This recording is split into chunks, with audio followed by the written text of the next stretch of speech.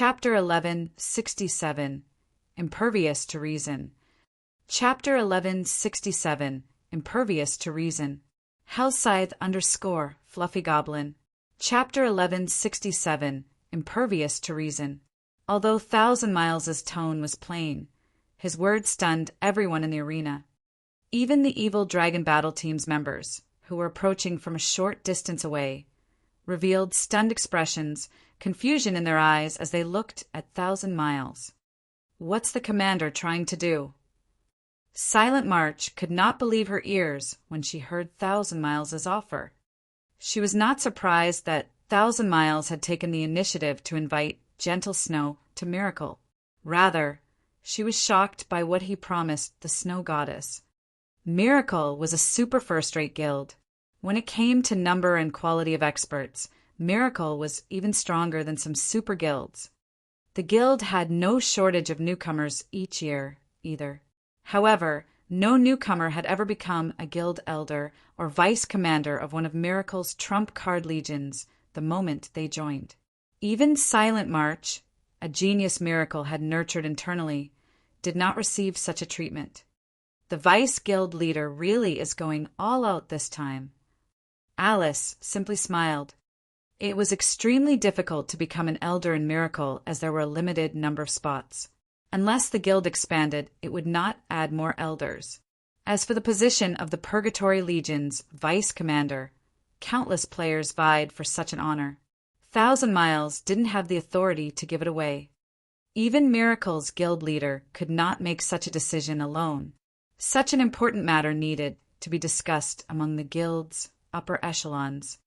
Since Thousand Miles had spoken with such certainty, he was definitely prepared to pay a massive price to recruit Gentle Snow. Based on the woman's performance in the last match, it was possible that he could fulfill those promises. Miracle Dragon didn't comment on the matter at all. However, Miracle's other experts glared enviously at Gentle Snow. He had offered her the position of one of Miracle's elders. They all strove for that position. Only by becoming an elder would one have truly joined the ranks of Miracle's upper echelons. It was like joining a company's upper management. If they became one of Miracle's elders, even the guild leaders of first-rate guilds had to treat them with respect. Thousand Miles had even promised Gentle Snow the position of vice guild leader. If they could become a vice guild leader, they would receive a portion of the guild shares. They could also influence the guild's decisions. Standing by the side, Sherfong said nothing in regard to Thousand Miles' offer, though he did frown. Thousand Miles' poaching method was the perfect representation of how super first-rate guilds operated. Thank you for your invitation. However, I have no intention of leaving Zero Wing. Gentle Snow rejected the offer without hesitation. Why, is Miracle not a match for Zero Wing? Thousand Miles frowned. He hadn't expected Gentle Snow to reject him so straightforwardly. She hadn't even considered his offer. This reaction irked him a little. You are very strong. If you remain in a guild like Zero Wing, you won't be able to fulfill your potential. However, if you join Miracle, you'll be able to display your abilities fully. In the future, as Miracle continues to develop, you will even have the opportunity to become a branch guild leader and manage an entire kingdom or empire. Although Thousand Miles hadn't been loud, the many expert players present could hear his words clearly, and they all gasped in shock. Many upper echelons and guild leaders stared at Gentle Snow enviously. They all wished they were standing in her shoes. Everyone knew that God's domain was massive and that even super guilds could not single-handedly rule over the entire game. Hence, superpowers would create branch guilds in the various kingdoms and empires to develop and expand their guilds as a whole. These branch guilds' management would be left to the branch guild leaders. Becoming a branch guild leader was the equivalent of establishing a guild of their own. Moreover, this guild would have the support of a super guilds. Becoming one of Miracle's branch guild leaders was many times better than becoming a vice guild leader. Even the main headquarters guild leader would have to treat them with respect. This was far better than being the guild leader of a measly first-rate guild. How about it? Won't you consider my offer? Thousand Miles had already investigated Gentle Snow's situation. He knew that Blackwater had annexed Ouroboros. Ouroboros no longer existed in the virtual gaming world. However, if Gentle Snow became a branch guild leader, she would be fully capable of establishing another Ouroboros. Only, said Ouroboros would bear the name Miracle's name. He believed that this offer could tempt the Snow Goddess. It was certainly a higher honor than being Zero Wing's Vice Guild Leader. Thank you for your high evaluation, Vice Guild Leader Miles. However, I've already stated that I will not leave Zero Wing. If you have nothing else to discuss, I will be on my way, Gentle Snow said. She then turned and left, wanting nothing to do with Thousand Miles. Everyone in the arena was flabbergasted. Gentle Snow had tossed away such a heaven-sent opportunity. They simply could not figure out what was going through Gentle Snow's mind. Had she lost the ambition she had when she had been the guild leader of a first-rate guild? Even if she had lost this ambition, she should still want to grow stronger. In that case, joining Miracle should be her best option. Big Sis Snow, you're so cool. I almost fell for you. Violet Cloud's eyes shone brightly as she tugged on Gentle Snow's delicate arm. Sure Foam also released a sigh of relief. He was a little touched by Gentle Snow's response. Very few could hold themselves back when faced with the temptation of reality, not to mention the conditions Thousand Miles had offered. As for Fire Dance and Alluring Summer, they simply smiled at Thousand Miles. Although they had a word or two for the man, in the end they chose to turn and leave. Miracle might be an insurmountable existence to Zero Wing right now, but the same could not be said for the future. They believed that it wouldn't be long before Sherfong transformed Zero Wing into an existence that even surpassed Miracle. What a fool! She is simply impervious to reason. Wrathful flames burned in Thousand Miles' eyes as he glared at Gentle Snow's departing figure. Just you wait. It won't be long before you beg to join Miracle. The struggle for dominance in God's domain was only beginning. Mainstream players were beginning to obtain mounts, and various groups were beginning to occupy NPC towns.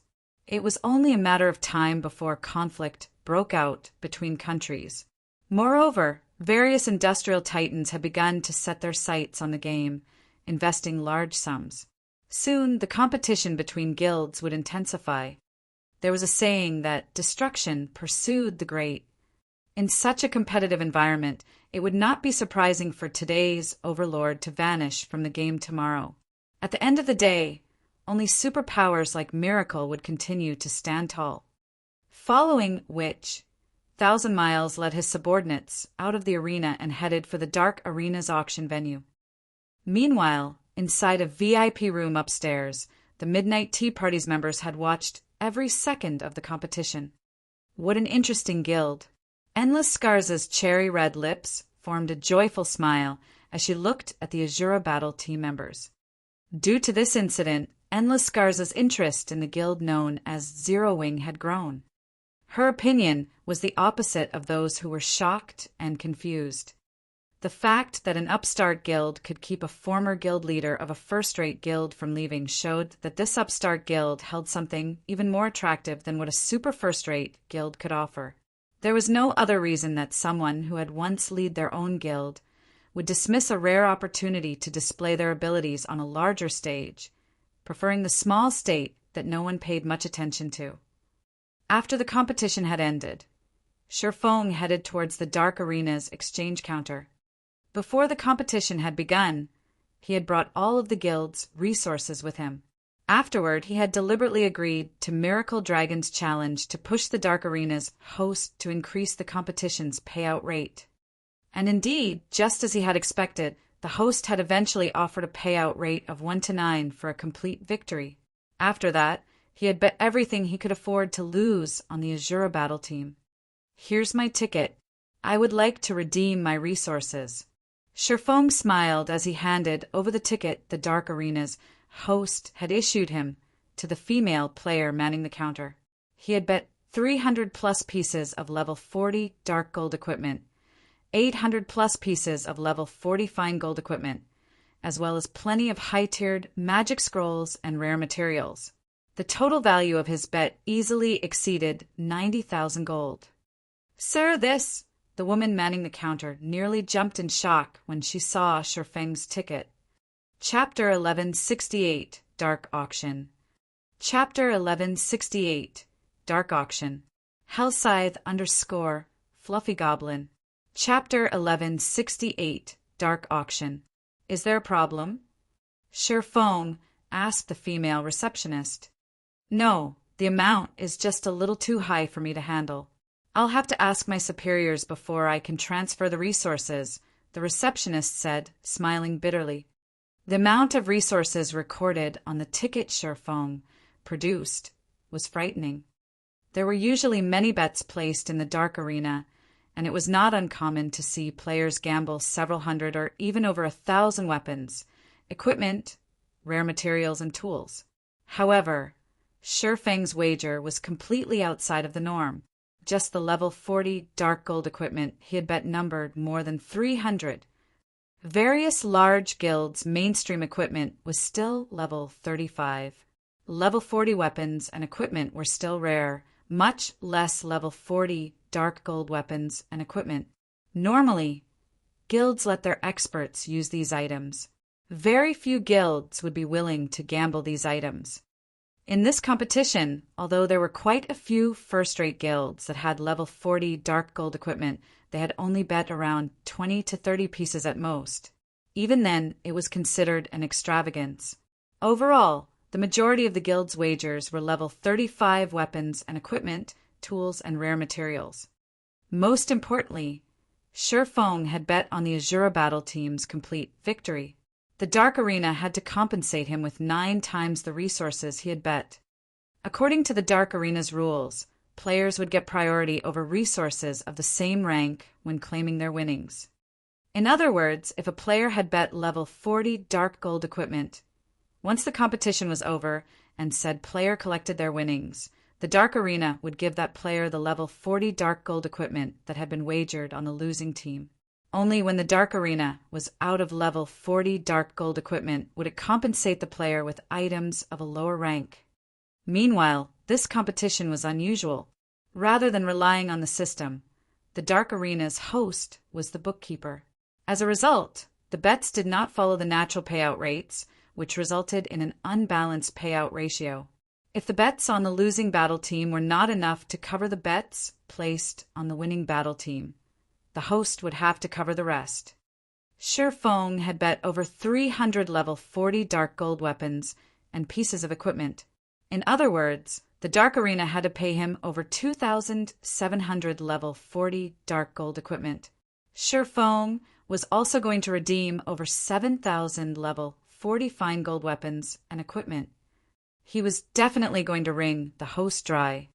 With so many weapons and equipment, one could easily arm a legion of 1,000 level 40 experts and have plenty to spare.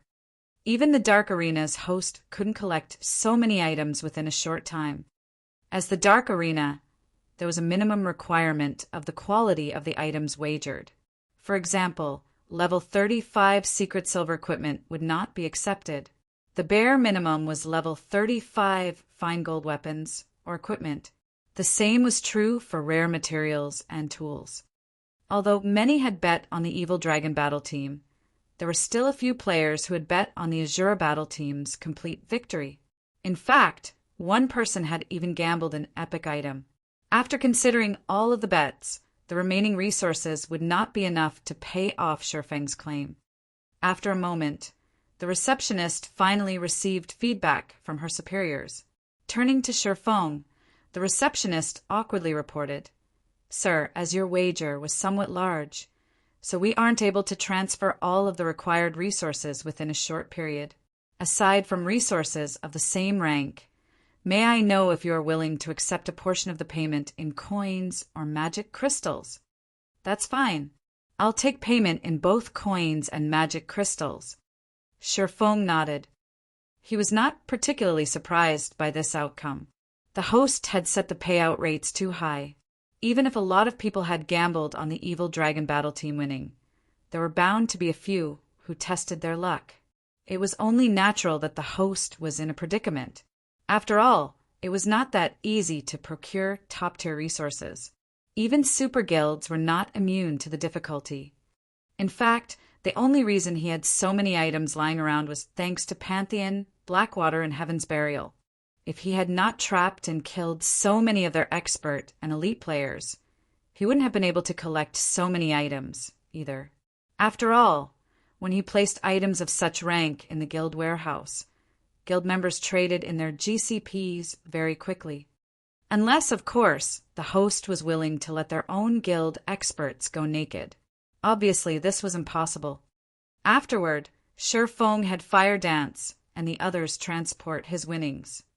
In total, Shifeng had won tens of thousands of weapons, equipment, tools, and rare materials. Even his own bag space couldn't hold that many items. Guild leader, did you just rob the Dark Arena's warehouse? Fire Dance was breathless as she looked weapons and equipment in her bag. If it were simply common weapons and equipment, she wouldn't have said anything. Even the most inferior item was a piece of level 35 fine gold equipment. Our harvest is even greater than when we annihilated the Blackwater army. With this, our guild won't have to worry about weapons and equipment for some time. Gentle Snow's eyes shone as she looked at Shifeng's winnings. With these weapons and equipment, our guild can start expanding again. Weapons and equipment were a guild's foundation. To develop a guild, one first needed to develop the guild's weapon and equipment supply. Currently, guilds' main sources for weapons and equipment were powerful field bosses and large-scale team dungeons. This was also why the various large guilds needed experts. Without experts taking the lead, it would be very difficult for elite and ordinary players to kill powerful monsters or raid difficult team dungeons. However, what Gentle Snow did not know was that their harvest from the Dark Arena not only helped prepare Zero Wing for its next expansion, but it also covered their construction fees for upgrading Stone Forest Town to intermediate rank. Next, Shifeng simply needed to pay the construction fees, and NPCs would begin rebuilding Stone Forest Town according to the Grandmaster Town design. Transport these items back to the guild for now. I'll go and participate in the auction. When Shifeng glanced at the time, he noticed there were less than 10 minutes before the dark auction began. It would be a huge loss to miss out. Moreover, Shifeng had just obtained 420,000 magic crystals and 50,000 gold coins from the host. He had practically emptied the host's pockets. Following which, Shifeng hurried to the auction venue. The Dark Auction was known as one of the largest auctions in God's domain. There were always a plethora of items up for auction, and every one of them was of excellent quality. Even fragmented legendary items had been for sale in the past. Although many large guilds wanted to participate, it was extremely difficult to do so. The minimum requirement to attend the Dark Auction had been the same to enter the Dark Arena in the past. Moreover, each invitation was limited to one person. One could not bring guests. Of course, these rules hadn't been implemented yet. Any player that had received an invitation to the Dark Arena could take part. As soon as Shifeng reached the underground arena's top floor, he noticed a sea of people. There were more than double the number of players who had watched the competition. Upper echelons from super guilds and super first-rate guilds that had not been in the audience had arrived here. As Shifeng searched a place to sit, a familiar voice came from behind him. Yi Feng.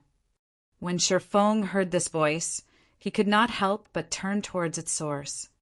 Immediately he noticed Autumn Goose. She had already risen to level 41 and wore silver armor trimmed in red. Standing beside Autumn Goose was the wind god Spear's commander, Fallen Wind. The man had already reached level 42. His level was quite eye-catching as he stood among the crowd. A glamorous beauty stood next to these two. The woman wore deep red leather armor and had a tattered and broken sword hanging from her waist. Although she had hidden her level with her black cloak, one could easily tell she was a first-class assassin based on her sharp aura. Moreover, Sherfong was very familiar with this beauty's face. Almost every superpower in God's domain knew the woman's nickname. She was Arrogance, one of the flower of 7 sins, 7 sins. Chapter 1169 Legacy Item. Chapter 1169 Legacy Item. Hellscythe _ Fluffy Goblin. Chapter 1169 Legacy Item. They actually know each other. Sherfong was a little surprised to see these three walking together. He had never imagined that the Wind God's spear would have a connection with the Flower of 7 Sins. The Flower of 7 Sins was an organization that not even super guilds dared to provoke. Meanwhile, within the organization, the most famous players were none other than the 7 Sins. The peerless beauty standing before him wielded the title Arrogance, Hidden Soul. In the past, the Flower of 7 Sins had been hired to assassinate a super guild's guild leader. Eventually, the organization completed the task. Meanwhile, Hidden Soul was among those who took part in the assassination. A super guild's guild leader was extraordinarily strong. Otherwise, they wouldn't have risen to that position in the first place. In addition, a large group of peak experts usually followed these guild leaders, making assassinations nearly impossible. Yet the Flower of 7 Sins had succeeded. Due to that incident, Hidden Soul's fame had skyrocketed. That incident had shocked the entire virtual gaming world. Noticing Autumn Goose's excitement, Hidden Soul glanced at Sherfong before asking softly, "Autumn, is he an acquaintance?" At this moment, Sherfong wore a black cloak, so she couldn't check his level. However, the fact that the man had been allowed into the dark auction house proved his status. "MHM, Yi Feng is the expert we told you about before. If not for his help, our Wind God's spear would have suffered tremendously." Autumn Goose nodded. "That's right. If not for Brother Yi Feng lending a hand, we would have been trapped inside the trial of God," Fallen Wind said. "So, this is the guy you were talking about." Hidden Soul could not help but study Sherfong more carefully. While Hidden Soul quietly observed Sherfong, Fallen Wind and Autumn Goose approached him to say hello. "Brother Yi Feng, long time no see." Smiling, Fallen Wind continued, "I never thought that you'd be here to participate in the auction as well. Why don't you join us?" He had personally witnessed Sherfeng's strength, and he admired the man. It was also thanks to Sherfong that he had improved his combat standards. If possible, he really wanted to spar with Sherfong in the future. "That's right. We came here with Big Sister Soul this time." Big Sister Soul's invitation card allowed us to use a room on the 2nd floor. You get to know what items are up for auction in those rooms. This way, you'll have an easier time bidding on what you want, Autumn Goose added. Originally, Sherfong had wondered why Fallen Wind and Autumn Goose had been surprised to see him. Logically, they should have seen him in the arena. However, he understood after hearing the players' comments. Not many people were particularly interested in the Dark Arena's competitions. After all, the various superpowers would never reveal their true strength here. However, it was a different story for the Dark Auction. Hence, it wasn't unusual for others to be unaware of his situation. Moreover, Hidden Soul had brought Fallen Wind and Autumn Goose as her guests. It was even less likely for them to know about the Azure battle team. Seeing as both Fallen Wind and Autumn Goose had passionately invited him to join them, Sherfong agreed after considering the matter. Not just anyone could enter the 2nd floor rooms. Only superpowers had this privilege. Meanwhile, as Autumn Goose had said, the 2nd floor rooms provided a preview of the items that were up for auction. With this insight, one could organize their funds and plan the items they wanted to buy. It was an advantage of status and position. For people from first-rate guilds or below, they could only wait for the item's reveal patiently. While Sherfong chatted with Fallen Wind as they walked upstairs, Hidden Soul pulled Autumn Goose to a side and asked softly, "Little Autumn, did you say that Rain refused to leave her guild because of him?" "I'm not sure. I only know that Yifeng has quested with Rain several times. After that, no matter how much I tried to persuade her, she wouldn't leave Zero Wing. However, Zero Wing is impressive. Now that I think about it, even I envy her a little," Autumn Goose said, shaking her head. "So that's how it is." Hearing Autumn Goose's words, Hidden Soul shot Sherfong a frosty look. "It seems that I'll have to find an opportunity to get to know him properly." The dark auction house's second-floor rooms were quite spacious. Each one was roughly the size of a basketball court. Aside from the staff member station within, there was a table lined with precious alcoholic and non-alcoholic beverages. Any bottle on display could easily sell for 50 or 60 silver coins, with some worth over 3 gold. The fact that the Dark Arena's host offered the guests as many of these beverages as they wanted showed just how wealthy they were. Fallen Wind gulped when he saw the alcohol.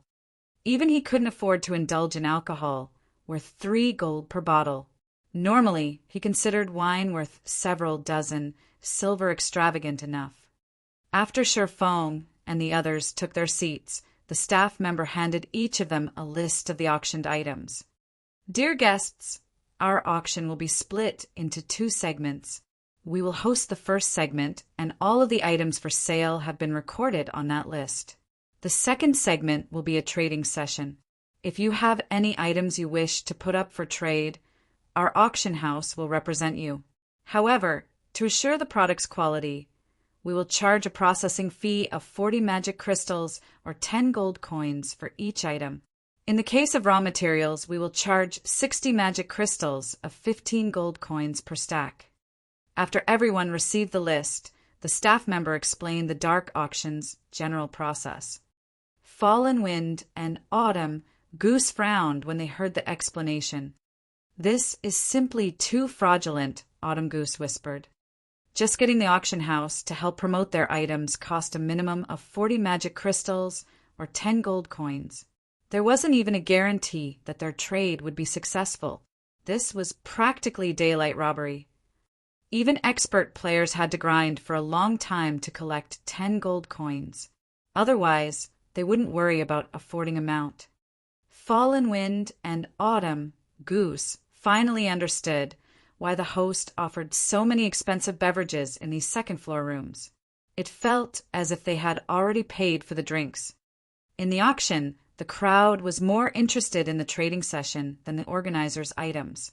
After all, there were many priceless treasures in God's domain. Those present generally had little need for coins and magic crystals. They were more willing to spend these currencies to purchase items that weren't available on the market.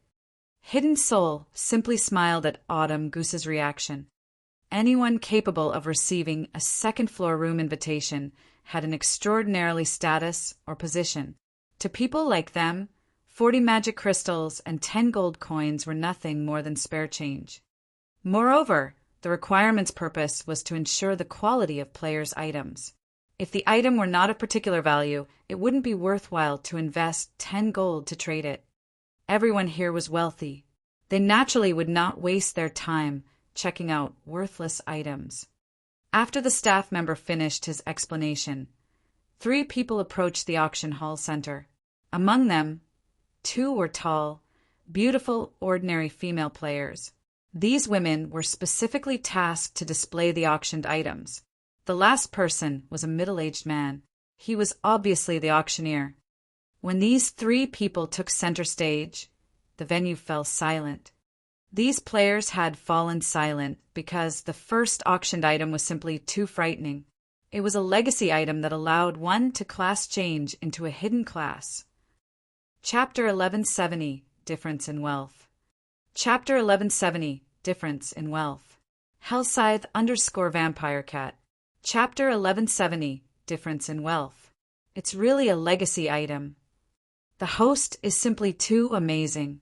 They're actually auctioning such an item as well. What wealth? The auction hall was suddenly in an uproar.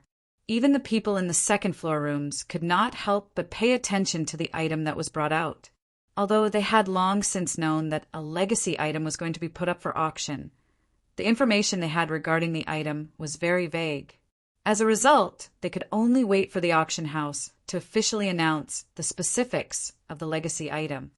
Hidden classes were no longer a secret in God's domain. However, obtaining one was still extremely difficult, even more difficult than getting an epic item.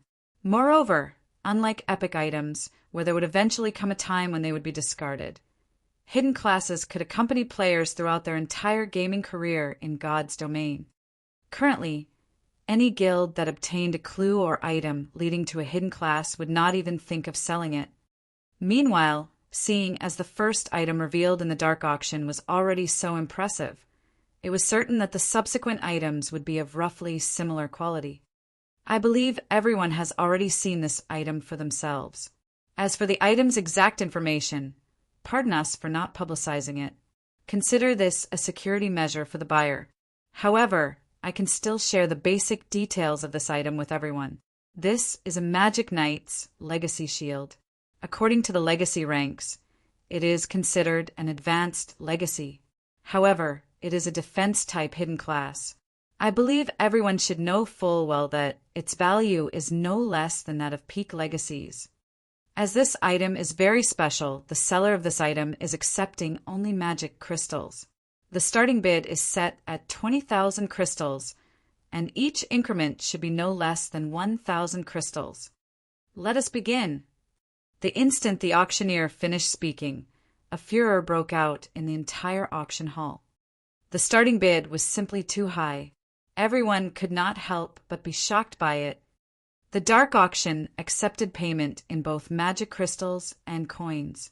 However, compared to magic crystals, the various large guilds preferred to pay using coins, as magic crystals were truly difficult to obtain. Unlike coins, the sources of magic crystals were only dungeon bosses or monsters in certain regional dungeons. There were no other reliable methods of obtaining magic crystals. The only bright side was that the various large guilds had always been saving up on magic crystals for unexpected situations. Meanwhile, in order to successfully purchase the items they were aiming for, they had naturally brought their entire stockpile just in case. Nevertheless, just the starting bid was already 20,000 magic crystals, a price very few guilds could afford. Even first-rate guilds shuddered at this figure. However, the hidden class in question right now was a defensive-type hidden class. The various large guilds and famous adventure teams still had to give it a try, even if they knew the price was ridiculously high. After all, an MT was the core of a team. A team with a powerful MT would have their overall strength elevated to a whole new level. 22,000 crystals. 24,000 crystals. 26,000 crystals. Immediately, people all over the auction hall began shouting out bids one after another. In the blink of an eye, the price of the Legacy Shield shot past 30,000 magic crystals.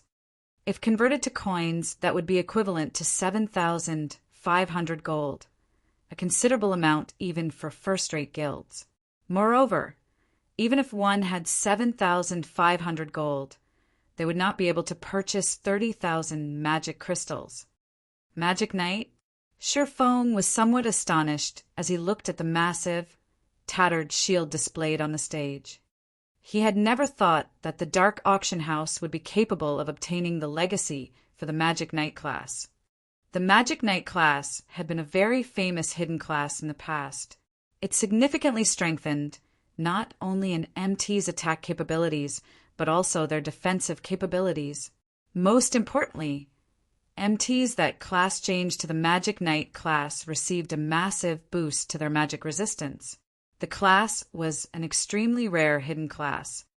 If he could have one of the guild's MTs become a Magic Knight, he would have a much easier time raiding the level 50 regional dungeon Tower of Time in the future. In the past, the Tower of Time was a place contested by all nearby kingdoms and empires. Not only did the Tower of Time produce magic crystals, but most importantly, it also produced 7 luminaries crystals. The mind-space system had been activated a lot later in the past. Hence, by the time it was activated, mainstream players had long since exceeded the level limit of entering the Tower of Time. Even then, the battle for the dungeon had never once stopped. With the mind-space system having been activated this soon, Sherfone could imagine how intense the competition over the Tower of Time would be. Meanwhile, practically all of the monsters inside the dungeon dealt high magic damage. Needless to say, the bosses inside were the same. Without sufficient magic resistance, entering the dungeon would simply be suicide. Currently, the main forces of the various guilds in God's domain were only a short distance from reaching level 50. Hence, Sherfone needed to make some preparations in anticipation. Before Sherfone could even place a bid of his own, he suddenly heard hidden soul bidding. 50,000 crystals. Immediately, the entire auction hall fell silent, everyone turning to look at the room Hidden Soul was in. If not for the second-floor rooms concealing the occupants' identities, most likely the gazes from the first floor might have killed Hidden Soul several times already. Meanwhile, Autumn Goose and Fallen Wind, who sat beside Hidden Soul, were looking at their companion in shock. They never imagined that Hidden Soul could take out so many magic crystals. The Wind God Spear could be considered an extremely famous adventure team in the Dark Knight Empire.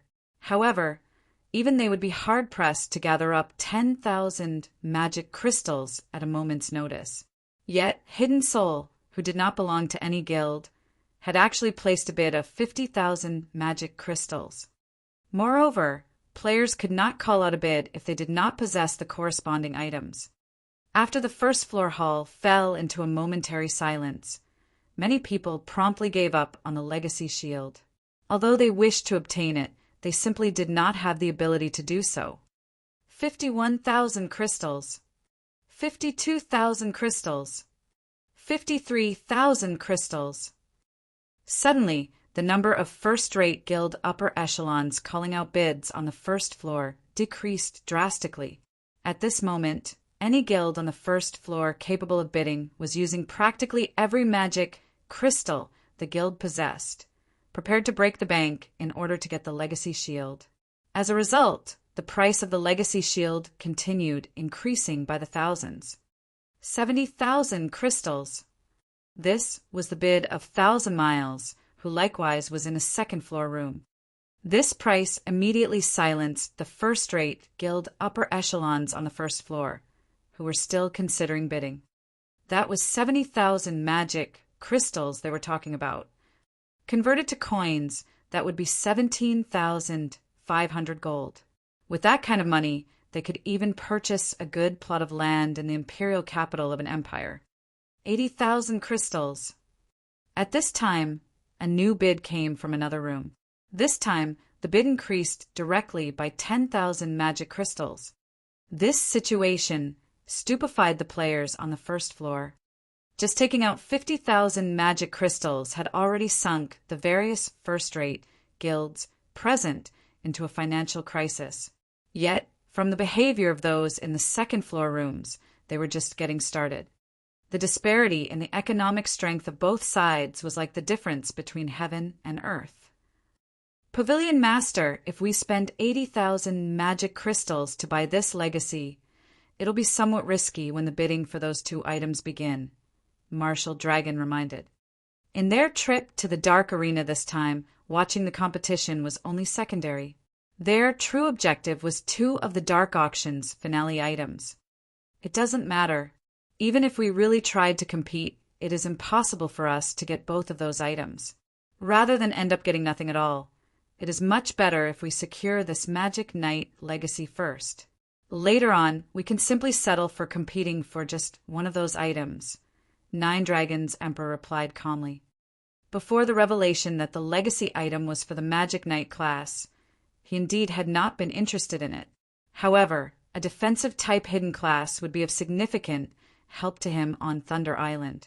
Moreover, if he had one of the guild's guardian knights start the class change process immediately after he returned, they could still make it to the contest in time. However, as soon as Nine Dragons' emperor placed his bid, a new one appeared in the hall. 100,000 crystals! This was a price that made even the players in the various rooms on the second floor wince. Just what kind of background do those people in that room possess? Could they have lost their minds? At that price, one can even buy a fragmented, legendary item.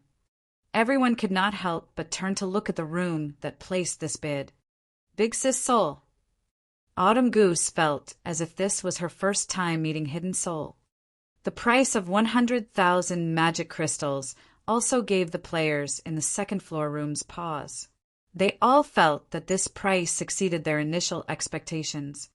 100,000 crystals going once. 100,000 crystals going twice.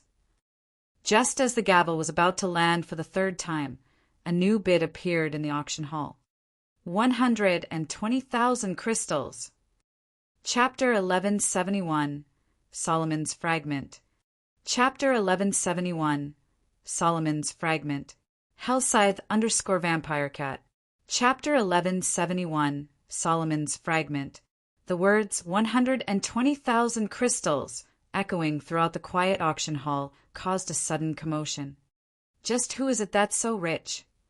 You can buy several epic items at that price. This is crazy. 120,000 crystals. That is already double our guild stockpile. Everyone present was shocked by the price of the Magic Knight legacy. Meanwhile, Thousand Miles, who had placed the bid, sent an anxious glance at Hidden Soul's room. Now that I've raised it by 20,000, I refuse to believe you will dare to compete with me.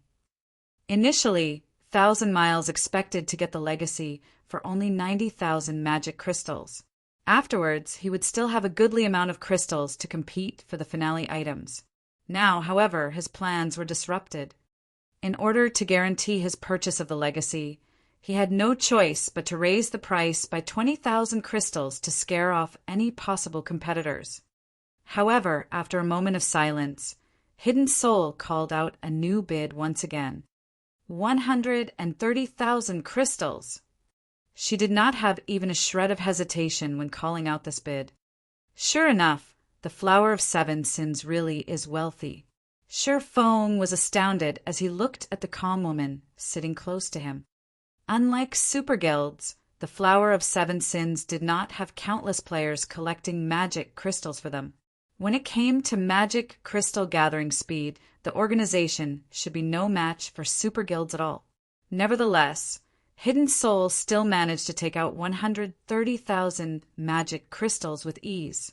One could tell just how powerful the assassin organization was. 135,000 crystals. Thousand Miles bellowed. This price was already nearing his acceptable limit. 140,000 crystals. Hidden Soul simply smiled as she placed an even higher bid. This price already deterred everyone else in the auction hall from competing for the legacy shield. Damn it! Just who is trying to compete with me? Thousand Miles was burning with rage right now. The Magic Knight class was a hidden class perfectly suited to him. Yet, judging by the opponent's reactions, they still possessed plenty of funds to spare. The other party also seemed adamant in obtaining the Magic Knight legacy no matter what. Since you wish to compete against me, I want to see just what kind of ability you have. 160,000 crystals. The instant he placed this bid, even the players occupying the second floor rooms were taken aback. Even super guilds would need a long time to accumulate that many magic crystals. Yet now, all these resources were being spent on just an advanced legacy. Instead of doing so, getting oneself an entire set of epic equipment would be much better. The improvements such a set could bring would definitely be much more than what the Magic Knight class could. Only when the auctioneer slammed his gavel for the first time did everyone wake up from their daze. As expected from the dark auction, Hidden Soul could not help but shake her head helplessly, a smile appearing on her face as she turned to look at Thousand Miles's room. However, this is also a good outcome. At the very least, I'll have one less competitor later on. Now that the Legacy Shield's price had already reached this point, even she could no longer compete for it. The reason was not a lack of magic crystals. She had come here this time for 2 items, one of which was the Magic Knight Legacy that the Flower of 7 Sins had found out about in secret. However, the other item had a higher priority. If she bought the Magic Knight Legacy now, she definitely would not be able to obtain the other item. When the auctioneer's gavel descended for the second time, the entire auction hall was still silent. Seeing this situation, Thousand Miles involuntarily breathed out a sigh of relief. He had permission to use only 140,000 of the magic crystals the guild had prepared for this auction for himself. He had cleared out his own stockpile to cover the excess amount and had even borrowed a lot from Alice. If someone called out a higher bid now, he really would have no choice but to give up on the legacy. Fortunately, however, he was finally able to achieve his goal by spending 160,000 magic crystals. 165,000. Just as the auctioneer's gavel was about to land for the 3rd time, a new bid rang out again. Immediately, everyone turned to look at Hidden Soul's room. Damn it, didn't he already give up? A cold glint flashed in Thousand Miles' eyes. Meanwhile, inside Hidden Soul's room, Fallen Wind and Autumn Goose were staring at Sure Fong with dumbfounded expressions. Why does he have so many magic crystals? A bewildered Hidden Soul also stared at the calm swordsman. She simply could not believe this situation was true. If a superpower had offered that many magic crystals for the Magic Knight Legacy, she would at most feel a little frustrated at her loss. However, Sure Fong didn't belong to any superpower, yet he still managed to come up with this many magic crystals, hence her extreme shock. After all, a first-rate guild stockpile of magic crystals did not even amount to half of this price. Meanwhile, Autumn Goose and Fallen Wind were similarly shocked. Zero Wing was simply too wealthy. Just as everyone thought that the price of the Magic Knight Legacy would continue increasing, contrary to expectations, Thousand Miles fell silent. Although the price had increased by just an additional 5,000 magic crystals, this was an amount he could not come up with no matter what right now, unless he utilized the guild's prepared magic crystals. However, this was obviously not a viable option. Hence, he had no choice but to watch the auctioneer knock his gavel again and again. Let us congratulate the guest in room 017 for obtaining the Magic Knight Legacy. At this moment, the auctioneer was thrilled. This was only the first auction item, yet it already sold at such a good price. The rest of the auction would no doubt be even livelier. Meanwhile, Sure Fong also gritted his teeth as he paid 165,000 magic crystals to the auction house. If not for the 7 luminaries crystals in the Tower of Time, he wouldn't spend 165,000 magic crystals for the Magic Knight Legacy, no matter what. Following which, auction items sold one after another. However, rarely any of the subsequent items managed to attract the attention of the players in the second-floor rooms. Those who contested for these items were mainly players in the first-floor hall. The prices of these items were naturally no match for the Magic Knight Legacy. However, they still sold for at least 200 gold. There was even another hidden class. However, it was only a basic legacy. Eventually, the first-rate Guild Silver Knights purchased it for 18,000 magic crystals. Aside from that, a complete level 40 dark gold set equipment also went up for auction. The various superpowers of God's Domain considered level 40 set equipment among the best equipment currently available.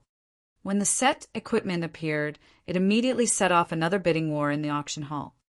Eventually, 9 Dragons Emperor bought the 8-piece Wild Claws set equipment for 4,450 gold.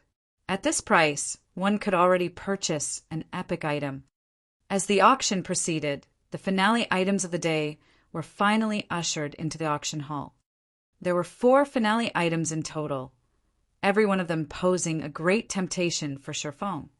One was an ancient book, one was an epic weapon, one was an epic tool, and the last one was a secret technique tablet. When Sherfong had seen the list of items for auction, he nearly had jumped up in fright. He could not help but admit that the dark auction house was really powerful. Every one of these items could only be encountered by luck. Epic weapons were much more valuable than epic equipment. After all, weapons were things that could significantly improve a player's damage output. Meanwhile, epic tools were even rarer than epic weapons.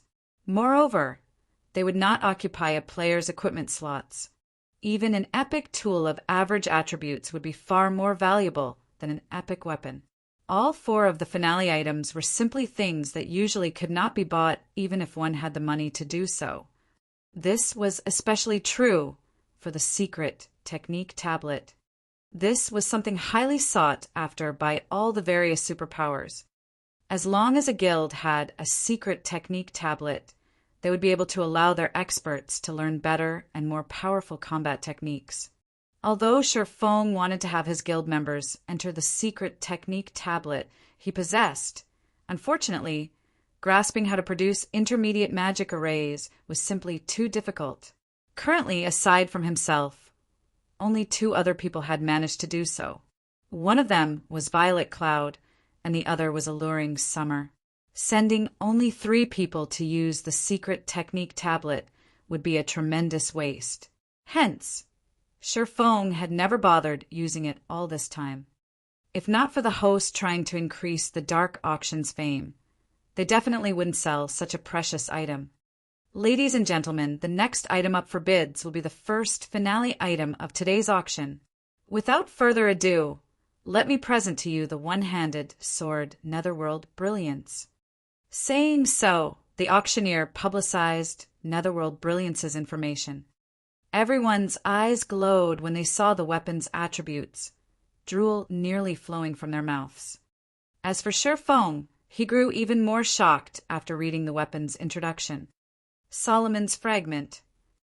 Chapter 1172, Sword of Death. Chapter 1172, Sword of Death. Hellscythe _ Vampire Cat. Chapter 1172, Sword of Death. The host is simply too generous. They're actually willing to sell even a famed sword. This weapon's attributes are much stronger than those of ordinary epic weapons. This is definitely the most amazing one-handed sword I've seen. Everyone gasped when they saw the attributes of Netherworld Brilliance. Players that used one-handed swords could not help but wish they could grab the weapon and give it a few swings right this instant. They really are going all out this time. There are only a total of 36 famed swords in God's domain. They are all unique epic weapons. Every one of them is a weapon that countless swordsmen experts dream of obtaining. Yuan Tieshin, who was seated inside a second-floor room, was slightly astonished when he saw Netherworld Brilliance.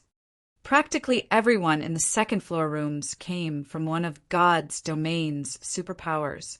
To them, epic weapons were indeed rare, but not entirely out of their reach. Getting one of their own was only a matter of time.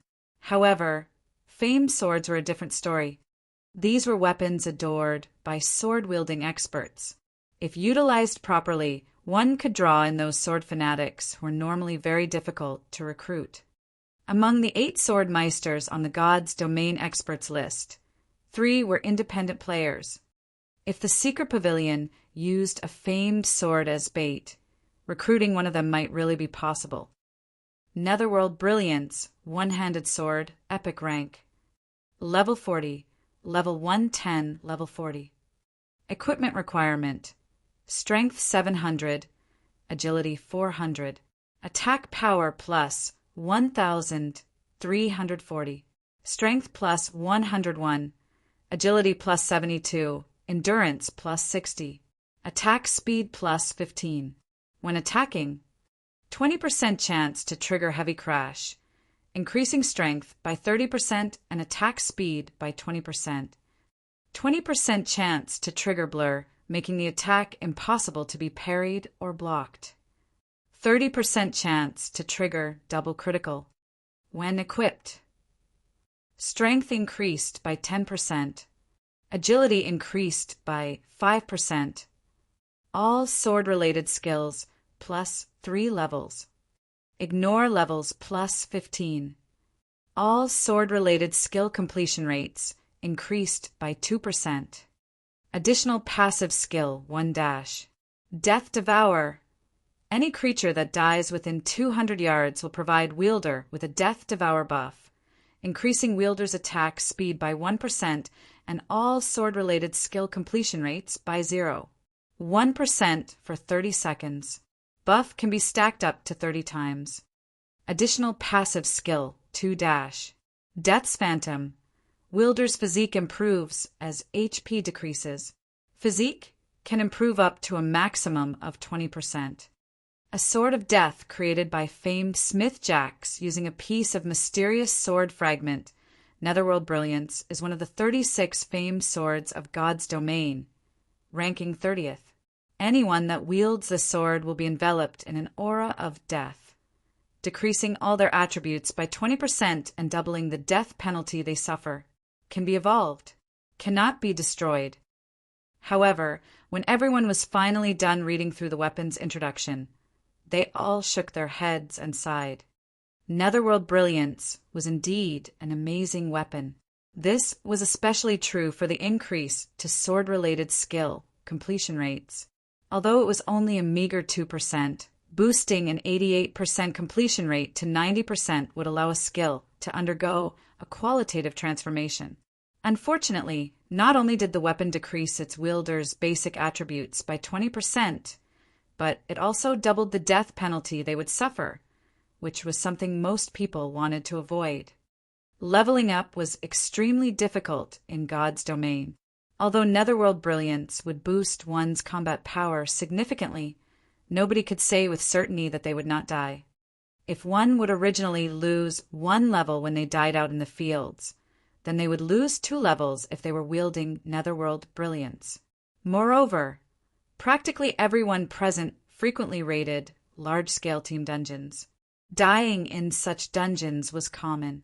Normally, they would only lose 10% of their EXP when dying in dungeons. If this penalty doubled to 20%, just thinking about it gave everyone chills. At this moment, everyone finally understood the auction host's generosity in putting a famed sword up for auction. Most likely, nobody in the host's guild wanted to be anywhere near the weapon at all. Hence, rather than let it sit in a warehouse and collect dust, the guild opted to exchange it for resources.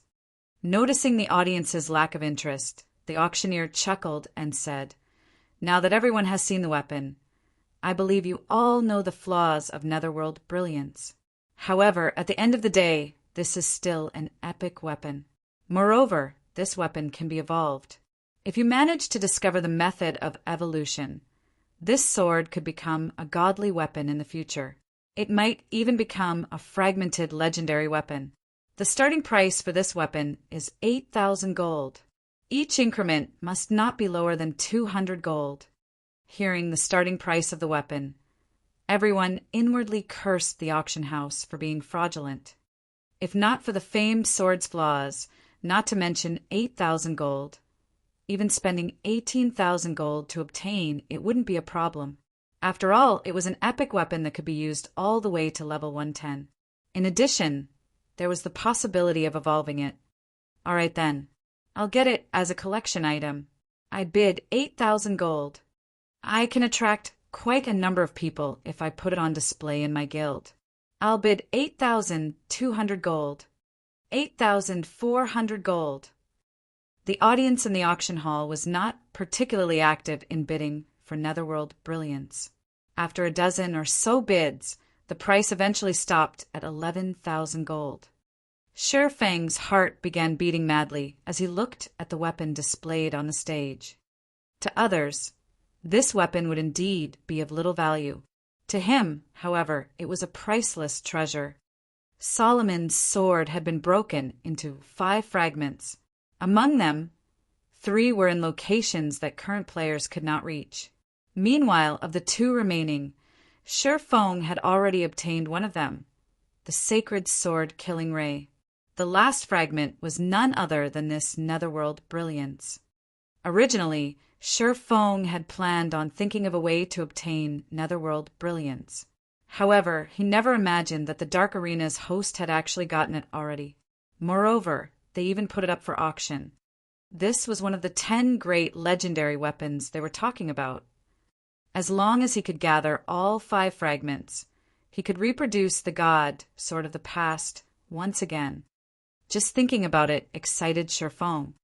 12,000 gold. Sher Fong raised the price slightly. Obviously, no one was that interested in netherworld brilliance. However, as it was a famed sword and also had the potential to evolve, there were still some people who were willing to bet on that possibility. Hence, he would not raise the price by too much. If he suddenly raised it too high, people would no doubt become suspicious. Thus, when calling out his bid, he could not offer too high or too low. What rich people! I don't want it anymore. Amazing! Someone's actually betting 12,000 gold on luck. Just as the other bidders were giving up one after another, a voice suddenly resounded throughout the entire hall. 13,000 gold. Meanwhile, the person who had placed this bid was none other than 1,000 Miles. You stole my legacy away. Do you think I let you get that weapon so easily?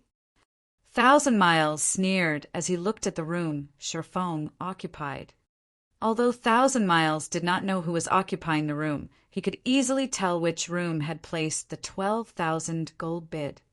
After noticing Sher Feng's interest in netherworld brilliance, he naturally could not allow him to have an easy time. The person in that room is really vengeful, Autumn Goose growled as she looked at 1,000 Miles' room. Brother Yi Feng, if you don't have enough money, just say the word. I can lend you all the money I have. Fallen Wind also grew indignant at 1,000 Miles' behavior. Thanks. I'll definitely borrow from you if I need to, Sher Feng said. He then proceeded to place a new bid. 20,000 gold. This is madness. Even if that person is angry, there's no need to waste so much money, right? The rich are really willful. The new bid Sher Feng made stupefied everyone. Everyone present was someone of high status and position. However, none of them would treat their money as lightly as Sher Feng did, raising the bid by an additional 7,000 gold just to let off some steam. One could already buy another epic weapon with that kind of money. Wow, how rich! All right then, I'll let you have it. 1,000 Miles laughed over this situation. However, he no longer dared to continue bidding as this might be a trap for him. He was already satisfied with getting Sher Feng to waste an additional 8,000 gold. Following which, the auctioneer knocked his gavel 3 times. Let us congratulate the guest from room 017 for obtaining the famed sword Netherworld Brilliance. At this moment, the auctioneer was close to laughing out loud in joy already. Originally, he thought that getting to sell the famed sword for 12,000 gold was already plenty good. Now he had actually sold it for 20,000 gold. On the other hand, after Sher Feng paid the 20,000 gold and obtained Netherworld Brilliance, he too was inwardly jumping for joy. He couldn't care less about what others thought of him. He had just spent 20,000 gold to purchase one of the 5 fragments of Solomon's sword, one of the 10 great legendary weapons. This was an unimaginably low price. If the Dark Arena's host knew what they had just done, they would surely faint from shock. In the past, every fragment of legendary items put up for auction, regardless of whether they were usable or not, had readily sold for at least 50,000 gold, not to mention the fragment of one of the 10 great legendary weapons. The epic tool subsequently auctioned was roughly the same as Netherworld Brilliance in that it was somewhat useless. However, it could still be used to brew magic wine, which provided effects similar to the high-density mana environment in Stone Forest Town when consumed. However, the wine required rare materials for brewing. As a result, its production was fated to be low, only enough for the members of one's own guild, at most. However, For guilds that did not possess the magic tower, the magic wine was undeniably an excellent way to improve the strength of their guild members. In the end, Phoenix Rain bought the tool for 14,000 magic crystals. As for the ancient book, Shifeng spent 70,000 magic crystals to purchase it. Ladies and gentlemen, I believe that many among you have come here today for this last item. I won't waste words giving you an introduction. The starting bid for the secret technique tablet will be 200,000 magic crystals. Each increment must be at least 2,000 magic crystals. Let us begin. Chapter 1173, Legacy of Ancient Gods. Chapter 1173, Legacy of Ancient Gods. Hellscythe_VampireCat. Chapter 1173, Legacy of Ancient Gods. 200,000 magic crystals for a stone tablet. The players in the first floor hall clamored when they heard this. 200,000. I didn't mishear, right? What is this stone tablet? This is a joke, right?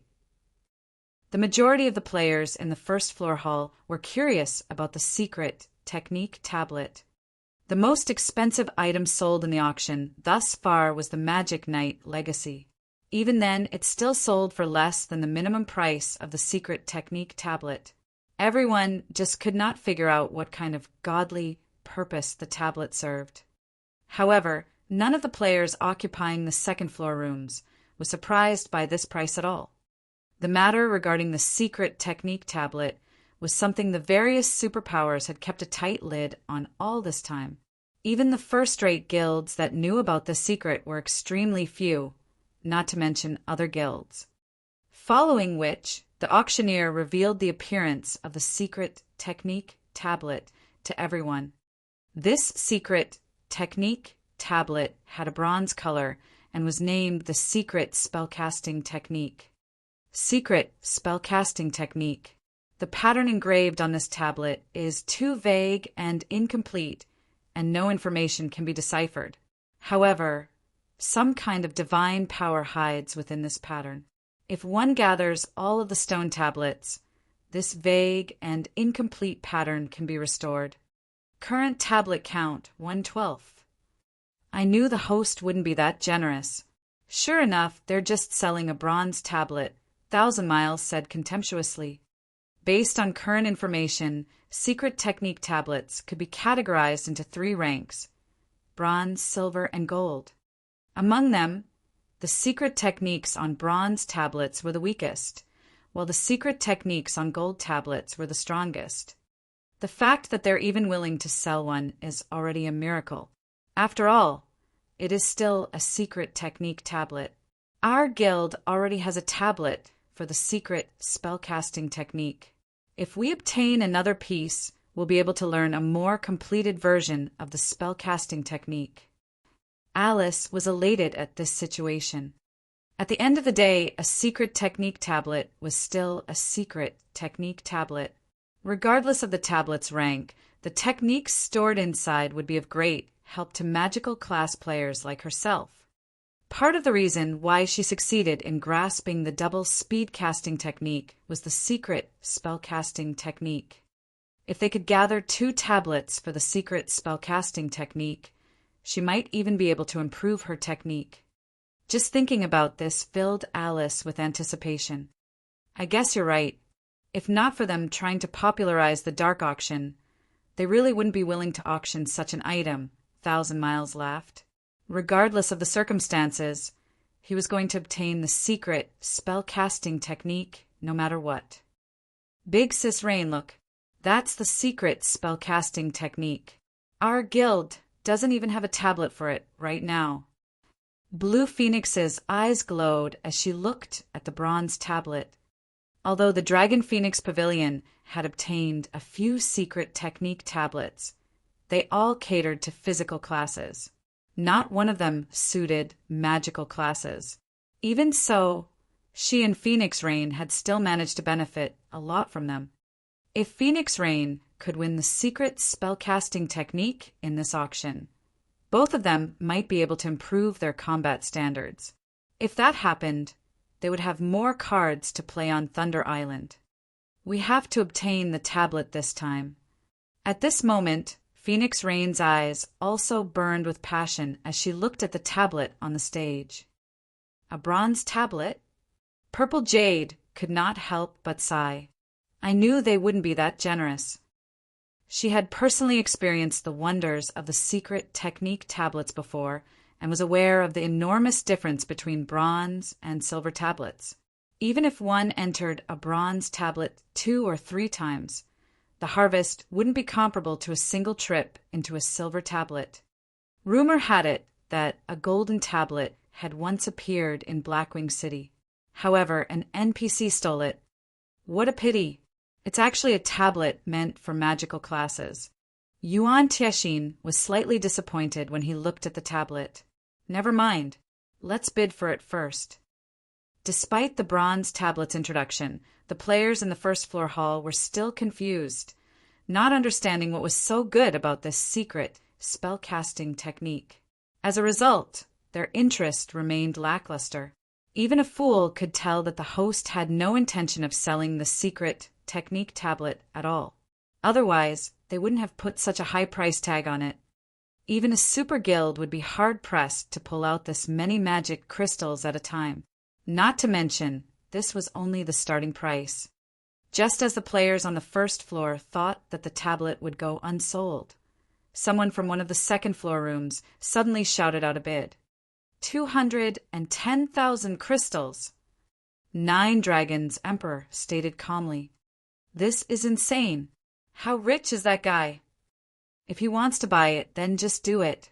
Is there a need to increase the price by an additional 10,000 crystals? Does he have too much money to waste? As expected of a superpower, they really are wealthy. 9 Dragons Emperor's bid shocked the players on the first floor. This amount of magic crystals was already more than 3 times what some first-rate guilds possessed. Meanwhile, 9 Dragons Emperor was actually spending so many magic crystals just for 1 stone tablet.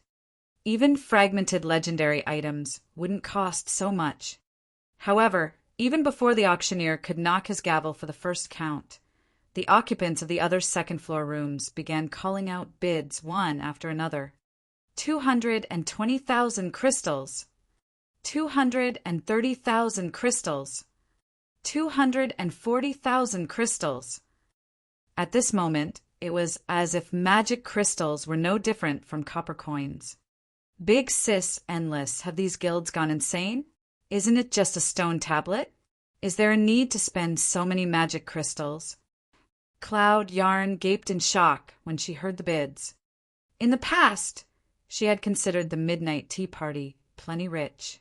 After all, just the magic crystals they had stockpiled numbered over 20,000.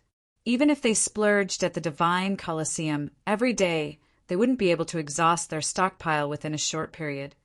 However, after arriving at this dark auction, she suddenly felt that the midnight tea party actually seemed beggarly. They're not stupid. This isn't just any ordinary stone tablet. Legend has it that these stone tablets are legacies left behind by ancient gods. Even if you obtain just 1 complete set, you'll have no problems establishing an empire in God's domain, Endless Scars explained as she looked at the secret technique tablet on the stage.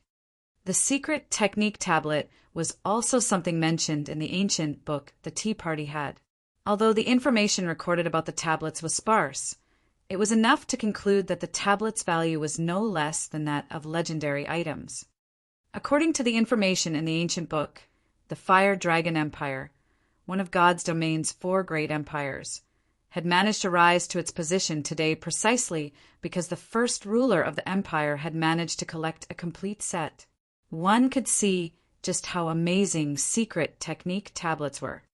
If possible, Endless Scars wanted to obtain a piece for herself as well. However, looking at its price, even if she mobilized the Blackwater Corporation's power, it was unlikely she could get her hands on it.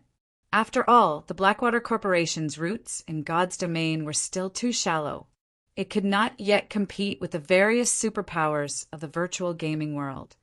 While Endless Scars was explaining the secret technique tablet, The price of the secret spellcasting technique had gone up to 296,000 magic crystals. This was a price that even those occupying the second-floor rooms felt was a little excessive. As a result, instead of bidding in increments of 10,000 crystals, they now began raising their bids by 2,000. It seems the other guilds haven't prepared much at all.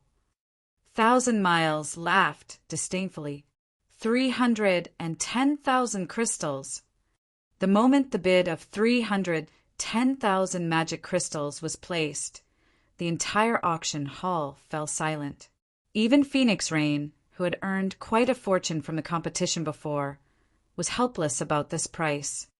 It seems that Miracle has prepared plenty this time. Fortunately, the guild leader had anticipated this, Yuan Tiexin said, chuckling. 330,000 crystals. If one were to say which guild made the most money in the entire God's domain, then it would definitely have to be the secret pavilion. When Shifeng heard the bids, everyone was calling out. He could not help but fall speechless. Previously, he thought that after earning more than 400,000 magic crystals, nobody present could compete with his wealth. Now, however, it would seem that he had still underestimated the foundations of these superpowers. Had he not contested for the Magic Knight legacy before, he might have been able to contend for the secret technique tablet. Unfortunately, that was no longer possible. 340,000 crystals. Just as the secret spellcasting technique was about to become the secret pavilion's possession, Hidden Soul, who was seated not far from Shifeng, suddenly placed a bid. 350,000 crystals. 1,000 Miles shouted, gnashing his teeth. Hearing the various guilds occupying the second-floor rooms calling out bids in rapid succession paralyzed the players in the first-floor hall. Meanwhile, at this time, Shifeng suddenly contacted Phoenix Rain. Phoenix Pavilion Master, can you lend me 200,000 magic crystals right now? I'll return 300,000 crystals to you in 5 days, Shifeng suggested as he looked at Phoenix Rain in the screen. Chapter 1174, Legacy Secured. Chapter 1174, Legacy Secured. Another. Borrow 200,000 crystals and return 300,000. Phoenix Rain wore a surprised expression as she stared at Shifeng on the screen. She felt as if she were getting to know the man for the first time.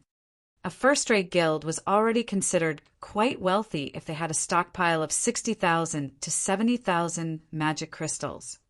Yet, Shifeng wanted to borrow 200,000 magic crystals right off the bat. Moreover, he intended to return them with a 50% interest. This was twice as high as the market interest rate. Magic crystals were not coins. It was impossible to purchase magic crystals in bulk on the market. Guilds could only purchase a small amount from workshops or adventurer teams. Aside from that, guilds had to rely on their own members to raid dungeons and collect them gradually. In Phoenix Rain's opinion, although Zero Wing owned a gold mine like Stone Forest Town and business in the town's battle arena was booming, it was impossible for Zero Wing to earn 300,000 magic crystals within 5 days. Yet all she saw when she looked into Shifeng's eyes was confidence and serenity.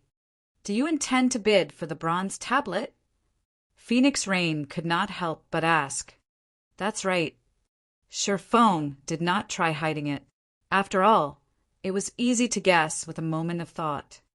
Seeing Shifeng's serious expression, Phoenix Rain shook her head. Chuckling, she said, I advise you to give that thought up.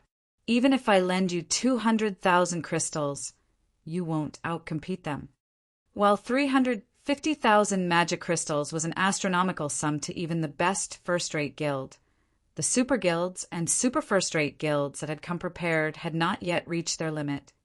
In her opinion, Zero Wing must have earned a lot of magic crystals in the earlier competition.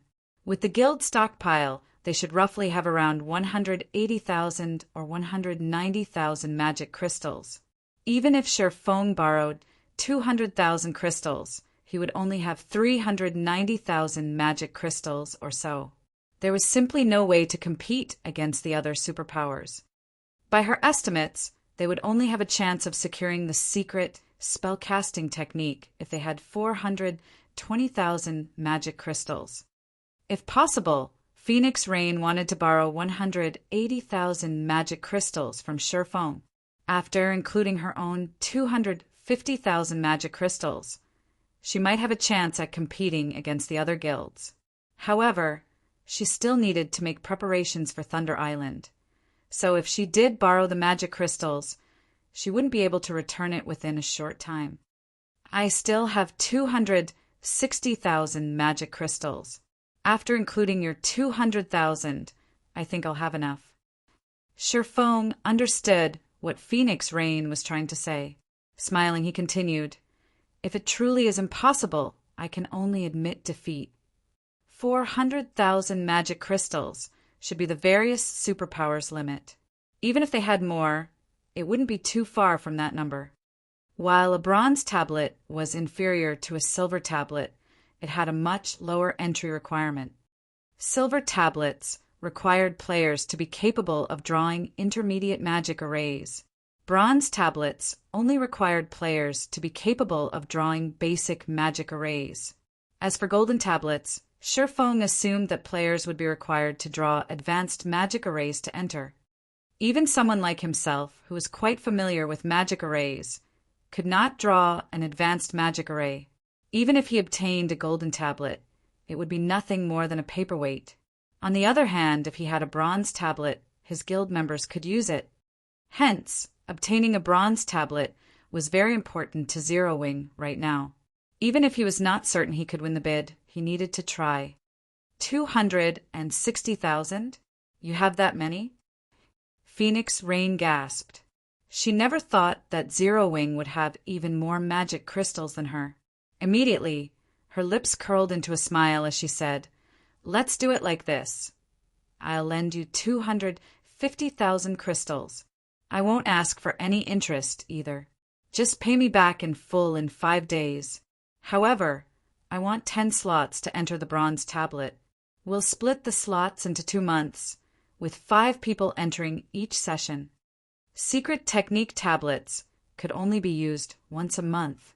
Even if she obtained one, she would only enter it once. A player would reap the most benefits from a secret technique tablet during their first entry. Afterward, a player would gain less with each subsequent visit. The tablet's greatest advantage was that players could use it repeatedly. She had bid for the bronze tablet mainly to improve her strength before the contest on Thunder Island began. She did not particularly care about the benefits she could obtain during subsequent entries. Deal. Shifeng agreed without hesitation. The secret spellcasting technique was intended for magical class players. Throughout Zero Wing, there were only a few magical class experts qualified to enter the bronze tablet. 10 slots over 2 months would be enough. Following which, both sides quickly signed a contract. Phoenix Rain then had Blue Phoenix deliver the magic crystals to Shifeng. While this was happening, the secret spellcasting technique's price had risen to 394,000 magic crystals. The various large guilds in the first floor hall were astounded. Although they had long since known that their guilds were no match for super first-rate guilds and super guilds, they had not realized that the gap would be this massive. Damn it! Just who is competing against me? 1,000 Miles bellowed as he glared at 2 other rooms. Currently, the tablet's price neared his limit, yet Hidden Soul and Yuan Tiexin showed no signs of giving up. After taking a look at the magic crystals in his bag, 1,000 Miles shouted, 400,000 crystals! 404,000 crystals! Hidden Soul declared, maintaining her calm composure. Interesting. At this moment, Yuan Tiexin laughed and yelled, 410,000 crystals! Immediately, the auction hall became a battlefield for these 3 people, the atmosphere growing extraordinarily chilly. 440,000 crystals! Thousand Miles no longer planned on holding back as he directly raised the price by 30,000 magic crystals. He hoped to scare Hidden Soul and Yuan Teshing off. Uncle Yuan, the price is already at 440,000 crystals. This is far above the tablet's actual value, Purple Jade said. The secret technique tablet would massively benefit players. However, the secret spellcasting technique was only bronze rank. In reality, a tablet for that technique should only be worth around 300,000 magic crystals. It was simply not worth 440,000 magic crystals. I understand, Yuan Teshing said. He had simply bid 410,000 to probe his opponent's limits. In another room, Hidden Soul frowned.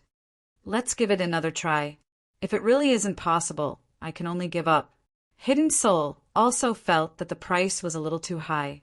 Immediately she shouted, 444,000 crystals! Damn it! Damn it all! Why hasn't he given up? We are already at 440,000. Thousand Miles burned with rage. If not for Miracle already having a tablet for the secret spellcasting technique, he wouldn't be willing to pay the astronomical price of 440,000 magic crystals. However, the guild leader had told him to go all out for the secret spellcasting technique. Hence, he had no choice. He even had to bleed his own stash. This must be that guy's limit. Otherwise, he wouldn't have risen the price by just 4,000 crystals. Even the Witch of the West herself was slightly anxious. 450,000 crystals! Thousand Miles decided to give it one last try. This was also his limit. The moment Thousand Miles called out his bid, the venue fell deathly silent. Just when is he going to reach his limit? Are magic crystals really that easy to obtain? The various guild upper echelons in the first floor hall lost their minds over this situation. Was such desperation really necessary for this stone tablet? It seems I can only give up. Hidden Soul smiled bitterly as she shook her head. She had never imagined that, despite bringing so many magic crystals with her, she would walk away empty-handed at the end of the day. If she had known this would happen, she would have purchased the Magic Knight Legacy. Seconds ticked by. The auctioneer grew nervous on the stage.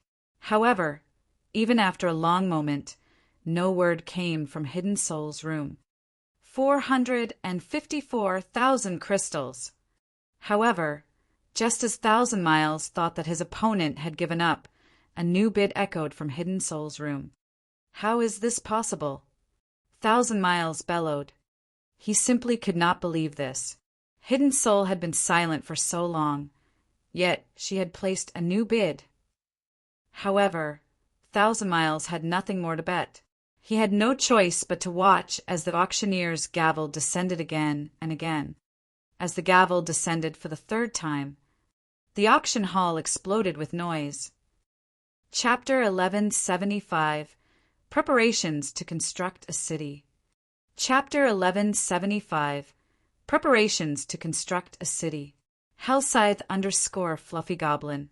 Chapter 1175 Preparations to Construct a City. How does he have so many magic crystals? Hidden Soul began to size the nearby Sherfong up seriously. The man had already surprised her by buying the Magic Knight Legacy. Now he had spent another 450,000 magic crystals to buy the bronze tablet. Sherfong had spent over 600,000 magic crystals in total. Even the Flower of Seven Sins needed time to prepare so much wealth. It seems that we will need to investigate this Zero Wing. Hidden Soul suspected that the guild known as Zero Wing wasn't as simple as Autumn Goose had described. Meanwhile, after winning the bronze tablet, Sherfong quietly rejoiced. Although he had spent a lot of magic crystals, the secret spellcasting technique was akin to the gospel for the guild's magical class experts. At the end of the day, he was only a swordsman, a physical melee class. He could only offer general spellcasting technique advice. He could not guide them as thoroughly as he could the melee classes. As a result, the physical classes' technique standards were higher than the magical classes in Zero Wing. Now that he had obtained the bronze tablet, as long as Aqua Rose, Violet Cloud, Alluring Summer, and the other magical class experts improved their technique standards, they could guide the other magical classes in the guild. Inside Thousand Miles' room. The tension in the room was almost solid. Starstreak, find out who is in room 017 right this instant. Thousand Miles ordered in a chilly tone.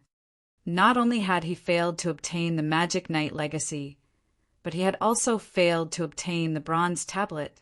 He would definitely have a hard time explaining himself when he returned to headquarters. Understood. Starstreak nodded. Immediately, he left to surveil room 017. Although the rooms in the dark auction protected their occupants' privacy and prevented others from spying, the people inside the rooms had to come out sooner or later. At that time, they would discover who occupied room 017. Meanwhile, as the dark auction's first segment came to an end, the popular second segment began. All players in the auction hall could offer their items for trade during the second segment. This bartering session was the main reason behind the various large guilds' visit to this auction. Normally, when the various large guilds obtained a rare material, they wouldn't trade it even if they had no need for it. However, oftentimes, other guilds desperately needed these useless items. Hence, these guilds could use this auction to barter their unnecessary rare materials for things they actually needed. Trading 3 single-target attack-type magic scrolls for 1 set of basic magic arrays. Trading 1 stack of mana cloth for 1 stack of flaming ice crystals.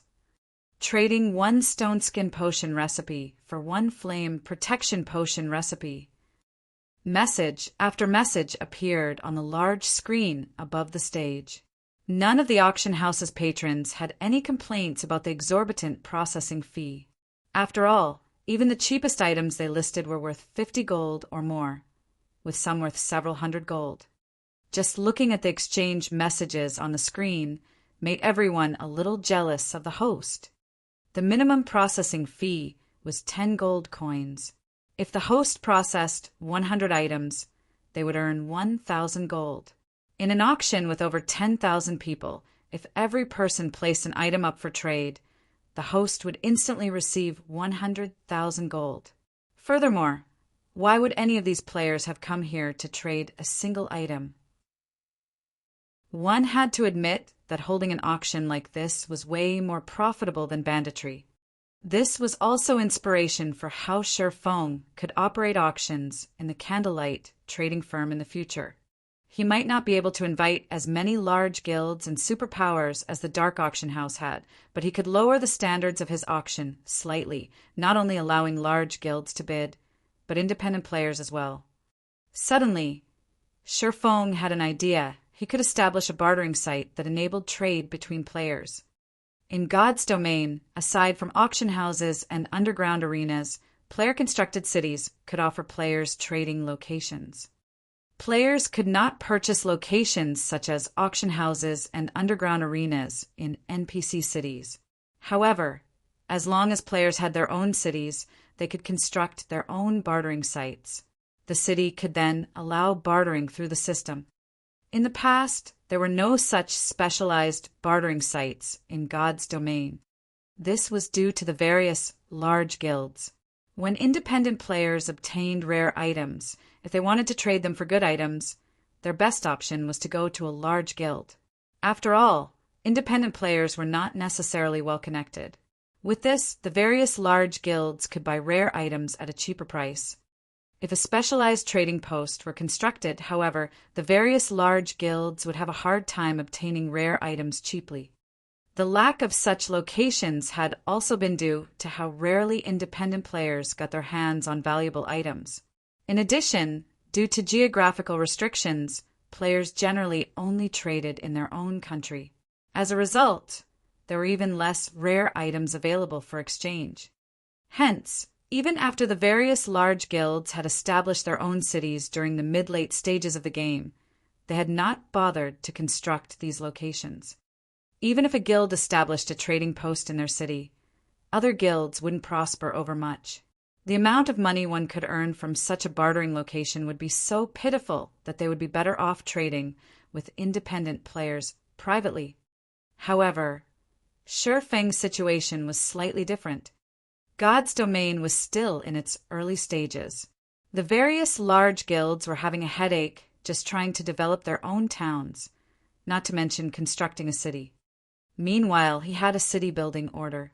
This gave him with a massive advantage. If he constructed his city now, he wouldn't have a single competitor. He could be the first one to expand the market, establishing a firm reputation like the Dark Arena.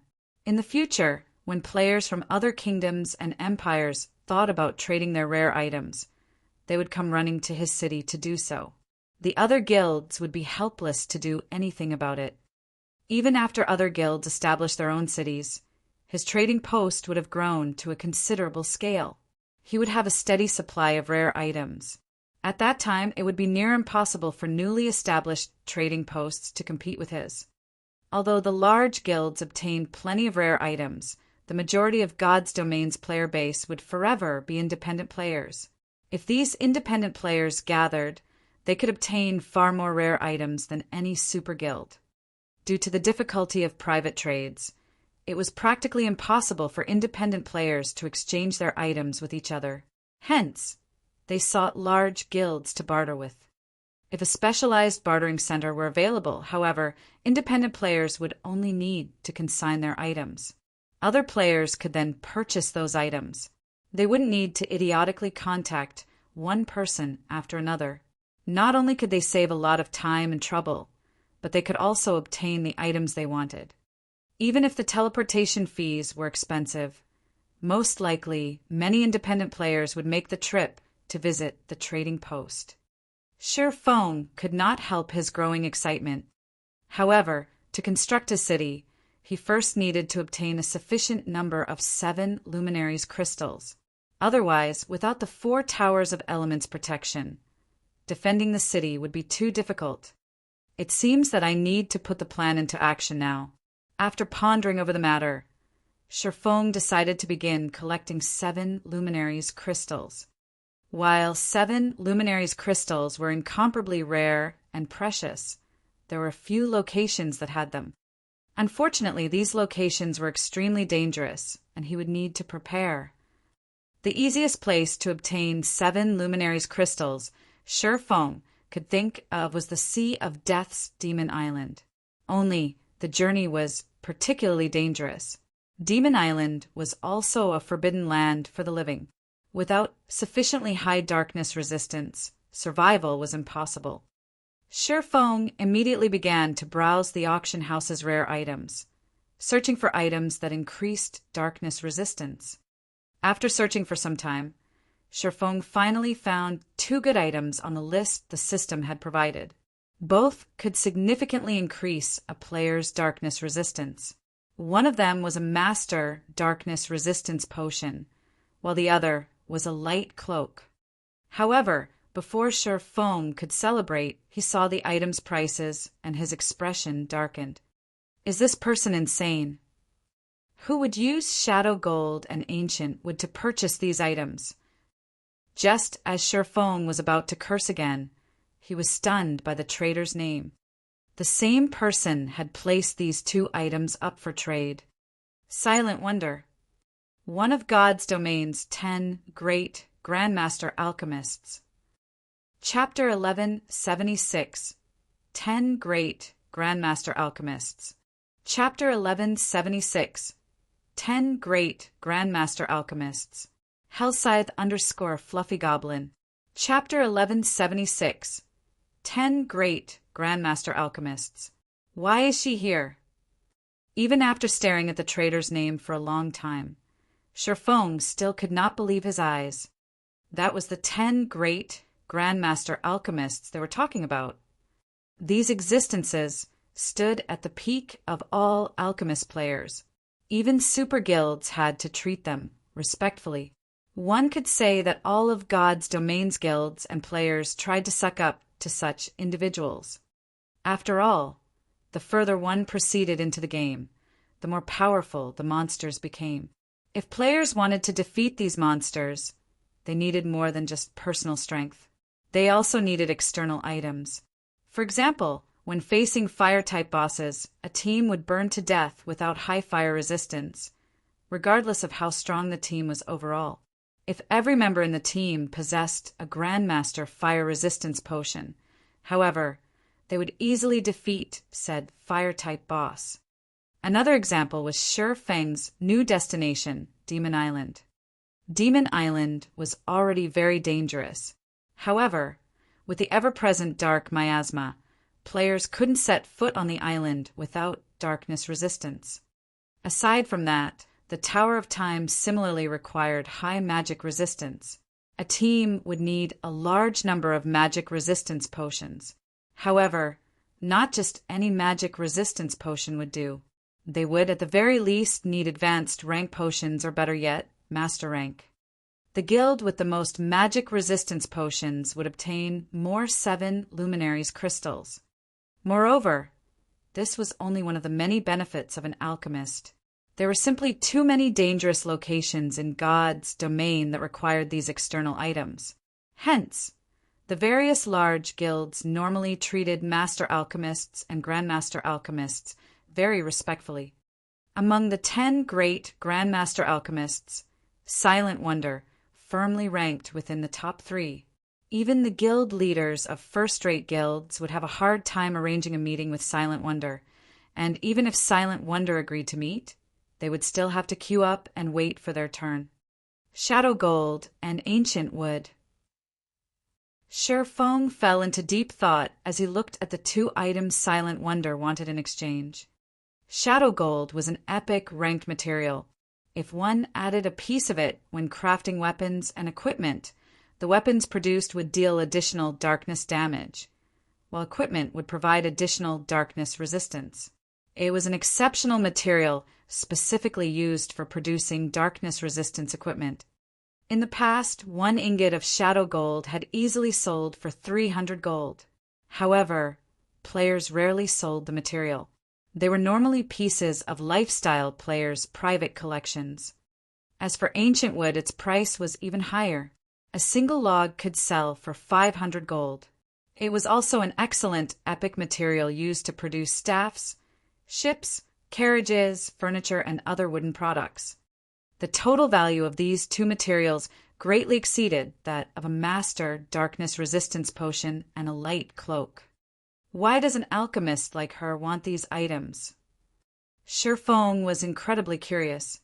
Neither Shadow Gold nor Ancient Wood was used in alchemy.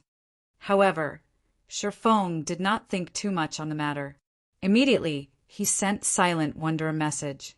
His message was very brief. I have clues regarding the whereabouts of these 2 items. Current players couldn't get their hands on Shadow Gold or Ancient Wood. Even if one reached the required level, it would still be a difficult task. Otherwise, they wouldn't be considered rare materials. However, Shi Feng urgently needed items with darkness resistance. A master darkness resistance potion and light cloak could not be more perfect. The light cloak, in particular, significantly increased a player's darkness resistance. As long as he equipped the light cloak and consumed an intermediate darkness resistance potion when he reached Demon Island, he could roam the island with ease. Shortly after Shi Feng sent his message, he received a friend invite from Silent Wonder. Shi Feng then agreed to the friend request. This way, they could discuss the matter through a video call. Do you really have the clues leading to Shadow Gold and Ancient Wood? Silent Wonder did not appear very old. She looked like a woman in her mid-20s. She had an oval face and large, golden eyes. She also gave off an indescribably cold and strict feeling. Shadow Gold can be used to craft darkness resistance equipment, and Ancient Wood can be used to produce a staff that possesses the power of the ancients, which amplifies the effects of the wielder's spells. Am I correct? Shi Feng said, smiling. Hearing this, joy illuminated Silent Wonder's golden eyes. Both Shadow Gold and Ancient Wood were extremely rare epic materials. Even she had spent a long time researching to find any information about them. Now that Feng had casually mentioned the material's functions, he proved how familiar he was with the items. Come out with it. What must I do for you to tell me the clues? Silent Wonder asked straightforwardly. She had spent a lot of effort in her search for these materials. She had used every connection she had, yet she hadn't learned anything that would lead to their locations. She had simply come to the dark auction to try her luck. She hadn't expected anyone to know anything about these two items. You're an alchemist, right? Feng responded to her question with a question of his own.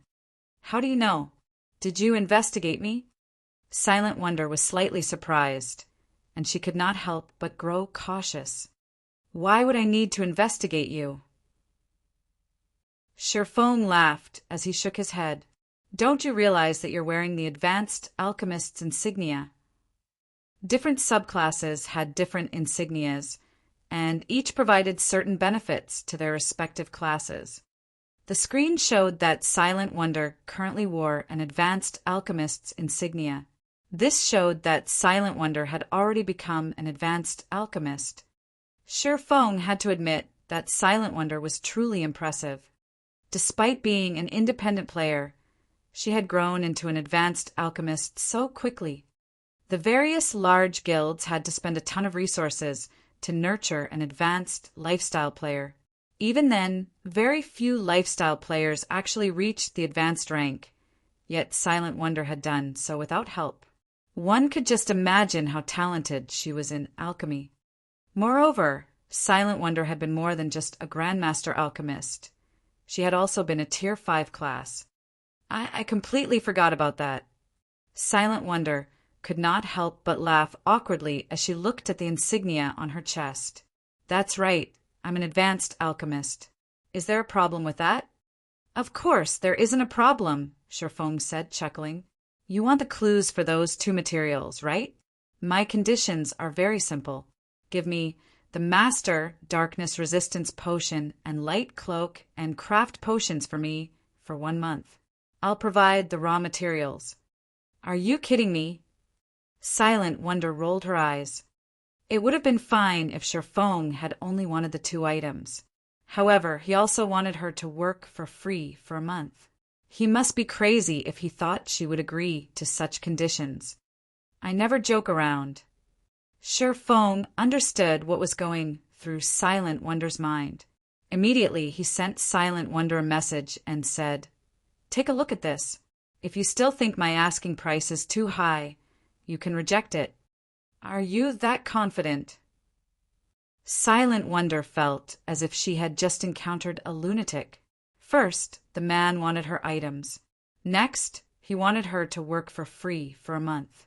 Did he really think he could get her to agree by sending a single message? Following which, Silent Wonder impatiently opened Feng's message and read it. However, only after reading a few words, her expression tensed. Why do you have such an item? Silent Wonder felt as if she were dreaming. Feng had sent to her none other than the records of potions, which he had obtained shortly after joining God's domain. All alchemists dreamed of owning this treasure. Yet now it had been placed before her. The records of potions even tempted the brilliantly talented Silent Wonder. Chapter 1177, Reconstructing a Town. Chapter 1177, Reconstructing a Town. Hellscythe _ Fluffy Goblin. Chapter 1177, Reconstructing a Town. This is still only a part of it. How about it? Interested in my offer now? Feng smiled calmly as he quietly looked at Silent Wonder's joyful expression. Like the Book of Forging, the records of potions was a treasure that could improve one's alchemy success rate. Moreover, it contained basic information about potion crafting. With the records of potions, players would not have to explore basic alchemy techniques blindly. It could pave the way for becoming a master alchemist. As for whether one actually became a master alchemist, however, that depended on the player's talent. Silent Wonder did not have the support of a guild. According to Shifeng's memory, in the past, Silent Wonder had obtained practically all of her alchemy materials by herself. Also, unlike guild alchemists who could confide in each other regarding alchemy techniques and improve together, Silent Wonder had gained her alchemy techniques without any assistance. Moreover, ordinary NPC cities also did not possess facilities like special workshops. Needless to say, the various large guilds didn't allow non-guild members to use their limited special workshops. After all, they didn't even have enough to nurture their own lifestyle players. Furthermore, independent players had no access to NPC cities with special workshops. Take the holy city of Titan, for example. Without sufficient strength and luck, reaching the city was simply impossible for an independent player like Silent Wonder. I'll say this first. Once I fulfilled my 1-month contract, I'll leave immediately, Silent Wonder stated. With her alchemy skills, she could easily join any large guild. Even super guilds would willingly accept her. However, she hated the various restrictions that came with joining a guild and disliked doing work that didn't interest her. Hence, she had opted not to join a guild. You're overthinking things. It isn't even certain if you are capable of remaining in my employment after a month, Shifeng said, chuckling as he shook his head. Hearing Shifeng saying so, Silent Wonder frowned. This was her first time being underestimated like this. She was a bona fide advanced alchemist. She would be an important member of any guild she joined. In fact, she had gained an invitation to the Dark Auction, to begin with, because a large guild wanted to recruit her. In her opinion, Shifeng was trying to use reverse psychology. However, such means were useless against her. Once the month was over, she would definitely leave. Following which, Shifeng and Silent Wonder signed a contract. The contents were very simple. Silent Wonder would hand over the Master Darkness Resistance Potion and Light Cloak. Afterwards, she would work at the Candlelight trading firm for a month. In return, Shifeng would share the clues leading to the Shadow Gold and Ancient Wood with Silent Wonder. After Silent Wonder confirmed that there were no problems with the contract Shifeng had sent her, she signed it. You can tell me the clues leading to the materials now, right? Silent Wonder asked coldly. If not for the records of potions, she wouldn't have made such an unworthwhile trade. After all, the Master Darkness Resistance Potion and Light Cloak were both precious items she had obtained after completing a difficult quest. Trading these 2 items for 2 clues was a loss. Only level 70 and above darkness-type bosses have a chance of dropping Shadow Gold. Moreover, the bosses must be Grand Lord rank or above. Ancient Wood can be found near the lake in the deepest parts of the neutral map Stuyak. That area is home to elves. They aren't fond of humans, so it won't be easy to get past them. Shifeng revealed the information. The 2 locations he mentioned were the easiest places to obtain Shadow Gold and Ancient Wood. The other places he knew about were far more dangerous, and even if Silent Wonder was quite strong, she couldn't obtain the materials by herself. Stuyak. Silent Wonder checked the system map. When she found Stuyak, she was speechless. Stuyak was an ancient forest located north of the Frostwolf Empire. The forest had always been the biggest threat to the Empire. You had to be at least level 80 to enter. Moreover, the neutral map's size rivaled that of a medium-sized kingdom. She simply did not know what to say about this.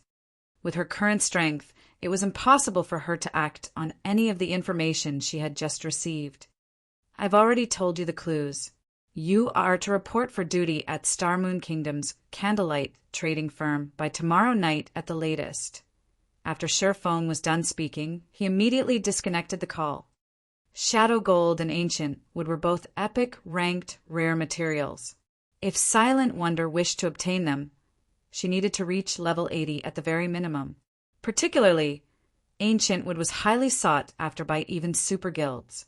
If Silent Wonder wished to procure some all by herself, she could not even consider doing so before reaching level 100 and class changing to her Tier 3 class. Hence, Feng had not spoken in detail when he mentioned the clues to Silent Wonder. If he told the woman the minimum strength required to obtain these materials, she would most likely lose her mind. Afterward, Feng received the Master Darkness Resistance Potion and Light Cloak, delivered to him by a staff member. Without waiting for the dark auction to end, he said his goodbyes to Fallen Wind and Autumn Goose before returning to White River City. Although there were many rare items up for trade in the dark auction, there wasn't anything that Feng was particularly interested in, so there was no need for him to stay behind.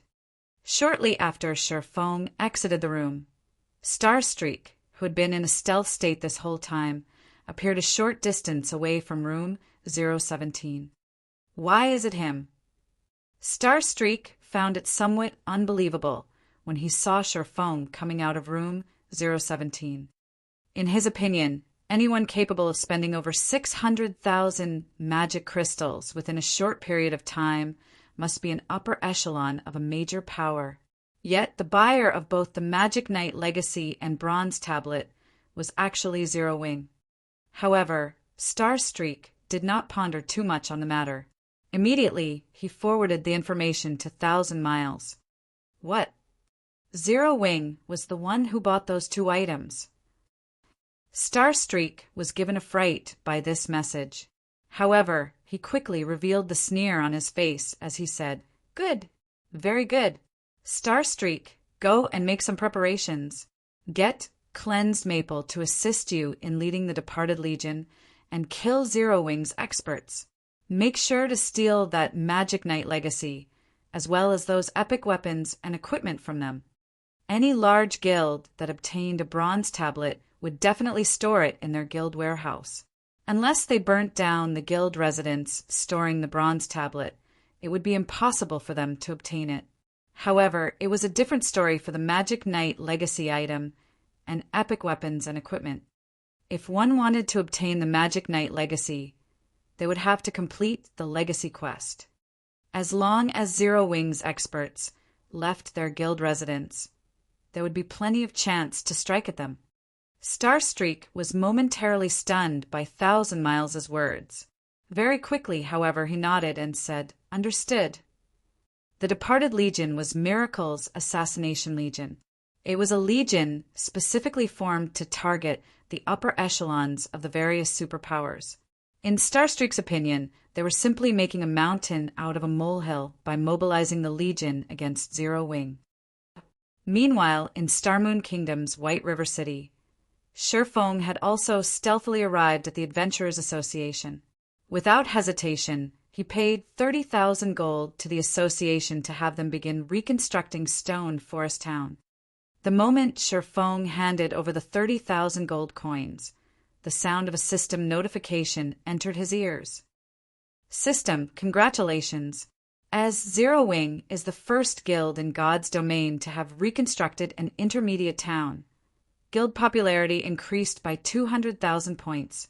You will also receive 1 bronze guild residence promotion order." Chapter 1178 Promotion to a 3-star guild. Chapter 1178 Promotion to a 3-star guild. Hellscythe _ Fluffy Goblin. Chapter 1178 Promotion to a 3-star guild. The sudden system notification put Feng into a daze for a long time. He had merely reconstructed an intermediate town, yet Zero Wing's guild popularity had instantly soared by 200,000 points. It should be known that a 1-star guild only needed 30,000 popularity to promote to a 2-star guild, while a 2-star guild needed 100,000 popularity to promote to a 3-star guild. The further one progressed into the game, the more difficult it was to obtain guild popularity. When a guild was still at the 1-star standard, guild members could earn quite a lot of guild popularity just by completing ordinary guild quests. With how many players there were in a large guild, the number of guild quests completed each day was plenty. It would take no time for a guild to accumulate 30,000 popularity. The truly difficult aspect of promoting a guild to 2 stars lay in obtaining the guild residence promotion order. However, after a guild reached 2 stars, guild members would no longer obtain guild popularity through completing ordinary guild quests. They could only do so by completing advanced guild quests. However, advanced guild quests were very rare and limited in number. So, it would take a significantly longer time for a 2-star guild to accumulate 100,000 guild popularity. Even super guilds would need a long time to do so. Meanwhile, due to various factors, Zero Wing's popularity accumulation rate was currently on par with super guilds. According to Shifeng's estimates, it would take another month or so for Zero Wing to accumulate 100,000 popularity. However, now that Zero Wing had received an additional 200,000 popularity, it had fulfilled the condition to promote to a 3-star guild. A Bronze Guild Residence Promotion Order. Shifeng looked at the bronze, diamond-shaped token that had suddenly appeared in his bag. The token was emitting a faint golden glow. It was much more powerful than the silver Guild Residence Promotion Order he had obtained before. Bronze Guild Residence Promotion Order promotes the star ranking of a guild residence that fulfills the required popularity by 1 star, can be promoted up to a 4-star guild. What a powerful Guild Residence Promotion Order! Shifeng was astonished. As far as Shifeng knew, Guild Residence Promotion Orders were all graded. Meanwhile, different ranking promotion orders could be used on guilds of different star rankings. For example, in order to promote a 1-star guild into a 2-star guild, a 2-star promotion order would be required, while promotion to a 3-star guild would require a 3-star promotion order. However, the Bronze Guild Residence Promotion Order was actually capable of promoting any guild between 1-star to 3-star status by 1 rank. There would be no need to search for promotion orders of specific rankings. Looking at the Bronze Guild Residence Promotion Order, Shifeng considered saving it for when Zero Wing was upgrading its residence from 3-star to 4-star status. In God's domain, Guild Residence Promotion Orders were not easy to obtain. Aside from a rare few that could be obtained through adventuring out in the fields or opening treasure chests, the normal method of obtaining Guild Residence Promotion Orders was through raiding certain large-scale team dungeons. However, only by procuring the first clear of such dungeons would one have a 100% chance of receiving a Guild Residence Promotion Order. Afterward, the cleared dungeon would have less than a 1% chance of dropping the promotion order. This was also one of the reasons why the various large guilds were adamant about competing for the first clear of large-scale team dungeons. Aside from being able to raise their own guild's fame and influence, they could also quickly raise their guild star ranking by obtaining first clear. If the first clear was taken away by another guild, it would become significantly more difficult to obtain a guild residence promotion order. This was especially true for the 3-star Guild Residence Promotion Order. This was something that only dropped in the Hell mode of level 50 large-scale team dungeons. Moreover, such large-scale team dungeons were different from the dungeons that dropped 2-star promotion orders. In the latter's case, every major city would have one of them. For 3-star and above, however, there would only be one such large-scale team dungeon in every few, or even more than a dozen, major cities. If the first clear of such a dungeon was secured by a guild, other guilds would have no choice but to continuously raid said large-scale team dungeon for their own promotion orders. Thus, the 3-star Guild Residence Promotion Order would cause the competition between guilds to become even more intense. In the future, guilds would have to struggle with not just other guilds in the same city, but guilds from other cities as well.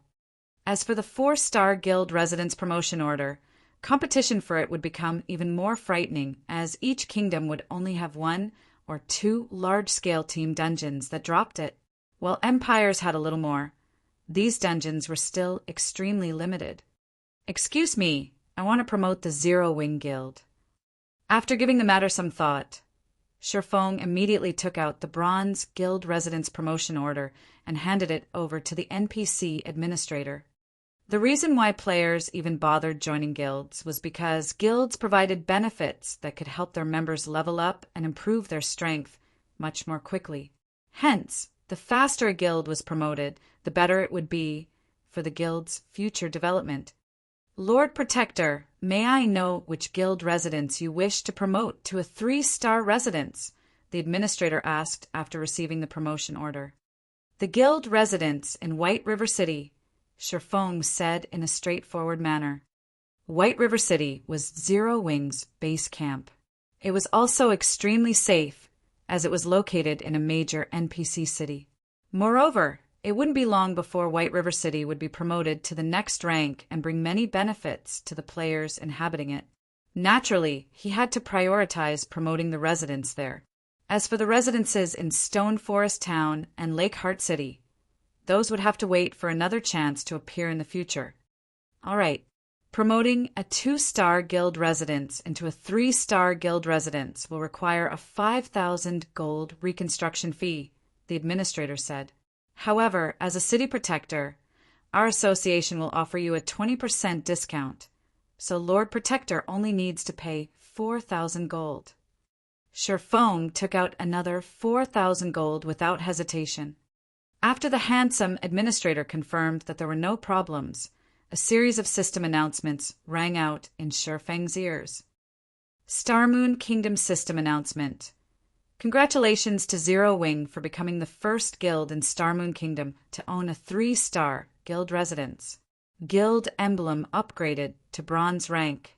Rewarding guild with 1 set of basic defensive magic array, 1,500 gold in guild funds, and 1 employment center building order. White River City System Announcement. Congratulations to Zero Wing for becoming the first guild in White River City to own a 3-star guild residence. Rewarding guild with 1 training room promotion order. The system announcement repeated 3 times, echoing loudly in everyone's ears. What? A 3-star residence? That's impossible, right? Most guilds are just beginning to promote their residences to 2-star. How does Zero Wing already have a 3-star residence? Zero Wing is too amazing. As expected of Starmoon Kingdom's #1 guild, I must join Zero Wing, no matter what. The benefits of a 3-star residence will definitely be spectacular. The players throughout Starmoon Kingdom were stunned by the rewards stated in the system announcement. This was especially true for the members of the various large guilds. They were all greatly envious of Zero Wing. Zero Wing's guild emblem was directly upgraded to bronze rank. A guild emblem wasn't just the symbol of a guild. Similar to the insignia of lifestyle classes, the guild emblem also possessed some functions. A common guild emblem did not carry with it any functions at all. However, once a guild emblem reached bronze rank, it came prepared with some functions. A bronze guild emblem had 2 functions. The first function was a teleport ability. Even without a guild transfer scroll, guild members could directly teleport to any guild residence. There was no need to buy the guild transfer scroll of a specific guild residence. Not to mention, players could only carry 1 guild transfer scroll at a time, making it very inconvenient. The second function increased the attributes of guild members. As long as there were over 20 guild members within a 100-yard radius, the guild emblem would increase the wearer's maximum HP by 3% and attack power by 1%. Although the increase seemed minor, once players reached higher levels, even 1% could make a huge difference. This was especially true when players were raiding team dungeons. Less than a minute after the system announcement ended, news of Zero Wing obtaining a 3-star guild residence began spreading like wildfire. In just a short 10 minutes, whether it were the guilds in Starmoon Kingdom or the guilds in the neighboring kingdoms and empires, they all held an emergency guild meeting. At the same time, the various large guilds currently bartering for rare items in the dark auction also received news about this situation. What? Zero Wing has just obtained a 3-star guild residence. Phoenix Rain's eyes widened in shock as she read the message she just received. She simply could not believe this to be true. How could this be possible? Chapter 1179, General Trend. Chapter 1179, General Trend. Hellscythe _ Fluffy Goblin. Chapter 1179, General Trend. Big Sis Rain, what happened? Blue Phoenix asked when she noticed the strange expression on Phoenix Rain's face. I just received news stating that Zero Wing already has a 3-star guild residence now, Phoenix Rain said enviously. With this, Zero Wing is now the undisputed #1 guild of Star Moon Kingdom. Blue Phoenix was momentarily stunned when she heard this. Quickly, she reacted and said, How is this possible? Didn't they say that 3-star guild residence promotion orders can only be obtained from the Hell mode of level 50 large-scale team dungeons? Although there was only a single rank separating a 3-star guild residence and a 2-star guild residence, there was a qualitative difference between the two. It was similar to shops that were promoted from 2-star to 3-star status. For 3-star shops, aside from having more special workshops, they also had the basic meditation rooms that were very beneficial towards the development of subclasses. In the case of a 3-star guild residence, the guild would receive a qualitative improvement on all its existing benefits. A 3-star guild residence would also be capable of constructing buildings that were not available to 2-star guild residences. Among them, there were 2 buildings of particularly significant importance. One of them was the employment center. Originally, the local NPCs would post quests in the quest area of the guild hall, and guild players were free to pick up any of them. Meanwhile, once a guild established its own employment center, all quests commissioned to the guild in the future would be placed in the employment center instead. In addition, the guild quests in the employment center weren't only limited to the local area. Certain quests would even involve other NPC cities, which would give rise to the number of advanced guild quests. However, these were still not the most important matters. Once a guild possessed its own employment center, it would also unlock large-scale guild quests such as a crusade against orcs or assisting nearby kingdoms in battles against foreign races. The amount of EXP and coins one could gain from these quests was extraordinary. In addition, one could also obtain plenty of rare tools, weapons, and equipment. The other building was the training room.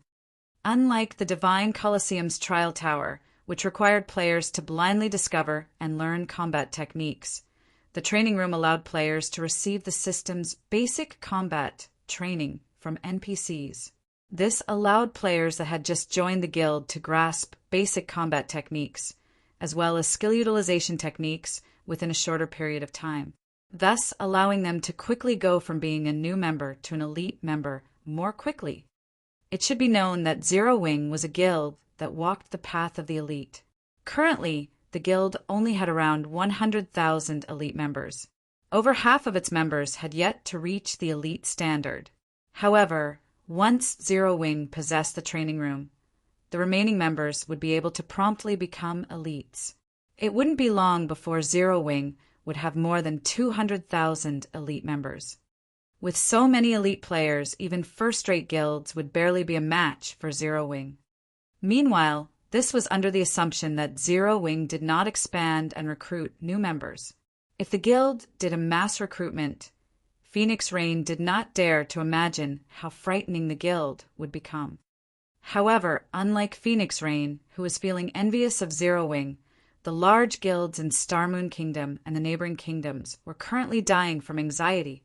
Previously, although Zero Wing was known as the #1 guild of Star Moon Kingdom, that was only a title. Rather than Zero Wing, these large guilds feared first-rate guilds even more. This was because with the number of elite and ordinary members, Zero Wing possessed the guild would only be able to occupy a limited number of locations in the kingdom. Now, however, things were different. Now that the guild had obtained a 3-star guild residence, whether it was the guild's elite member count or total member count, both would see an explosive increase soon. By then, Zero Wing would have enough manpower to occupy other NPC cities and capture more towns. Eventually, it would become a first-rate guild in the truest sense. Damn it, how did this happen? Why did Zero Wing suddenly obtain a 3-star residence? The various large guilds in Starmoon Kingdom were each suffering from a huge headache over this matter. Previously, they had been celebrating over the fact that Zero Wing had defeated the Blackwater Guild. After all, with Blackwater having suffered such severe losses, it was unable to expand its influence and control over the various major cities at all. Meanwhile, in Zero Wing's case, the guild did not have the required manpower to dominate and manage other NPC cities. This had given them an opportunity to take advantage of the situation. Ever since the war between Blackwater and Zero Wing, various locations in Starmoon Kingdom had become war zones, as the various large guilds all vied to take control of their own NPC city. However, the current situation had greatly exceeded the numerous large guilds' expectations. Inside Overwhelming Smile's residence in Maple City, due to Zero Wing obtaining a 3-star guild residence, Overwhelming Smile was forced to hold an emergency meeting. Yulan, are you trying to betray Overwhelming Smile? Feng Xianyang screamed angrily as he smacked his desk. Just now, Yulan had actually had his subordinates transfer from Gale City and Twin Lion City to a border city on Starmoon Kingdom's western area. He had gone to great lengths in order to get Gale City and Twin Lion City up and running. Yet, shortly after he had built up some of his own foundations, without any warnings, Yulan had suddenly come and told him to go to a border city. Moreover, the city was a small one with a player population of around only 300,000. This was no different than stabbing a knife into his heart. This can't be helped. I believe you should have a greater understanding than I do on what kind of functions a 3-star residence possesses. Gale City and Twin Lion City are simply too close to White River City. Rather than waste time fighting against Zero Wing, it will be much better for you to focus your strength in a place that you can take complete control over. Furthermore, it is simply impossible to stop Zero Wing's rise now. The higher-ups have already agreed on this point. Hence, they are having you go to a city on the western border. That place is very close to the Bloodhoof Empire. Currently, we have already taken control of over half of the empire. In the future, when players reach higher levels, we'll be able to open a trade route between the Bloodhoof Empire and Starmoon Kingdom. Yulan was not affected by Feng Xuanyang's angry bellows at all. In reality, she even secretly felt gratitude towards Zero Wing. Due to Zero Wing's residence getting promoted to 3-star status this time, Underworld had finally decided to give up on taking control of Starmoon Kingdom and instead shifted to secretly developing its economy. Meanwhile, Yulan herself was transferred to Underworld's true headquarters, the Templar Empire, and was tasked with managing Underworld's trading firm. She could be considered to have truly set foot into Underworld's upper echelon now. When Feng Xianyang heard that this was an arrangement made by the higher-ups, his whole person seemed to age several years. It was obvious that Underworld no longer wished to waste time attempting to take control of Starmoon Kingdom. Meanwhile, aside from Overwhelming Smile, the various large guilds based in the eastern region of Starmoon Kingdom had also made similar arrangements. They all planned on shifting their focus towards the western region of the kingdom. As for the eastern region, they were naturally going to let Zero Wing develop it. Ha ha ha. The guild leader is simply too amazing. He's actually managed to have the various guilds in Starmoon Kingdom shift their focus towards the western region in just a short moment's time. With this, Zero Wing will have a much easier time taking control of the cities in the eastern region. Aqua Rose, who had just exited the inferior legendary treasure chest, was greatly excited when she received news of the latest developments. Originally, she had planned for Zero Wing to gradually whittle away at the various large guilds based in the eastern region of Starmoon Kingdom before eventually taking control of the cities here. However, the instant Sherfong revealed the 3-star guild residents. These various large guilds all took the initiative to withdraw their forces without putting up a fight. Inside an NPC town within the vicinity of Starmoon City. Currently, this town had already been occupied by evil beasts. The town's surroundings were filled with level 60+ evil beasts. Among them, there was no lack of chieftain and lord-ranked monsters. Meanwhile, the town itself was also enveloped by a massive magic array, which gave off a frightening pressure. If Sherfong was here right now, he would definitely find this pressure very familiar. This was due to the pressure being emitted by the magic array having a strand of divine might mixed into it. Meanwhile, 2 players suddenly appeared outside this town. These 2 people were none other than Abandoned Wave and Laughing Drunkard. Zero Wing, enjoy your fun while you can. When Abandoned Wave received the report regarding Zero Wing, a cold smile appeared on his face. He then walked into the town enveloped by the massive magic array. Chapter 1180, Prototype Sacred Land. Chapter 1180, Prototype Sacred Land. Hellscythe _ Fluffy Goblin. Chapter 1180, Prototype Sacred Land. White River City, Adventurers Association. When Sherfong, who hid under a black cloak, descended the stairs from the 2nd floor, he was greeted by a sea of players crowding the first floors. The majority of these players shared one similarity. They were all guild players. Moreover, these guild were all high-leveled with good equipment. What are these people trying to do? A newcomer who had just reached level 10 and had come to report to the Adventurers Association asked. Is there even a need to ask? They're all here to withdraw from their guilds. A level 30+ shield warrior explained from his seat near the entrance. Why? The explanation only increased the new player's curiosity.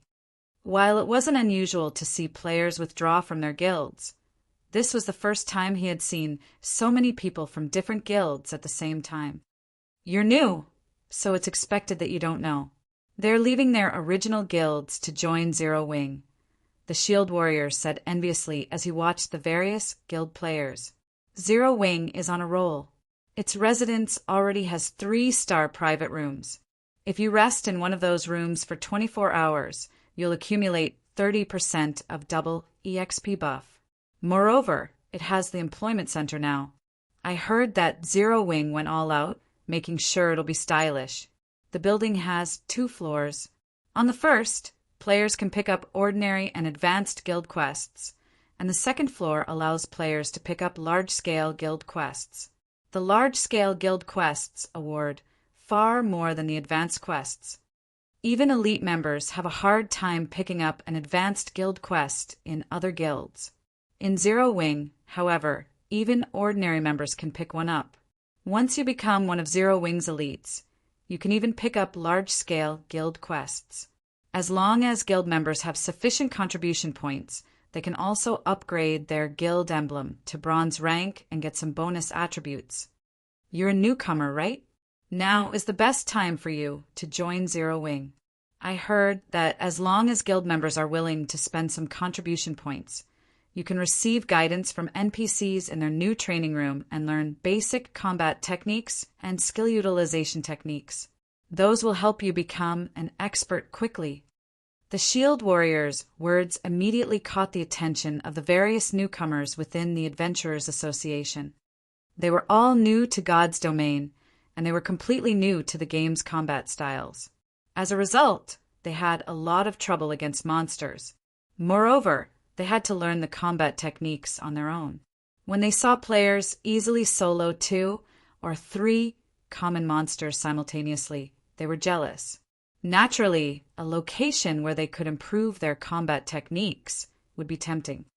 May I know where I can apply to join Zero Wing? A beautiful, charming level 10 female cleric excitedly asked the shield warrior. In response, the shield warrior smiled as he pointed at a group of players that had just withdrawn from their old guilds and said, "That's simple. Just follow the players that just left their old guilds. They're all going to apply as well."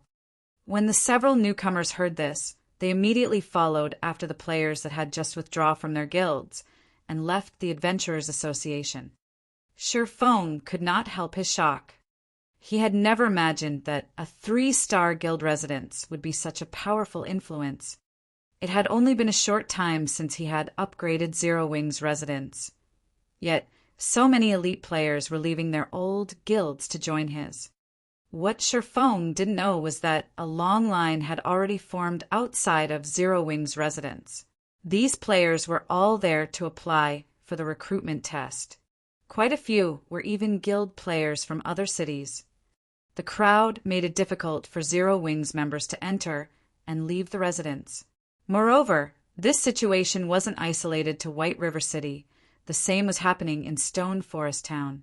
Only, unlike the players in White River City, the majority of those applying to join Zero Wing in Stone Forest Town were independent players. These players weren't just applying to Zero Wing because the guild now had a 3-star residence. They were even more inspired by Stone Forest Town's massive transformation. Aside from the town's amazing mana density, Stone Forest Town had recently undergone major reconstruction. Far more merchant NPCs now visited the town.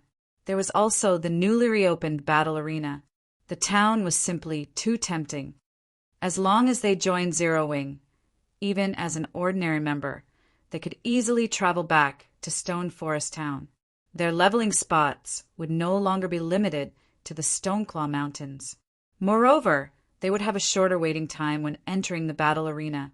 To players that loved adventure and improving their combat techniques, becoming a member of Zero Wing was ideal. While Sir Fong had been in the Adventurers Association, he had also implemented a new option for Stone Forest Town, the sale of private houses. When Stone Forest Town had been a basic town, it had simply been too small. Zero Wing barely had enough space for its own development, let alone selling precious land. However, things had changed. After its promotion to an intermediate town, Stone Forest Town grew to occupy several times more land than before. As part of his plan for the town's development, Sir Fong had used some space to construct private housing. He would sell a small portion of these private houses to the public, while the remainder would be reserved for guild members. It was a kind of guild benefit. As long as one became an elite member, they would qualify to purchase a private house of their own. Only, they would have to do so with guild contribution points. Fortunately, they would enjoy lower prices than the houses sold to the public. Many of God's domains players dreamed of owning a private house, not to mention living in a mana-dense environment like Stone Forest Town. The private houses had already become a hot topic among Stone Forest Town's players. Zero Wing is so stingy. They're only selling 100 houses to the public. There's so many independent players in this town. How is this supposed to be enough for all of us? I don't know if there's going to be enough to go around. But what I do know is that Zero Wing is too fraudulent. Even the cheapest house costs 400 gold. This price is almost as much as an outer area shop in a minor NPC city. Even independent experts are lucky if they have 100 gold on hand. How could anyone afford such expensive houses? I know, right?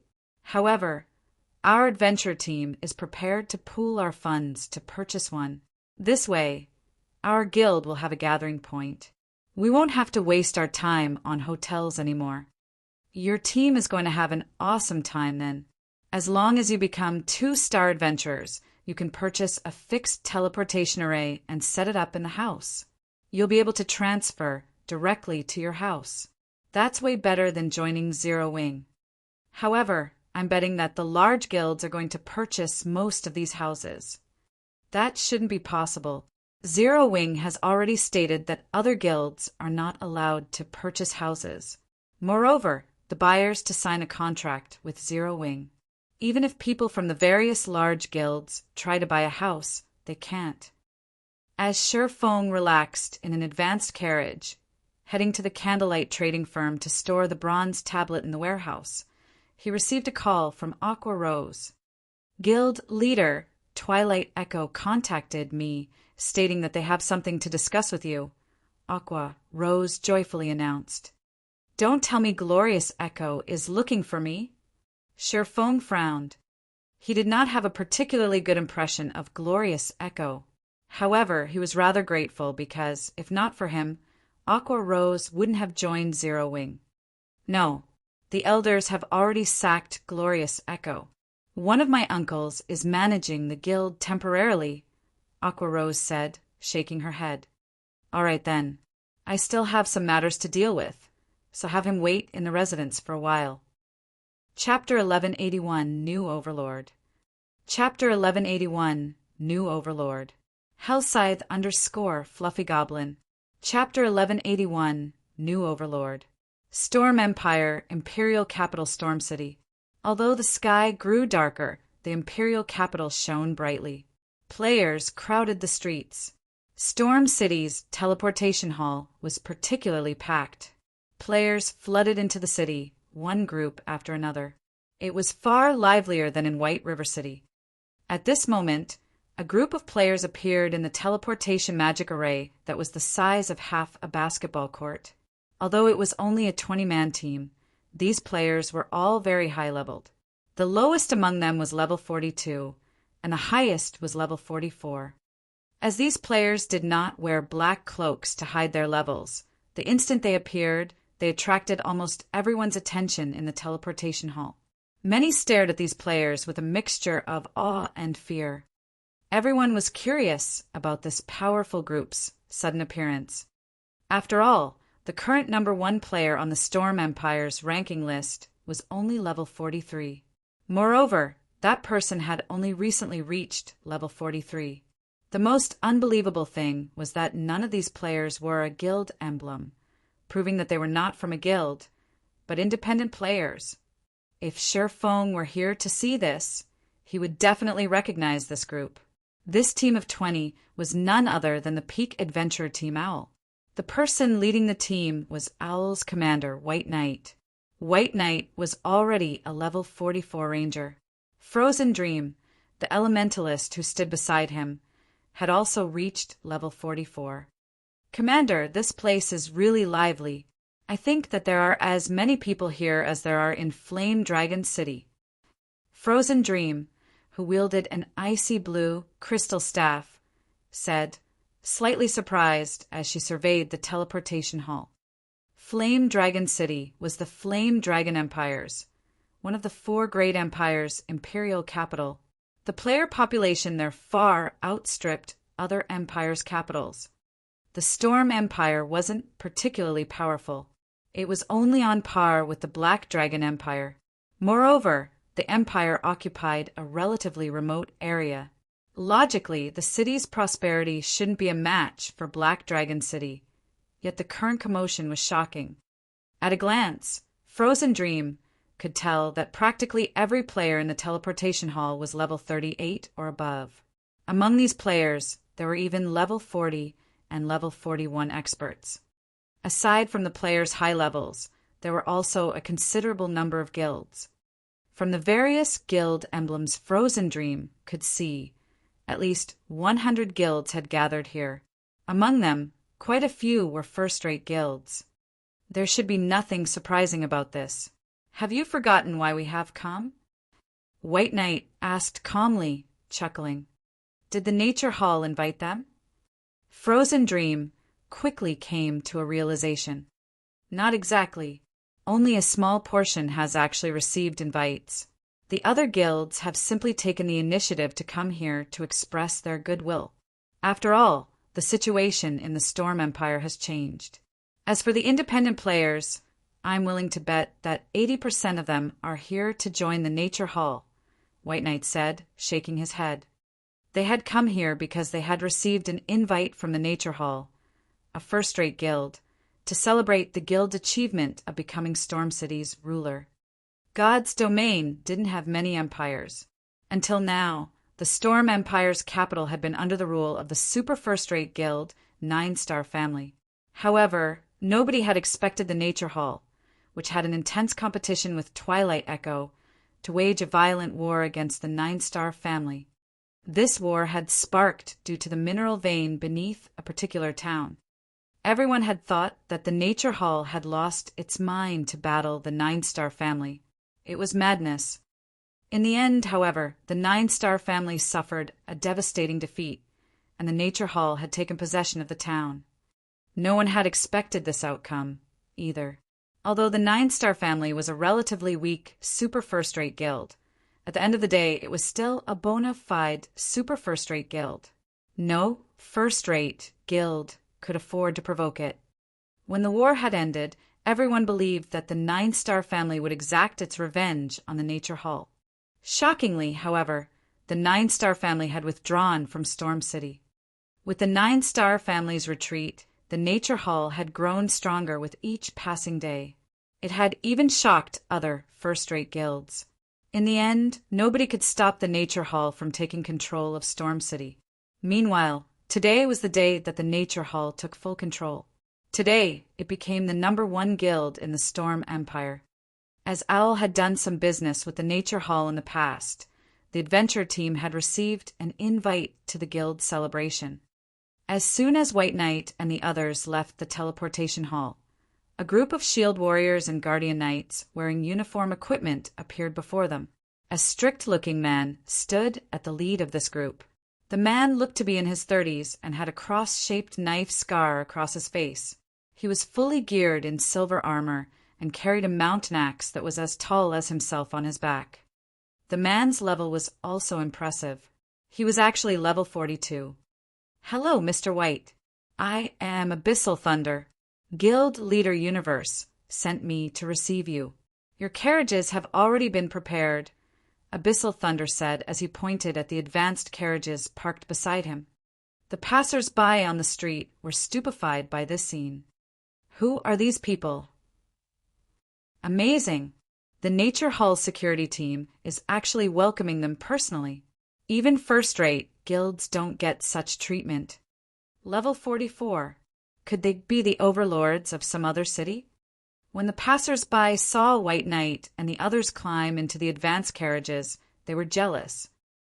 As the Nature Hall celebrated its success, several strangers appeared before Zero Wing's residence in White River City.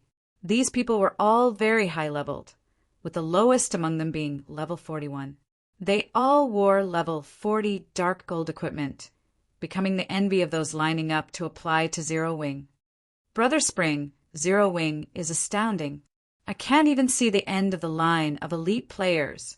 I'm afraid that it won't be long before Zero Wing's elite member count even surpasses Twilight Echo, a robust tanned level 41 shield warrior exclaimed when he saw the crowd at the main entrance.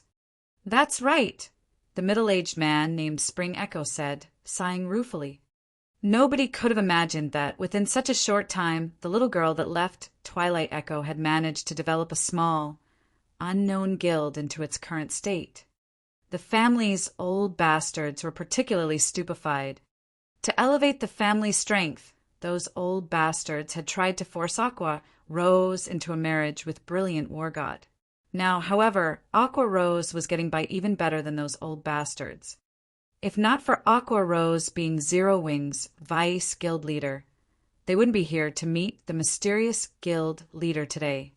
Following which, Spring Echo led the 4 people behind him into Zero Wing's residence. After entering the guild hall, Spring Echo was flabbergasted by what he saw. The players occupying the first-floor hall were all level 36 and above. Moreover, he could tell that the level 36 and level 37 players were only ordinary members. However, this was not the reason for Spring Echo's shock. Rather, he was surprised by the equipment these players wore. The majority of these players were equipped with level 35 secret silver equipment, with the most inferior being level 35 mysterious iron equipment. As for the elite players that had reached level 40, they actually wore level 40 fine gold equipment. Not even Twilight Echo could say the same. As Spring Echo and his group quietly waited inside the reception room, Aqua Rose entered. The instant Aqua Rose stepped inside the room, Spring Echo and the others astounded once more. At this moment, Aqua Rose did not wear a black cloak to hide her level and equipment, so everyone saw that she had already reached level 48. Chapter 1182, The Intimidating Zero Wing. Chapter 1182, The Intimidating Zero Wing. Hellscythe _ Fluffy Goblin. Chapter 1182, The Intimidating Zero Wing. How did she reach such a high level? Spring Echo was thoroughly shocked. Level 48. Aqua Rose could definitely rank number 1 on the ranking list in any kingdom or empire in God's domain.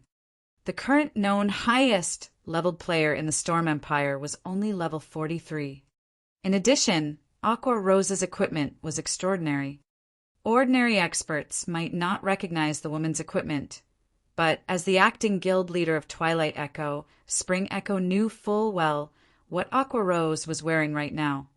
The Tier 1 set equipment for Cursemancer's Evil Soul. They had recently encountered Tier 1 set equipment as well. It had been recognized as only inferior to epic set equipment below level 50. While a Tier 1 set equipment's basic attributes were only slightly superior to a dark gold set equipment of the same level, the equipment's true power lay in its high compatibility with players, allowing the wearers to exert higher combat power. As a set equipment, its set effects were highly compatible with the class it was meant for, further enhancing the class's strengths. However, such a good set equipment was not that easy to obtain. Even a veteran first-rate guild like Twilight Echo had not managed to collect a complete set after investing a ton of manpower and resources. Yet now Aqua Rose wore one. Uncle Spring, I'm sorry for the long wait. The guild leader has just returned. I'll bring you to meet him now. Aqua Rose simply smiled as she looked at everyone's shocked expressions.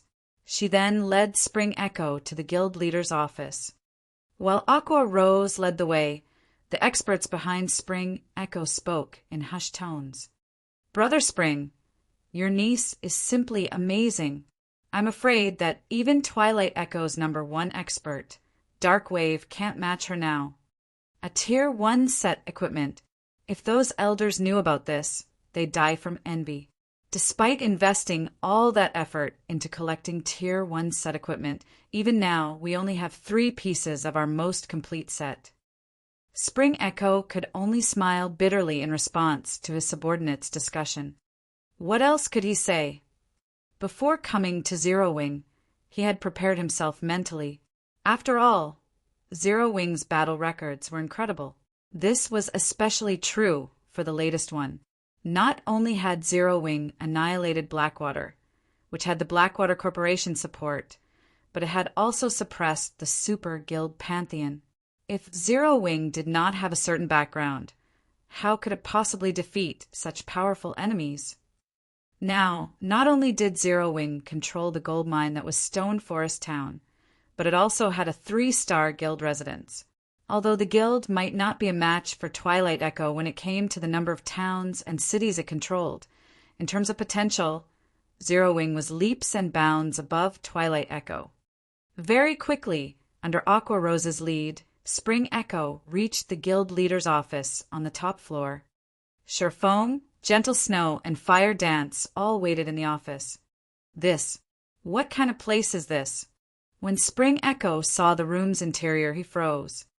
Surefoam was currently wearing a black cloak, so he could not see the swordsman's level. However, Gentle Snow and Fire Dance, who stood beside him, were not wearing their cloaks. He could clearly see that Gentle Snow was level 47, while Fire Dance was level 48. As for the weapons and equipment the 2 women wore, although they had hidden the items' glow effects, Spring Echo could tell that they were monster-like experts from the women's frightening auras. Moreover, from the information Twilight Echo had collected on Zero Wing, he knew that both Gentle Snow and Fire Dance had reached the rumored realm and become true peak experts. Only now, upon meeting the women in person, did he realize how massive the gap was between them.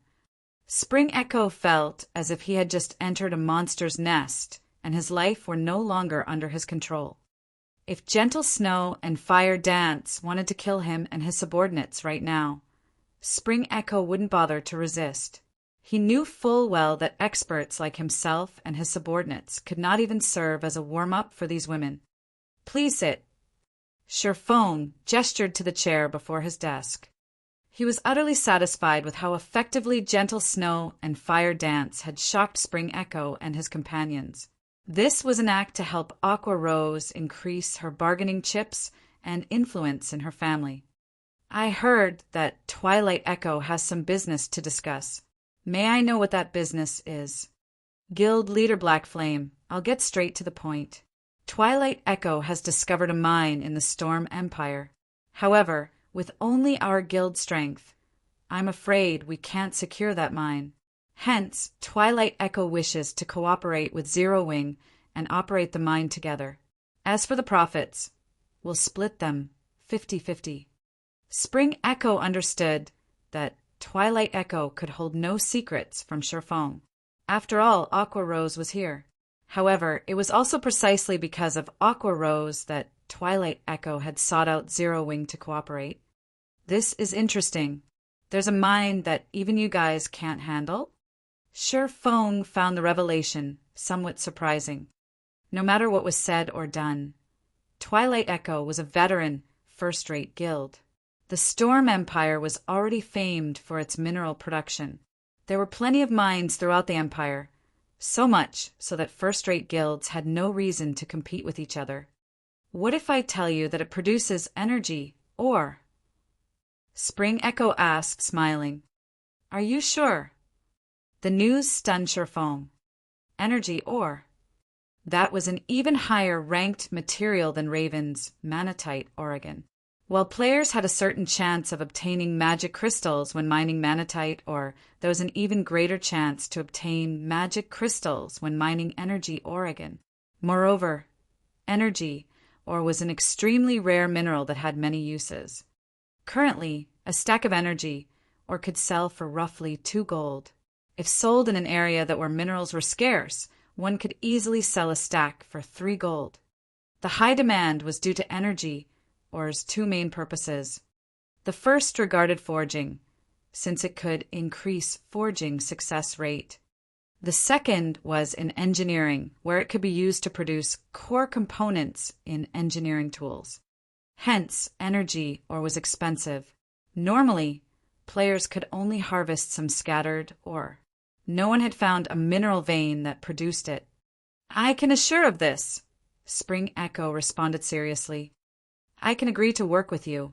However, I want a 30-70 split, 70 to Zero Wing and 30 to you.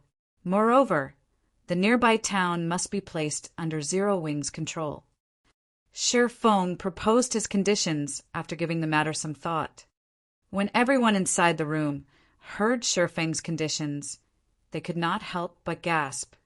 Even Aqua Rose hadn't expected Sherfone to be so demanding. Guild Leader Black Flame, aren't you going a little overboard? Despite Spring Echo being a well-mannered person, even he could not help his growing anger. He felt like Sherfone were trying to toy with him rather than negotiate. Chapter 1183, Value of an Energy Vein. Chapter 1183, Value of an Energy Vein. Hellscythe_Fluffy Goblin. Chapter 1183, Value of an Energy Vein. The rage in Spring Echo's eyes lasted for a long while. Seeing as Sherfone was intent on remaining silent, he could not help but take a deep breath and turn to Aqua Rose, hoping that his niece could talk some sense into her guild leader. If possible, Twilight Echo didn't want anybody else having a hand in the energy mine. However, the energy mine was simply too eye-catching. Moreover, with the Nature Hall rapidly growing stronger and a long-time rivalry between the 2 guilds, it was only a matter of time before the Hall took action against Twilight Echo. Hence, they had decided to seek cooperation with Zero Wing. The first reason for this decision was the energy mine's defense. The second reason was that they could pull Zero Wing onto the same boat. The Nature Hall wouldn't go all out against the 2 guilds for fear of incurring heavy losses. Spring Echo had already investigated the energy vein and was certain it was one of the mineral veins that could produce magic crystals. A large stock of magic crystals would help improve the guild's overall strength. Moreover, The various large guilds were more willing to use magic crystals to trade for weapons and equipment. However, before Aqua Rose could say anything, Sherfong opened his mouth and spoke again. These conditions are my bottom line. If you feel that they are inappropriate, you are welcome to choose other partners. Guild leader. Aqua Rose hadn't expected Sherfong to be this determined. Not only had Sherfong asked for 70% of the mine's profits, but he also wanted full control over the mining town. No sane guild would agree to that. Currently, Twilight Echo's situation in the Storm Empire did not look too good. If properly negotiated, Zero Wing could secure 60% of the mine's profits. Obtaining the mining town, however, should be impossible. Nobody would easily hand over a town they struggled to obtain. Aqua Rose wasn't the only person shocked. Even Gentle Snow was somewhat surprised. Twilight Echo's offer was a good thing for Zero Wing. Even without taking control of the town, the magic crystal income would boost the guild's development. Although Zero Wing now had a 3-star guild residence and the training room, at the end of the day, the training room only taught players combat basics. If one wished to become an expert, they still needed the battles in the Trial Tower. Guild leader Blackflame, Twilight Echo is willing to give you 70% of the mine's profits at most. As for the town, we will not part with it. Spring Echo believed that Sherfong wanted to intimidate him. After considering Zero Wing's current situation, eventually he chose to take a step back. It seems Twilight Echo still doesn't understand the importance of an energy vein. Sherfong could not help but sigh. Forget it. If you don't want to hand over the town, our discussion ends here. In any case, the town still has its protection period. Even if other guilds want it, they can't do anything against it. Return for now and consider my offer. After saying so, Sherfong had Fire Dance dismiss Spring Echo and his subordinates away.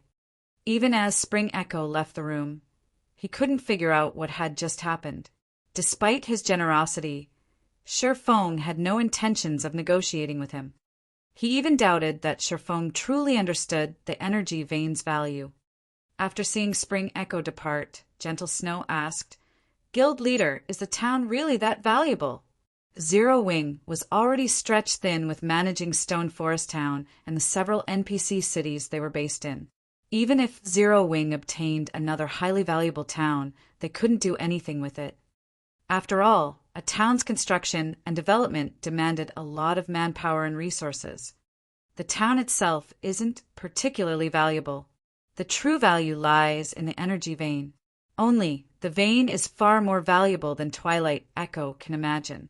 If they want to defend the energy vein successfully, Zero Wing needs to control the town.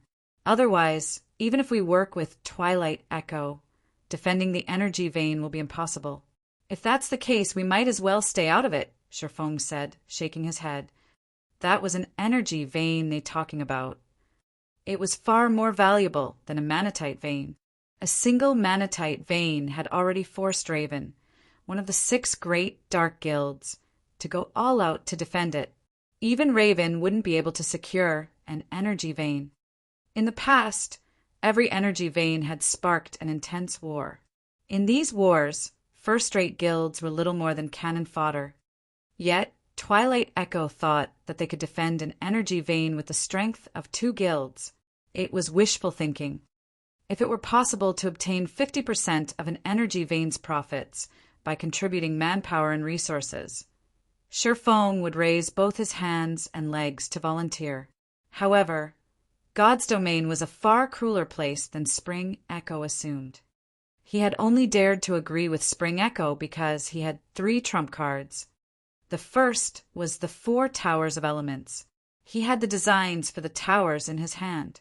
As long as they had the materials, they could construct the towers to defend the town.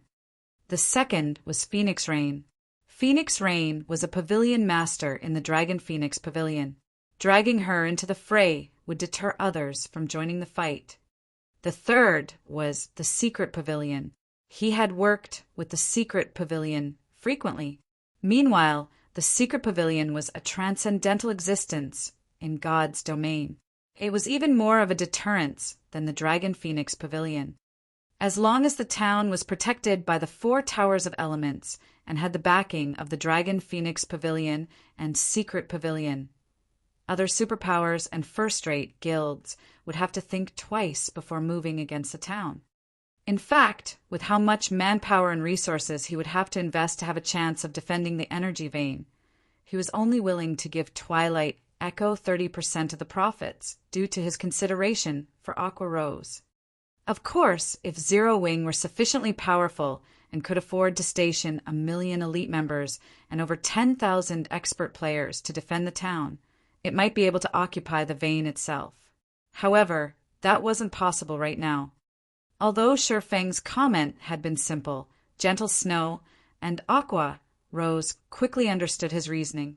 Hence, they said no more. It was common knowledge that great wealth often attracted disaster. They hadn't imagined that the energy vein was so valuable. "Brother Spring, what do we do now?" a level 41 berserker asked after noticing Spring Echo's silence. "Zero Wing's asking price is simply too high. We can't negotiate with them." They had come here today to negotiate cooperation. However, instead of gaining Zero Wing's help, the guild had chased them out. "What else can we do?" "We have to report to the other elders, word for word. We'll let them decide. In any case, I'm too lazy to bother with this. If I had known something like this would happen, I would never have agreed to become acting guild leader to begin with." Spring Echo's mood deflated as he rolled his eyes at the brawny man beside him. Following which, Spring Echo retrieved a return scroll and departed from White River City. Elsewhere, Shifeng used the teleportation array in the residence's basement to teleport to the savage wildland. He was prepared to set out towards the Sea of Death. He handed the rest of the guild's matters to Aqua Rose and Gentle Snow. As Shifeng left White River City, inside Stone Ape Forest within Star Moon City's region, a 20-man team of level 40 elite players fought a level 43 Stone Ape Chieftain. "Increase your firepower. The boss is almost dead," the level 41 ranger, leading the team, commanded excitedly. When the Stone Ape Chieftain had less than 10% HP remaining, the team heard an agonizing scream from the back. Everyone instinctively turned towards its source. "Grand!" The ranger shuddered when he saw the dried mummy of his teammate. This was simply too fast. In the second between the scream and when the team had turned to look, their cleric had died. How did he die? The team members couldn't help their curiosity. Is it the chieftain's skill? As everyone believed this to be the case, a shadow flashed past the team. Suddenly, another scream echoed throughout the area. "It's a monster ambush. Be careful," the ranger warned his teammates. However, as soon as he had said so, several more shadows flashed past their group, killing his teammates one after another. Only those who reacted quickly and activated their life-saving skills managed to survive and caught a glimpse at the shadows' true appearance. These black shadows were all humanoid monsters. However, a single horn grew from their heads, and their entire bodies were covered in pitch-black scales. Moreover, when these monsters looked at their team, they looked like hunters toying with their prey. "Run!"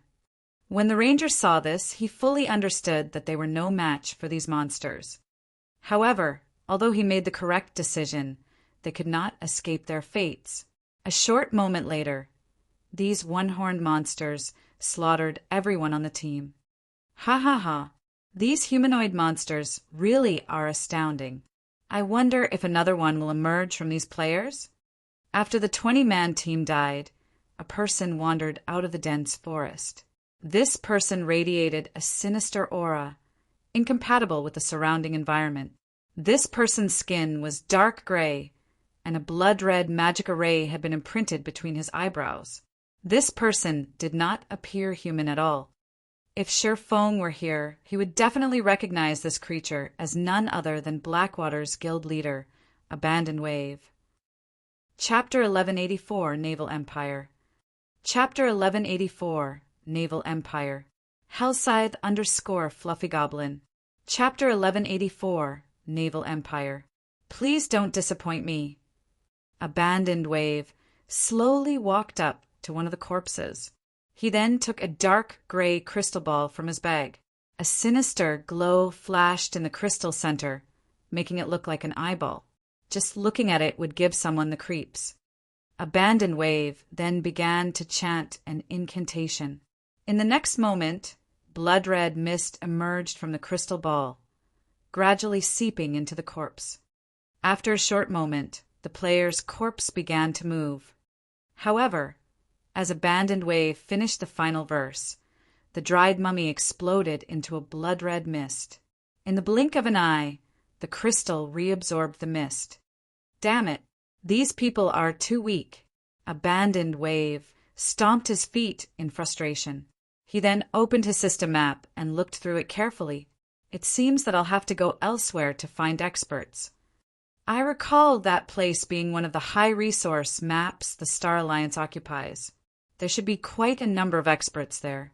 I'll use you guys to test my new powers. Saying so, Abandoned Wave summoned a giant, two-headed wolf. He rode it towards the Sunset Hills, which was only a short distance away from Stone Ape Forest. Storm Empire, Twilight Echo's guild residence. Spring, so you're saying that if we don't hand over the town's management rights to Zero Wing won't agree to work with us. Zero Wing is playing us for fools. Do they really think that Twilight Echo needs their help to defend a town?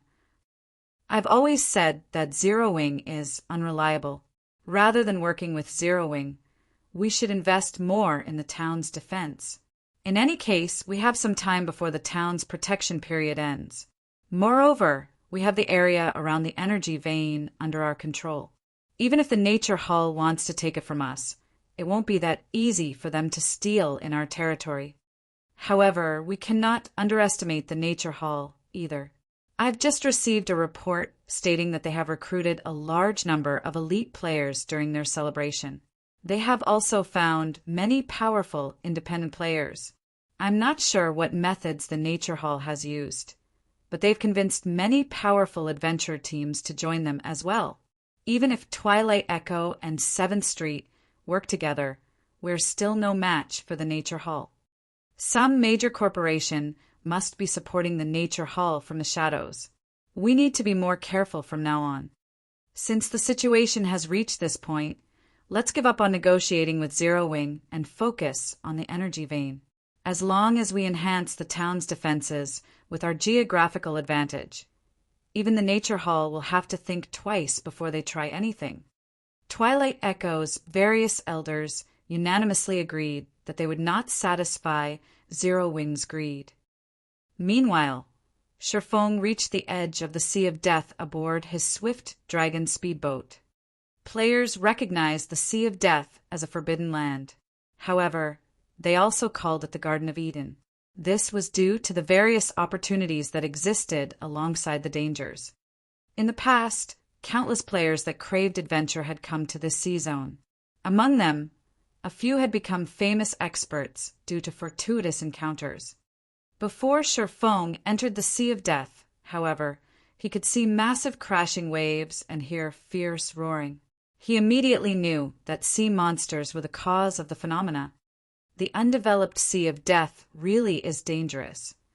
Sherfong was slightly astonished as he watched the rising waves in the distance. Although he did not know the sea monsters' appearances or numbers, judging by the water's movement, he could tell that there were quite a few ahead. If he took the risk and continued forward, there was an 80% to 90% chance that he would die.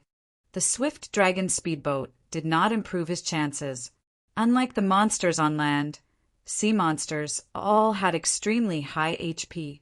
They normally had 3 to 5 times more than land monsters of the same rank and level, including the geographical advantage. Even a Lord-ranked sea monster could easily annihilate a team of 100 elite players. If 5 or more sea monsters occupied this route, it would be inaccessible for players. With so many sea monsters in one location, a boss-rank existence must be present. A boss in this area would be at least a great lord. On land, monsters of such rank shouldn't be provoked, much less at sea. Without a fleet of ships, players would have no choice but to take the long way around. By Sure Fang's estimation, there should be over 10 sea monsters ahead. With so many, it was possible that a Grand Lord ranked sea monster was present. Although the swift dragon speedboat was powerful, it would be nothing more than an appetizer for a Grand Lord. While Sure Fang plotted a different path into the Sea of Death, he discovered a fleet of ships heading towards the sea monsters. It was clear that these players were looking for a raid. A fleet consisted of at least 30 ships. Of course, fishing boats did not count. The fleet Sure Fang watched consisted of over 100 ordinary speedboats and numerous advanced speedboats. There were even a few bronze speedboats in the lead. As the fleet gradually approached the sea monsters, Sure Fang got a clear view of the situation through the swift dragon speedboat's telescope. The 4 bronze speedboats in the lead had been decorated with the image of an aqua blue spear. This image was the fleet symbol. These symbols weren't just for show. They had a similar function, although significantly weaker, to a suppression magic array. Normally, players could only gain such a symbol after registering as a fleet with the Adventurers Association, the Freedom Alliance. Sure Fang was surprised when he saw that blue spear. Why are they here? The Freedom Alliance was not a guild. Rather, it was an organization of various small guilds and adventure teams. Of course, not just any guild or adventure team qualified to join the alliance. They needed to meet certain criteria to do so. In such a way, the Freedom Alliance combined the powers of various naval guilds and adventure teams to form a superpower at sea. In the past, the Freedom Alliance had been even stronger than some super guilds' naval forces. However, the Freedom Alliance hadn't been active in the Sea of Death. Instead, it had occupied the Sea's End. The Sea's End was many times larger than the Sea of Death. It was even considered a naval empire. The Sea's End housed cities and alliances that were comprised of numerous islands. The playstyle there wasn't as intense as on land. Rather, competition between players there wasn't particularly intense. However, the area was far more dangerous than on the mainland. Moreover, players that lived in the Sea's End had been inseparable from naval combat since the moment they joined God's domain. Hence, when it came to combat at sea, players from the Sea's End were far more powerful than even the experts of the various large guilds. They're just barging in. Sure Fang was momentarily stunned as he watched the fleet charge towards the sea monsters. Chapter 1185, Marine King Creature. Chapter 1185, Marine King Creature. Hellscythe _ Fluffy Goblin. Chapter 1185, Marine King Creature. What are they trying to do? Sure Fang was at a loss when he saw the Freedom Alliance's fleet charge into the sea monster group without hesitation. Logically, as veteran sailors, the Freedom Alliance should not have made such a rookie mistake. Sea monsters were different from monsters on land. Not only were they massive, but they were also capable of influencing the battlefield's terrain. They also had wide-range attacks, making it very difficult for players to dodge or block. As a result, fighting sea monsters was many times more challenging than monsters on land. Normally, a fleet had to distribute tasks and prepare before battle. In battles against multiple sea monsters, the ship's positions were very important. Players would pay for mistakes in blood. Players would be asking for a beating if they simply charged into battle. In the majority of land battles, at most, players would pay for mistakes with their lives. However, a mistake out at sea would destroy their ships. Even if the ship survived after being struck by sea monsters, the ship would lose durability. When a ship's durability fell to a certain point, like weapons and equipment, it could no longer be repaired. Not to mention, the price of repairing a ship was much higher than weapons and equipment. In addition, repairing a ship was more time-consuming. However, as Shurfeng's curiosity about the Freedom Alliance's actions grew. The Alliance's players discovered Shurfeng's swift dragon speedboat. "Commander, there's a speedboat starboard side. By the looks of it, the speedboat should be considerably high quality. Should we chase it away first before the battle?" A level 41 male elementalist in dark blue mage robes asked a robust man in a respectful tone. This robust leopard of a man was none other than the Freedom Alliance's 3rd Fleet Commander, Passing Monarch. Practically everyone in the seas and had heard of this man.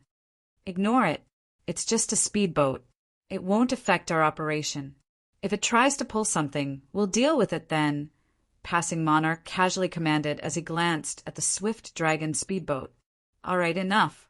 We'll proceed according to plan." They had a total of 120 ships. Among them, 24 were advanced speedboats. In addition, they had 4 bronze speedboats. A single speedboat could not disturb their operation. If they wanted to, they could sink it with little more than a thought. "Understood." Immediately, the fleet spread out and gradually circled the group of sea monsters. Roar! The sea monsters soon noticed the Freedom Alliance's fleet. They began to surface, revealing their true appearances. Among the sea monsters, one was a massive sea serpent king. The serpent's head alone was the size of a 3-story building. When the serpent roared, waves rose and smashed against the Freedom Alliance's ships. Aside from this sea serpent king, which was hundreds of meters long, there were also many one-horned sea serpents, which were roughly 60 to 70 meters in length. If ordinary players saw this, they would most likely pale from fright. Sea Serpent King, Marine King Creature, King Class Sea Monster, Great Lord. Level 52. HP 160, 000, 000/160, 000, One-horned Sea Serpent Sea Monster, Chieftain. Level 50. HP 18, 000, 000/18, 000, a King Class Sea Monster. When Shurfeng finally saw the sea monster's true appearances, he was shocked. Sea monsters fell into different categories than monsters on land, as they had additional classifications based on their life ratings. The higher a sea monster's life rating was, the stronger they were than other sea monsters of the same rank and level. A king sea monster, for example, was a boss among bosses. Normally, sea monsters could be categorized as ordinary, leader dash, and king class. There were also sea monsters of the legendary Titan class. The king class's life rating could already rival that of the archaic species on land. Not only were such sea monsters extremely rare, but they were also insanely strong. As for Titan class sea monsters, they were the equivalent of ferocious beasts like the 9-headed magic snake, whose life rating was even higher than ordinary dragons. Even Tier 6 gods would have difficulty killing ferocious beasts. The Sea Serpent King before him was a king-class existence. Despite it being only a great lord, it was more than capable of annihilating an entire fleet by itself. That's right, annihilation. Normally, king-class sea monsters only lived in extremely dangerous sea zones. They didn't usually show up in places like this. As Shurfeng considered steering his ship away from this area, the Sea Serpent King pointed its head at the sky and roared. Dark clouds then began to gather, covering the sky. As expected of a king-class sea monster, it is already capable of using a domain despite being a great lord? Shurfeng's expression twisted as he watched the sky. He was familiar with the move the Sea Serpent King had just used. The skill was called Weather Control, and as its name suggested, it allowed the Great Lord to control an area's weather. In the blink of an eye, waterspouts formed, one after another, enclosing the area and cutting off players' escape routes. Unless players wanted to risk their lives and sacrifice their ships, there would be no retreat. This was also one of the reasons that fleets would suffer annihilation after encountering King-class sea monsters. However, as if they had predicted this development, the Freedom Alliance's scattered ships began to activate magic arrays. Together, 100 speedboats formed a massive blue magic array that enveloped the zone, following which 2 more similar magic arrays appeared, overlapping. In the next moment, arcs of blue lightning descended, limiting the sea monster's movements. What a powerful, threefold magic barrier! Sir Fong was stunned when he saw the fleet suppress the Sea Serpent King's movements. Normally, magic arrays capable of suppressing King-class sea monsters were intermediate rank at the very minimum. With every additional layer magic array possessed, its strength would be increased by 1-fold. As this was a 3-fold magic array, its strength tripled. As Sir Fong watched, the Freedom Alliance's players began to move. Among them, 100 ships maintained the magic array, while the remaining 20 ships circled and attacking the sea monsters. Naval battles were different from land battles. Due to sea monsters' wide-range attacks, players couldn't dodge with their own movement speed. Hence, they needed to rely on their ships to avoid the sea monsters' attacks. If an attack were truly unavoidable, the ship's MTs would meet the attack head-on. Meanwhile, players had to rely on range classes and their ship's attack power. This was also why ships were more important than experts at sea. The 20 ships madly bombarded the Sea Serpent King and one-horned sea serpents. Due to the magic array suppression, both the Great Lord and the chieftain's mobility was limited. With the Freedom Alliance's high-quality ships, avoiding the sea monsters' attacks was relatively easy. Even if an occasional attack struck their ships, the MTs on board received most of the damage, significantly reducing the ship's durability loss. The only troublesome foe was the Sea Serpent King. Fortunately, the Freedom Alliance's fleet was very strong. The 4 bronze speedboats were responsible for tanking the Great Lord. Bronze speedboats possessed a certain damage reduction capability. Only after the ship reduced the initial damage would players receive the attack. If advanced speedboats received one of the Sea Serpent King's attacks, the MTs on board would die instantly. Under the constant stream of cannon fire and ranged attacks, the chieftain-ranked one-horned sea serpents quickly died off. Eventually, only the Sea Serpent King remained. However, the Great Lord still possessed over 100 million HP. The more damage the Sea Serpent King received, the more powerful its attacks became. It also grew faster as the battle progressed. It was obvious that the Great Lord had adapted slightly to the magic array suppression. Originally, after 5 MTs split the damage from an attack, each MT would only lose around 1/3 of their HP. Now, however, the MTs would lose half of their HPs instantly. If the Sea Serpent King dealt 2 consecutive attacks, the MTs would be annihilated. Increase the healing. If your mana falls below 25%, use a mana recovery potion immediately. Old Wizard, hold on for a little longer. I'm going to give this little snake a big one. Passing Monarch commanded when he realized the Sea Serpent King's attacks were growing more aggressive. Leave it to me, Old Wizard, the captain of the ship currently tanking the Sea Serpent King, confirmed and nodded. However, as soon as he said so, the Sea Serpent King spread its jaws, a large amount of elemental mana gathering in its mouth. In the next moment, it spat a beam, sweeping across over half of the battlefield. As the beam struck, 3 advanced speedboats were crippled. As for the other 5 advanced speedboats that were struck, their durability dropped to below 50%. As for the 2 bronze speedboats that had received the attack, they fared slightly better as they hadn't lost a single player. Unfortunately, the ship's durability had fallen by 1/5. Chapter 1186, Dragon Cannon. Chapter 1186, Dragon Cannon. Hellscythe _ Fluffy Goblin. Chapter 1186, Dragon Cannon. With a single move, the Sea Serpent King had crippled 3 of the 20 attacking ships, killing all 20 players aboard each ship.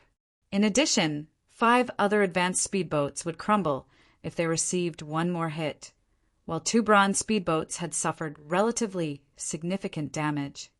The Freedom Alliance members were stunned. So this is a King-class sea monster. Passing Monarch's expression darkened as he looked at the Sea Serpent King. Change of plans.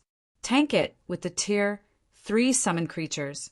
Everyone else, attack the boss. The Sea Serpent King was far stronger than he had initially expected. As the Serpent King shrugged off the threefold magic array's effects, the Great Lord would annihilate them all if it used that large-scale destructive skill a few more times. The longer they dragged this battle out, the more unfavorable the situation became for them. Hence, they had no choice but to use their trump card. As soon as Passing Monarch gave the command, the level 42 summoner beside him took out a Tier 3 summoning scroll and activated it. The astute Sea Serpent King abruptly turned its head towards Passing Monarch's bronze speedboat, a glimmer of ridicule and disdain flashing in its golden eyes. It swiped its massive tail at the speedboat. The Great Lord's attack had a wide range and was extremely fast, making it impossible for the speedboat to evade in time. Seeing this, Passing Monarch shouted in panic, "Activate the strongest defense!" Suddenly, a light blue magic barrier formed around the bronze speedboat. At the same time, the ship's 5 MTs activated their life-saving skills and moved forward to receive the descending tail. Boom! The collision created a tidal wave, climbing over a dozen meters into the sky, and sent the bronze speedboat flying over 30 yards away. As for the 5 level 41 and level 42 MTs, they had been smashed into the deck, their HPs decreasing by 50%. As for the bronze speedboat's condition, it fared slightly better as it only lost 34 out of its 400 durability. It's too strong. The players maintaining the magic array could not help but shudder when they saw this. This was definitely the strongest sea monster they had ever faced. That was a bronze speedboat they were talking about. Despite Passing Monarch's speedboat having activated its defensive magic array and 5 MTs sharing some of the damage, the bronze speedboat had lost so much durability from one of the Sea Serpent King's normal attacks. If an advanced speedboat had received the attack, the speedboat would have lost at least half its durability. However, these players weren't ready to give up. They still had a trump card they hadn't used yet. As the Sea Serpent King's attack came to an end, an over 20-meter tall leopard appeared on the water's surface. The leopard was entirely blue and arcs of electricity wrapped around its body. This was none other than the Tier 3 summoned creature, Thundercloud Leopard. Although they were currently out at sea, the Thundercloud Leopard was one of the few summoned creatures that could fly. It might not be as strong as other Tier 3 summoned creatures, but its flight granted it a considerable advantage over sea monsters. This was also why Passing Monarch was confident enough to challenge the Sea Serpent King. All speedboats, distance yourselves from the boss. Attack with your cannons only. Passing Monarch commanded. At the end of the day, players' attack range was limited to 40 yards. Even with the aid of certain special tools, they could, at most, extend their attack range to 50 yards. To colossal sea monsters like the Sea Serpent King, 50 yards was nothing. However, speedboats were different. Even normal cannons had a range of over 500 yards. Even a king-class sea monster would have difficulty reaching targets at such a distance. As long as the Thundercloud Leopard tanked, the boss should not target enemies that were too far away. Even if it did with such a long distance, they would have more than enough time to defend themselves. As time passed, the battle proceeded according to Passing Monarch's plans. Although the Thundercloud Leopard's attacks were not particularly powerful, the summoned creature dealt around minus 20,000 damage with each attack. That was more than enough to hold the Sea Serpent King's aggro. Meanwhile, when the Serpent King attacked, the Thundercloud Leopard easily dodged thanks to its flight ability. As both sides were Tier three great lords. The thundercloud leopard was faster than its opponent, which allowed it to kite the Serpent King while the speedboats attacked the boss. The cannons dealt far more damage than the thundercloud leopard, each attack dealing over minus 70,000 damage. The bronze speedboats were even more impressive, dealing over minus 110,000 damage with each hit. If special ammunition were used, each attack could deal over minus 150,000 damage. Unfortunately, special ammunition was very expensive. Even the most common flame shell cost 70 silver coins per round. There was also the more expensive Thunderbolt shell, which cost 1 gold, 50 silver, and was considerably more effective against sea monsters. With how high these shells' prices were, if the monster didn't yield anything valuable upon death, they would suffer a major loss.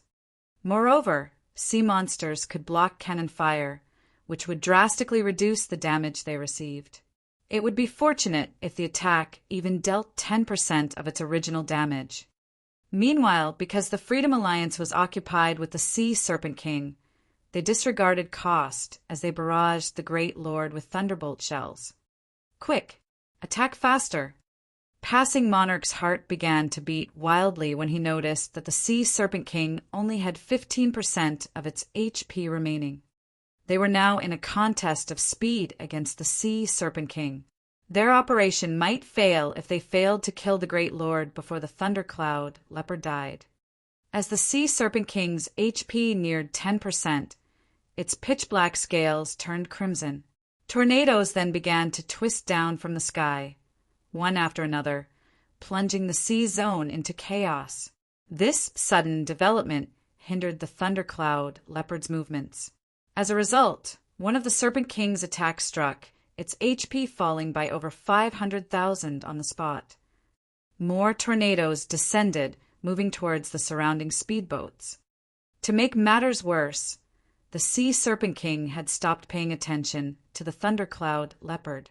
Rather, it turned and sped towards the nearby speedboats. Although the targeted speedboats saw the Sea Serpent King approach, the Great Lord moved as if it were unaffected by the magic array's suppression. It was frighteningly fast, and in the blink of an eye, it arrived before an advanced speedboat. Lashing out with its tail, the Great Lord struck the speedboat twice. Instantly, a considerably valuable advanced speedboat shattered and sunk to the bottom of the ocean. None of the crew survived. As for the Thundercloud leopard, although it tried to pin the Sea Serpent King down again, it stood no chance against the sea monster at all now that the King-class boss had regained its full strength. As soon as the Thundercloud leopard closed in on the Serpent King, the boss sent it flying with an attack. The summoned creature couldn't stop the Serpent King for even a second. All ships, stop maintaining the magic array and attack the boss. Passing Monarch commanded. It was obvious that the threefold magic array was no longer effective. They had to rely on sacrifice to whittle down the Sea Serpent King. Boom, boom, boom. A series of blasts rang out. Among them, the tornadoes blocked the majority of the attacks, while the Serpent King dodged. Only a small number of cannonballs actually hit the Serpent King. However, the balls only dealt around minus 100,000 or so damage. Roar! The Sea Serpent King widened its jaws once more, gathering even more mana in its mouth than before. Dodge! Everyone dodge! Passing Monarch's expression darkened significantly when he saw the frightening amount of mana gathering in the Sea Serpent King's mouth. He then turned to look at a level 42 female elementalist beside him and said, "Joy, use the strongest defensive spell you have."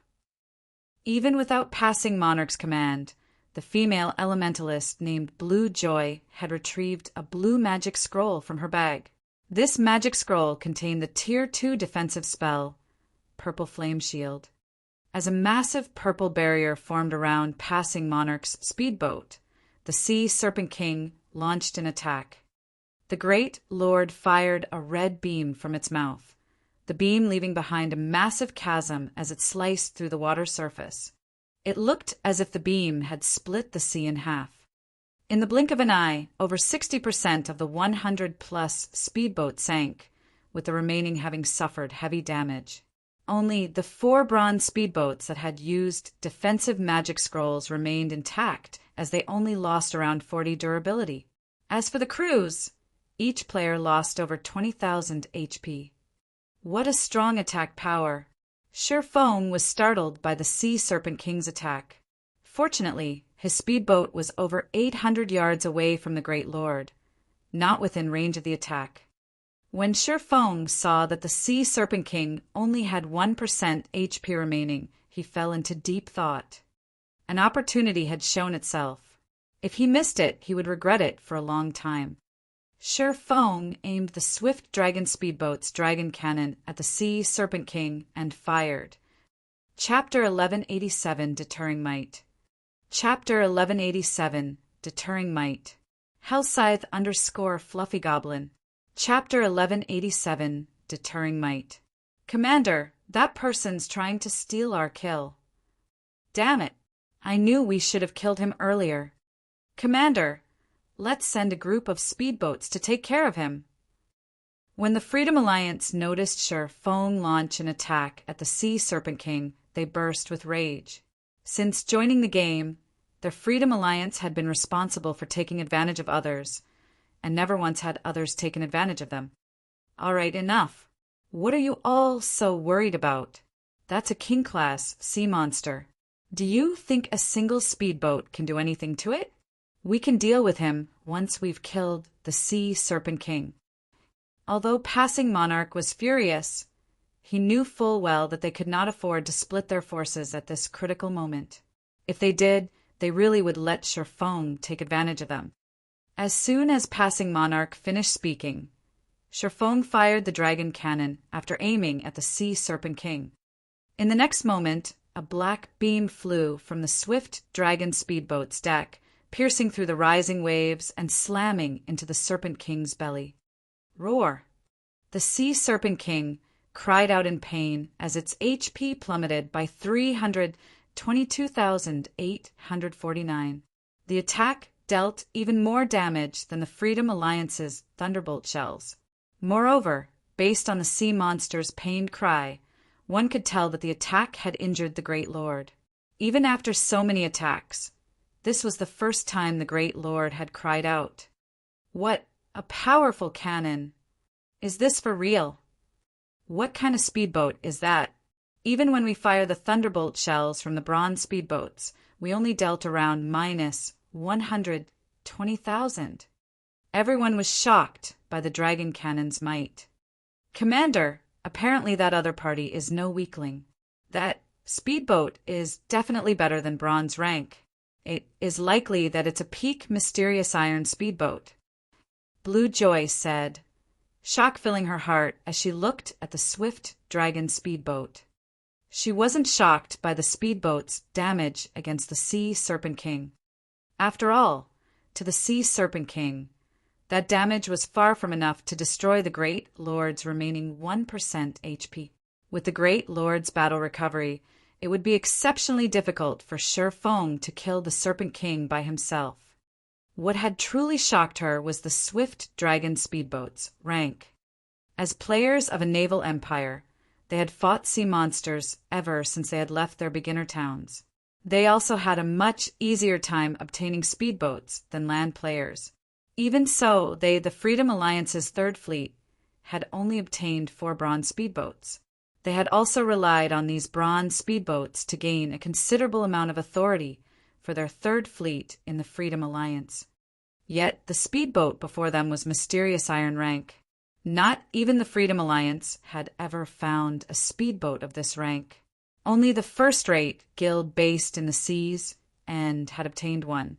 Due to that speedboat, said first-rate guild had secured a considerable amount of influence in the sea's end, becoming a power that few would dare to provoke.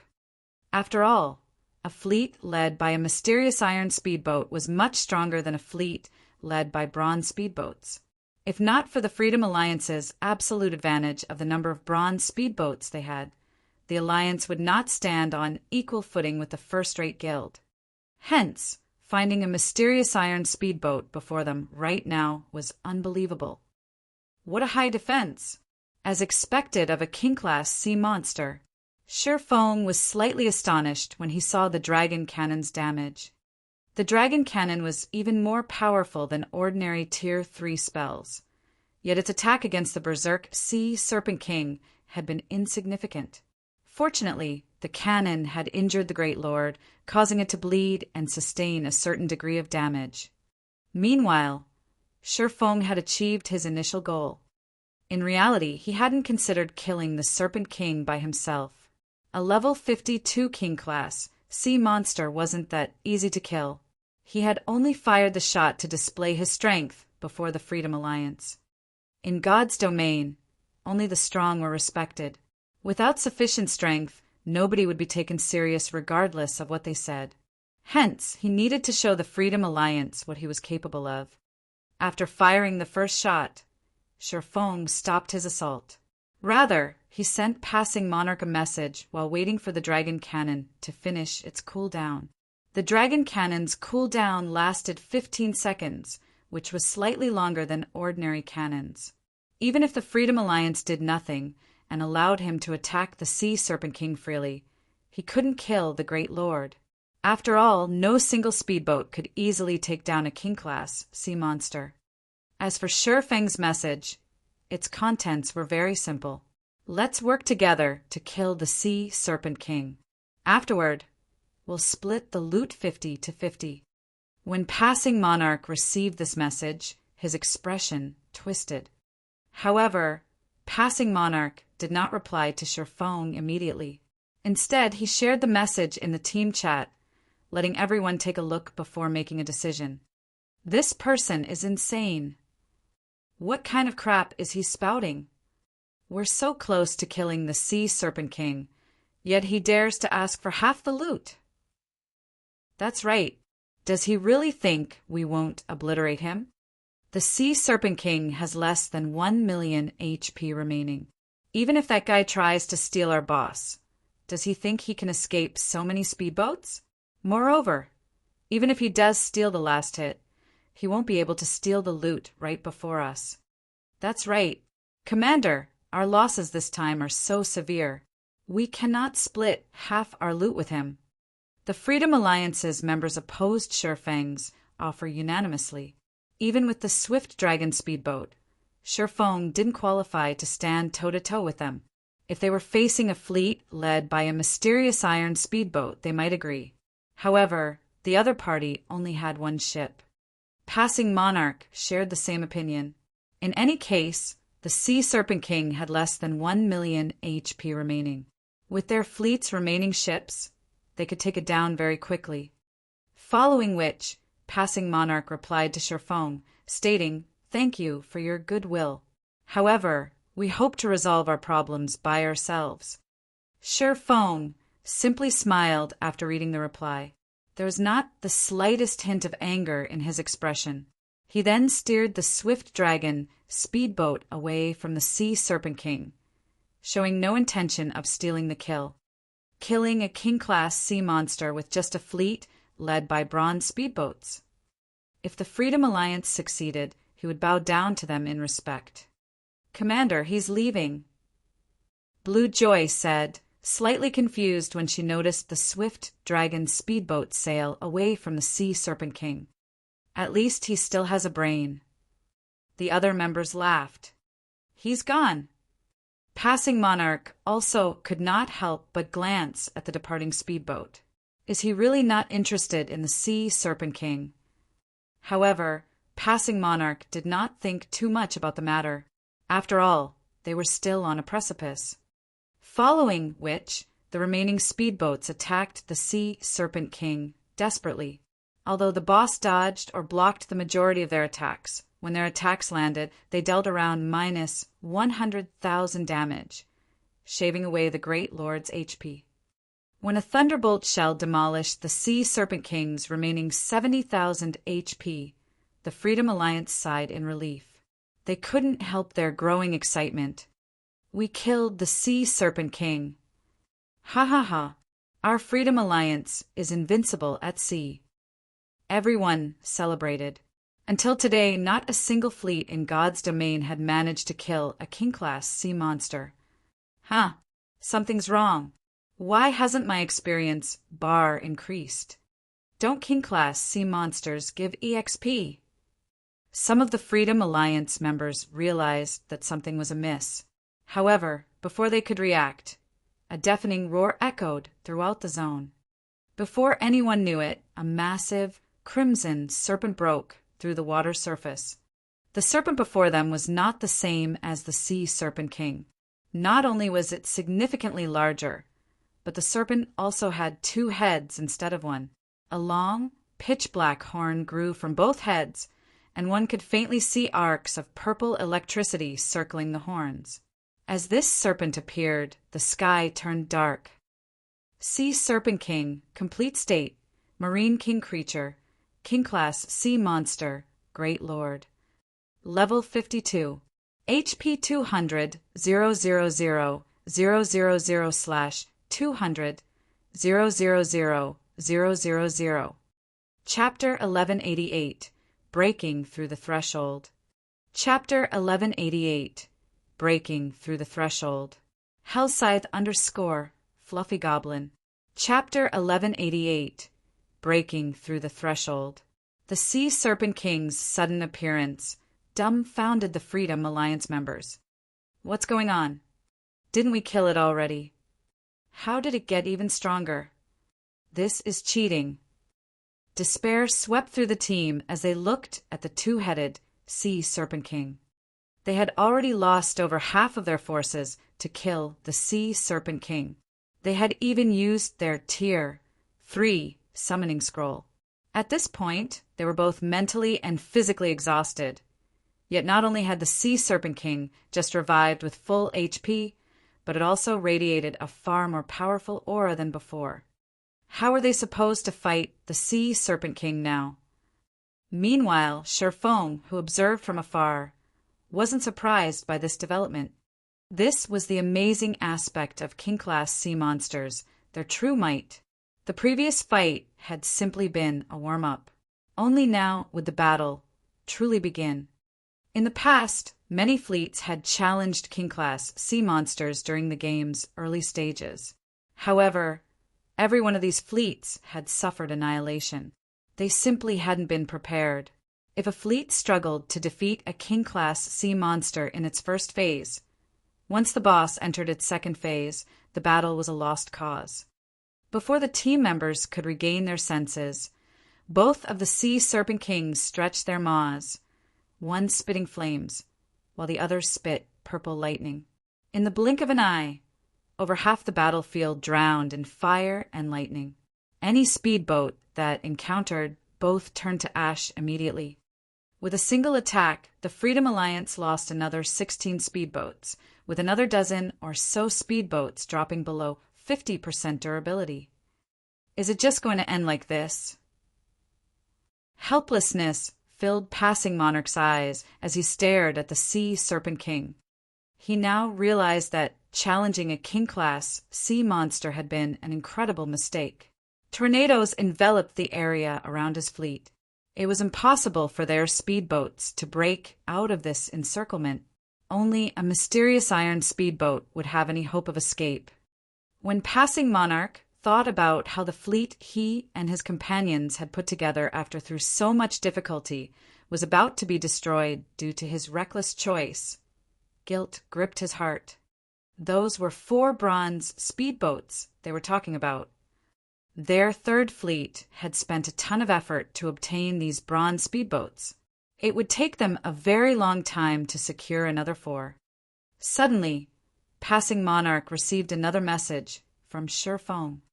Interested in working together now. When Passing Monarch read the new message, he was confused. Do we still have any hope of winning? Their Tier 3 summon creature had less than 1/3 of its HP remaining. They had less than 40 speedboats. Even with the strength of a mysterious iron speedboat, they had no chance of defeating the Sea Serpent King. However, when Passing Monarch recalled Sherfang's attack against the Serpent King before it had died, he realized that it was possible that the man may have predicted this situation. Immediately, Passing Monarch sent Sherfong a friend request. This way, both sides could contact each other with ease. If we work together, do we really have a chance of defeating the Sea Serpent King? Passing Monarch demanded. We would have had a 50% chance of winning if we had started working together earlier. Now we only have about a 30% chance, Sherfong replied after considering the odds. 50%? That high? Passing Monarch suddenly regretted his earlier dismissal. Had he known that something like this would happen, he would have agreed to team up with Sherfong earlier. However, he had no choice but to give it a shot right now.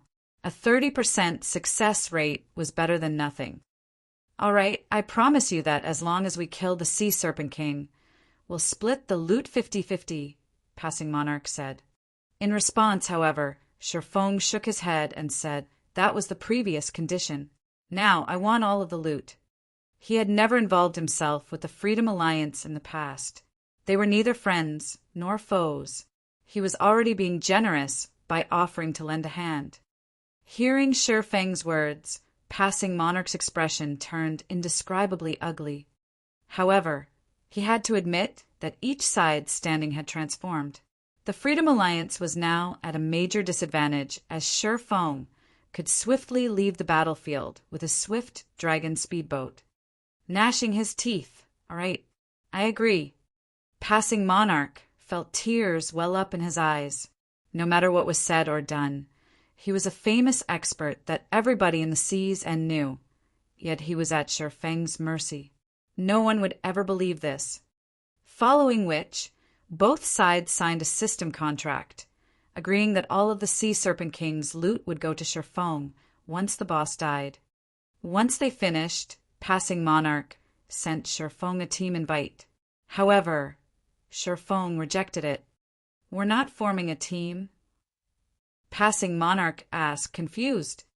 Normally, naval battles had strict requirements regarding the ship's positioning. The fleet's commander needed to issue commands constantly. Since Sherfong had claimed to have a way to kill the Sea Serpent King, logically he should join the team and lead it. So, how was he going to issue orders if he did not join the team? No need. Your team just needs to focus on one thing. Maintain a distance of 500 yards and attack the Sea Serpent King at maximum range. Leave the rest to me, Sherfong explained. Passing Monarch nearly choked. What kind of command was this? Did Sherfong think he could hold the Sea Serpent King off with just a mysterious iron speedboat? Even the Freedom Alliance had to rely on their 4 bronze speedboats and rotate blocking attacks to pin the boss down. However, after Sherfong said this, he disconnected the call. With no other choice, Passing Monarch followed Sherfeng's command and reorganized his fleet, directing their speedboats keep a distance. Sherfong steered the Swift Dragon speedboat to charge at the Sea Serpent King.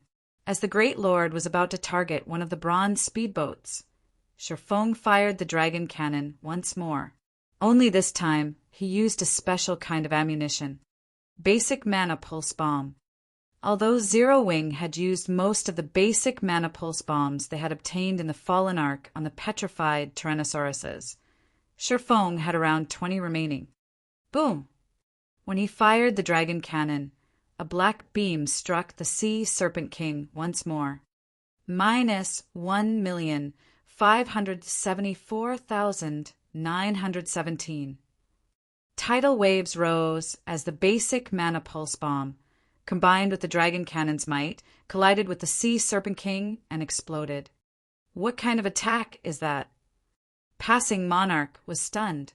What is that speedboat's rank?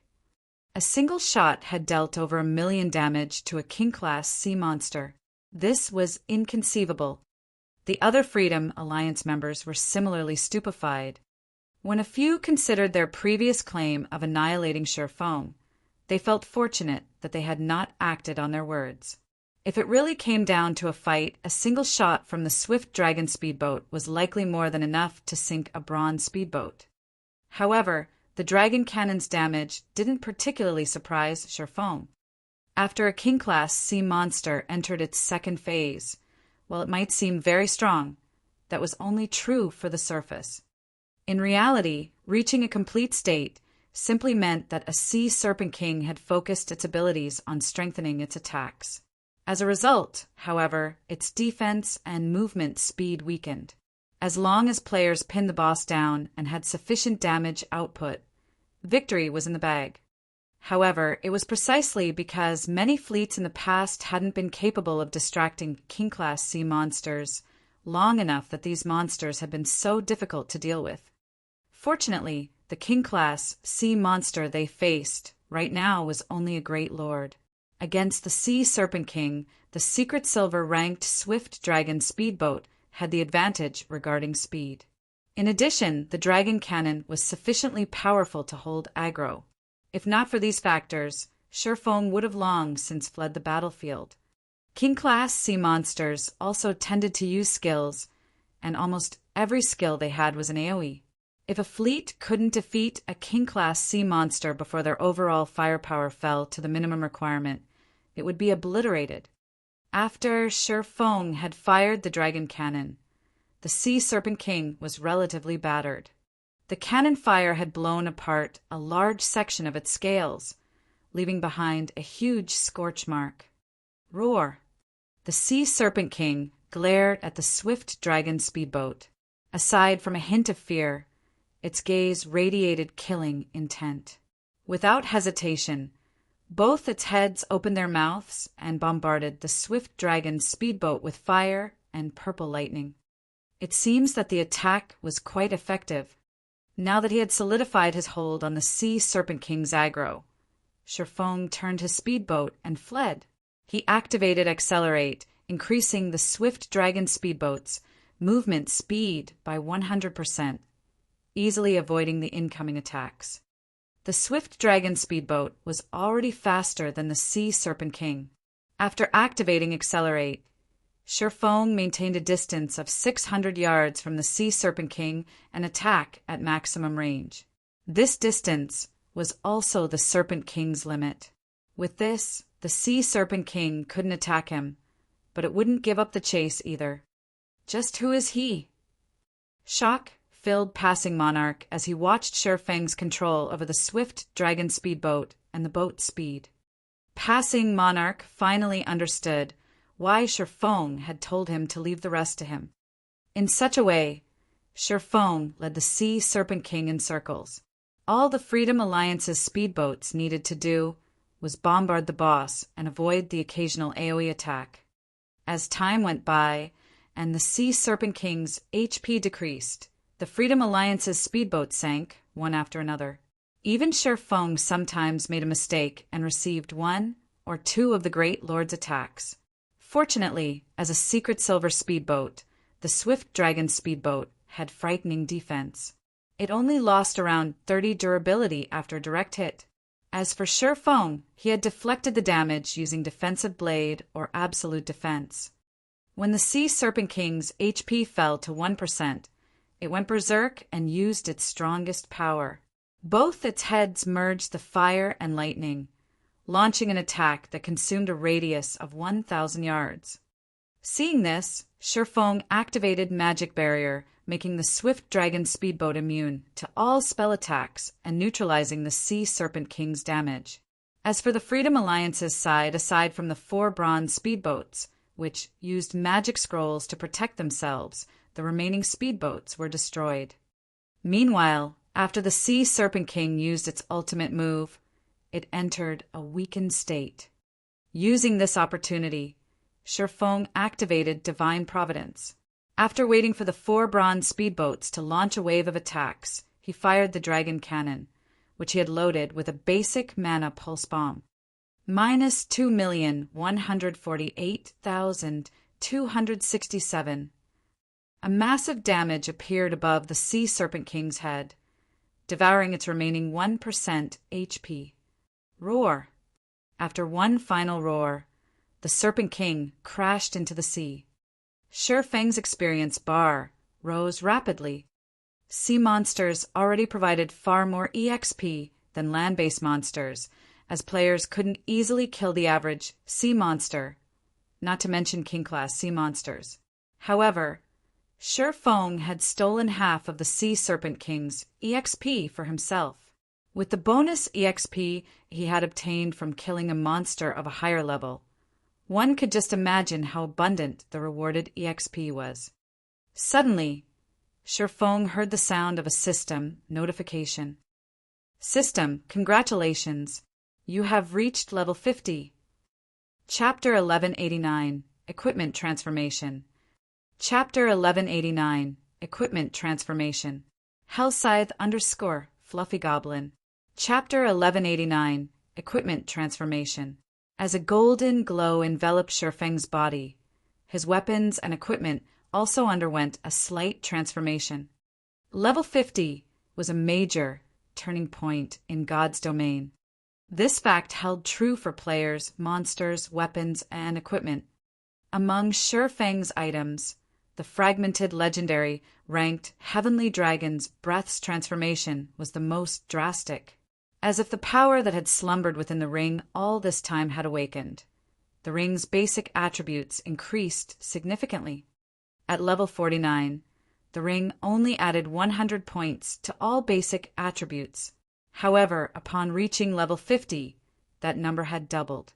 His epic items, the 7 Luminaries Ring, Killing Ray, Angry Tyrant, Annihilation Shoulder Pads, and Icarus's Heart had similarly received around a 30% to 35% increase to their basic attributes.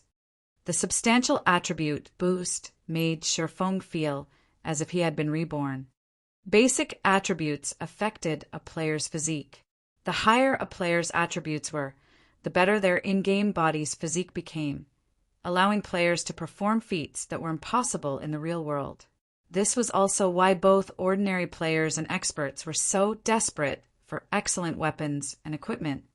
This improvement is simply amazing. Feng felt quite pleased as he looked at his attribute panel. In terms of basic attributes, he was already significantly stronger than a level 50 Tier 2 player. The only differences were his physique and skills.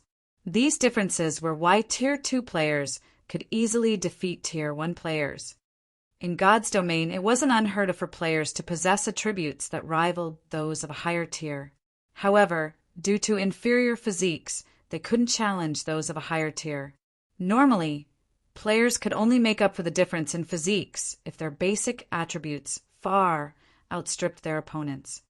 As players rose to new tiers, their life ratings increased slightly, which would, in turn, improve their physique. For example, while her superior basic attributes had been part of the reason for Gentle Snow's victory over Miracle Dragon, the main reason the 30% physique improvement granted by the 7 Luminaries battle armor. This effect alone bolstered Gentle Snow's physique nearly to that of a Tier 2 player. After taking into account her attributes, she had the physique of a Tier 2 player. At the end of the day, challenging experts of a higher tier was very difficult in God's domain. Few people were actually capable of doing so. Miracle Dragon was not one of them. Hence, Gentle Snow's victory hadn't been unexpected. This was the terror of tier suppression.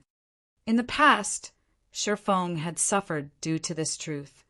Meanwhile, the Freedom Alliance members had also noticed Feng's transformation. Commander, that person feels particularly dangerous. Just who is he? Not only does he have such a powerful speedboat, but his personal strength is also monstrous. As everyone looked at Feng, they felt as if they faced an awakened beast. Originally, they had planned to steal the Sea Serpent King's loot. After all, only their commander had signed a contract with Feng. Now, however, they gave up such thoughts. Although the tornadoes circling the area had disappeared with the Sea Serpent King's death, with the bronze speedboat's speed, how could they possibly outrun the Swift Dragon speedboat? They had witnessed the Swift Dragon speedboat's agility personally. Not even the Sea Serpent King had been able to keep up with it. The ship also had that frightening dragon cannon. Even if they used magic scrolls to bolster their bronze speedboats' defenses, it would take only a few shots to drain their boats' remaining durability. Moreover, they estimated that the dragon cannon's range spanned more than 800 yards. On the other hand, their bronze speedboats only had a range of 500 yards. Sherfong could easily toy with them until they died. Using return scrolls wasn't possible either. If one picked up a sea monster's loot, they would have to wait until the 2-hour holding period was over before they could use their return scrolls. When passing monarchs saw the sea serpent king's loots floating on the ocean's surface, envy flashed in his eyes. He hadn't imagined that so many items would drop. Sea monsters already dropped roughly 2 or 3 times more loot than land monsters, yet the sea serpent king had dropped over 100 items. Forget it. At least we survived and gained a level. It's better than losing our ships and lives. Passing monarch could not help but sigh. Sherfong wasn't the only one who had leveled up after the Sea Serpent King's death. The Freedom Alliance survivors had also leveled. Most importantly, all 4 bronze speedboats were still afloat. The Freedom Alliance only needed to spend a little bit of money to obtain more ordinary speedboats.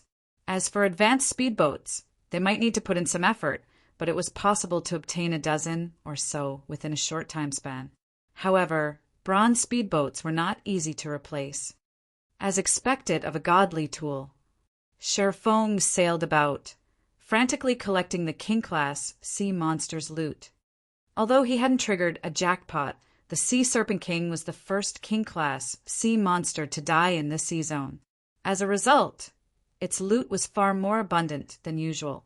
Normally, a player would be lucky if a king-class sea monster dropped around 50 items.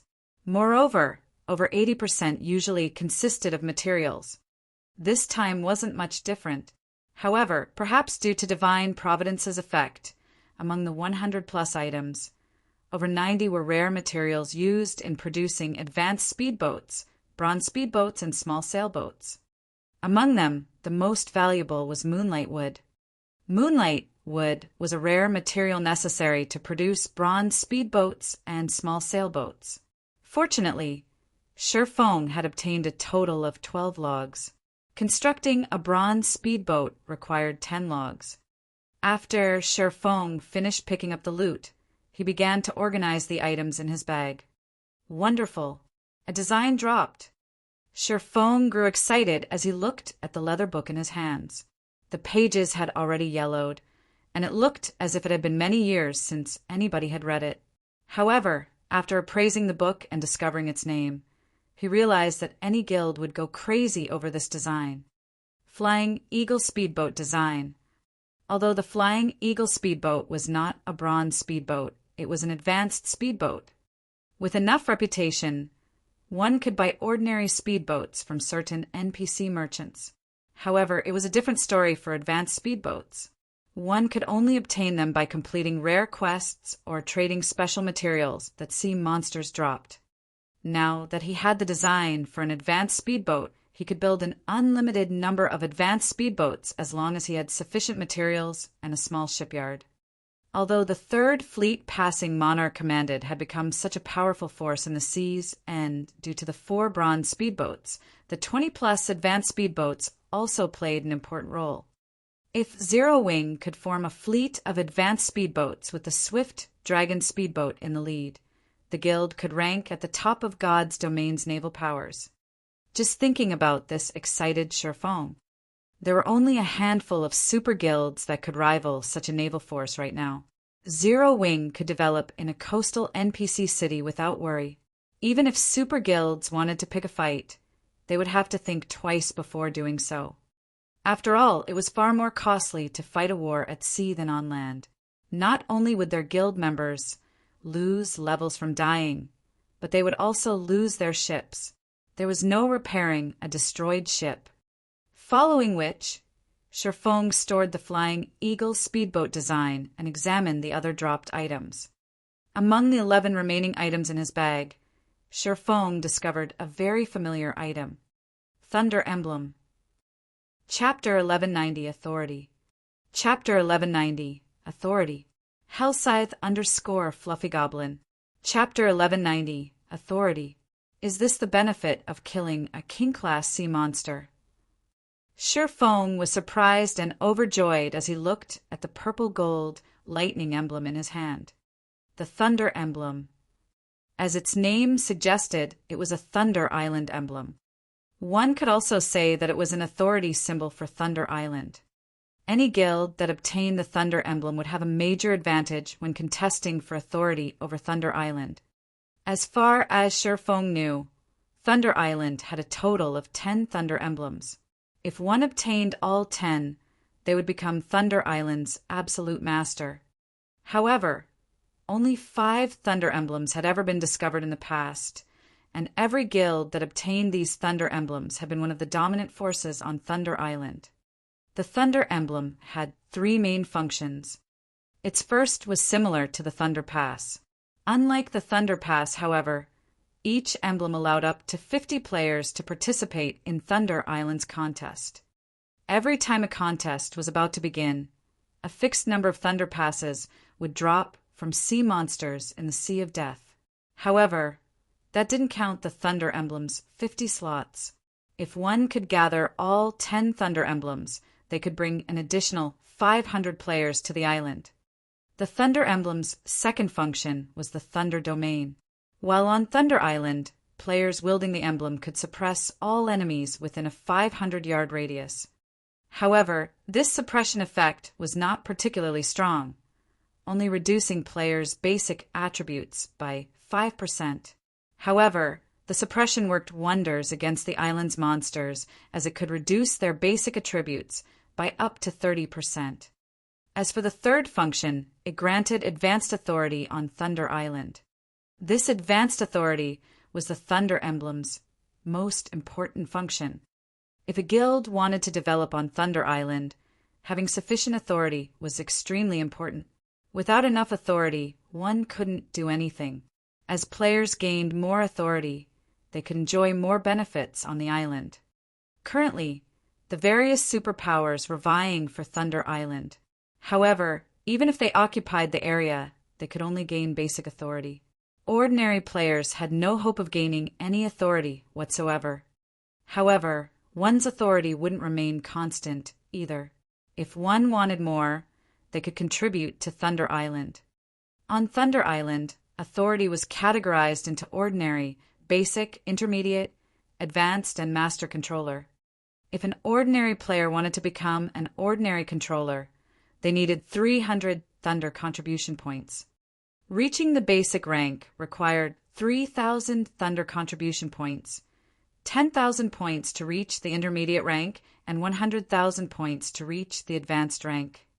After reaching the advanced rank, one could only increase their authority if they obtained all 10 Thunder Emblems.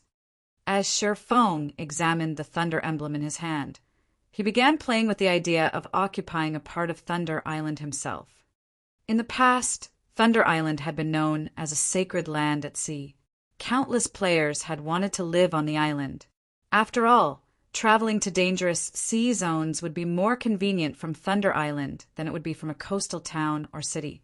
Occupying a corner of the island would do wonders for Zero Wing's development. Zero Wing also qualified to do so right now due to the Flying Eagle speedboat design he had just obtained. He admitted that Zero Wing was no match for the various superpowers on land. However, the competition at sea relied on more than a guild's number and quality of experts. A guild's ships played a far greater role. Sher Fong decided that he needed to begin mass-producing the Flying Eagle speedboats, forming a formidable Zero-Wing fleet.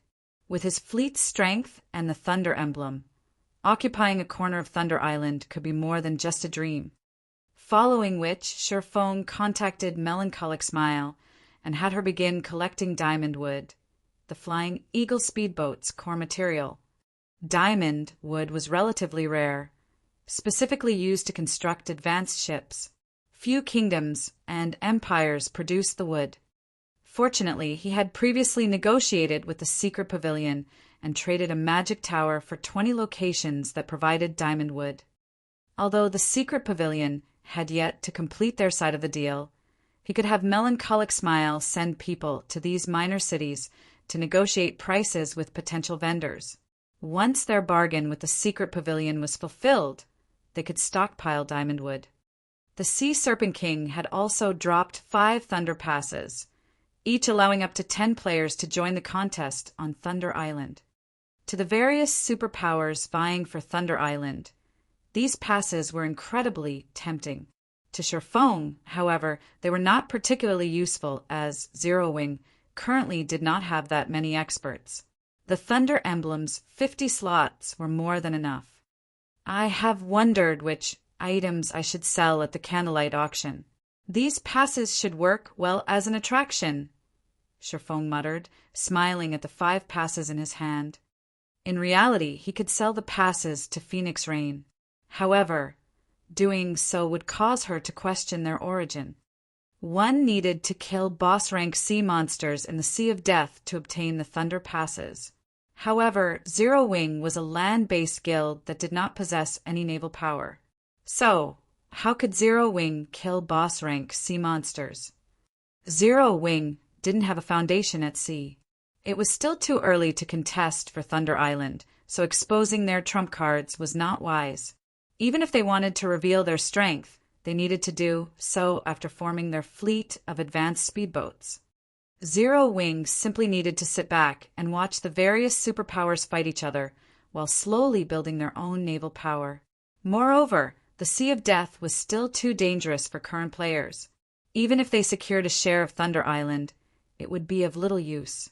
The various superpowers only contested for the island because they wanted a head start in accumulating contribution points. Since he had the Thunder Emblem, he had no need to do that. There were 3 Tier 3 magic scrolls among the remaining 5 items the Sea Serpent King had dropped. A Tier 3 summoning scroll, a Tier 3 large-scale destruction spell, and a Tier 3 defensive scroll. Of the last 2 items, one was an epic staff, Fallen Language, while the other was a bronze-rank small sailboat, the One-Horn Sailboat. What? A complete small sailboat actually dropped? Sherfong was momentarily stunned when he saw the transparent crystal bottle. Previously, he had obtained a small sailboat from the fallen Arkansas. However, even now, the Hurricane sailboat was unusable. Although he had asked Burning Abyss to repair it, even Burning Abyss, who was a master engineer, was powerless. The divine ruins inside the sailboat were simply too damaged. At the very least, one needed a Grandmaster engineer to repair the Hurricane sailboat. The sailboat's container also needed to be replaced. However, the Hurricane sailboat's container was not ordinary, as it had been crafted with a rare epic material, space crystal. Current players had no access to this material. Hence, Sherfong had no choice but to set the matter aside for now. Otherwise, with the mysterious iron-ranked Hurricane sailboat, he would be invincible at sea. Now that he had obtained a complete bronze-rank small sailboat, how could he not be excited? With this small sailboat, he could easily deal with many of the issues plaguing him. Chapter 1191, Legacy of the Sea. Chapter 1191, Legacy of the Sea. Hellscythe _ Fluffy Goblin. Chapter 1191, Legacy of the Sea. Sherfong could not bear to put away the crystal bottle in his hands. With this, my problems have been solved. Previously, he had struggled to figure out a way to transport the diamond wood needed to construct advanced speedboats. Diamond wood could not be stored in a player's bag space. Transporting the wood via teleportation magic arrays would cost enough to choke any guild. The only efficient way to transport diamond wood was to use a teleportation array to reach a border town and then rely on transport carriages to move the wood to another country's border town before transporting it via teleportation array once again. While the cost was still considerably high, one could save more time than transporting the wood via carriage the whole way. However, The 20 minor NPC cities Sherfong had asked the secret pavilion for were in several different countries. Moreover, none of them were near the Apocalypse Empire. Even if he relied on transport carriages, it would take a very long time for the wood to reach Ocean Viewing Town. On the other hand, if he relied on maritime transportation, not only could he save a lot of money, but he could also save plenty of time. One-horned sailboat. Small sailboat, bronze rank. Maximum capacity, 120 people. Durability, 900/900. Item storage, when liberated, 7,000 bag space slots and 100 non-bag space slots. Additional active skill, 1-. Magic shield. Absorbs up to 1 million damage for 5 minutes. Cooldown, 15 minutes. Additional active skill, 2-. Thunder Cannon, 1,200 yard range. Deals lightning damage to an area of 15 by 15 yards. Cooldown, 30 seconds. 6 cannons are currently equipped. Cannons can be replaced. Additional active skill, 3-. Mana Drive. Converts mana into motion, increasing movement speed by 30%. Every 10 magic crystals consumed extends duration by 15 minutes. Cooldown, 10 minutes. Additional active skill, 4-. Thunder Blast. Deals devastating damage to the area 500 by 30 yards ahead. Attack includes knockback and paralyzing effects. Cooldown, 5 minutes. Additional passive skill dash. Braving the winds and waves. When sailing with the wind, movement speed increased by 50%. When sailing against the wind, movement speed is unaffected. Although the one-horned sailboat's attributes were slightly lower than the Hurricane sailboats, it was one of the best ships currently available in God's domain. Moreover, the small sailboat was much faster than speedboats. Even the Secret Silver ranked Swift Dragon speedboat was only as fast as an advanced sailboat. The one-horned sailboat was significantly faster than the Swift Dragon sailboat. In addition, one could use magic crystals to increase the ship's movement speed. This would greatly reduce transportation time. While Sherfong admired the one-horned sailboat, the Freedom Alliance members a short distance away stared at him. "Commander, I've discovered some information about that man," Blue Joy hurriedly reported. "That person is Yi Feng, and he is a core member of the Zero Wing Guild. He is also the leader of the Azura battle team. He is very strong. As for Zero Wing itself, it is one of the upstart guilds that established when God's domain launched.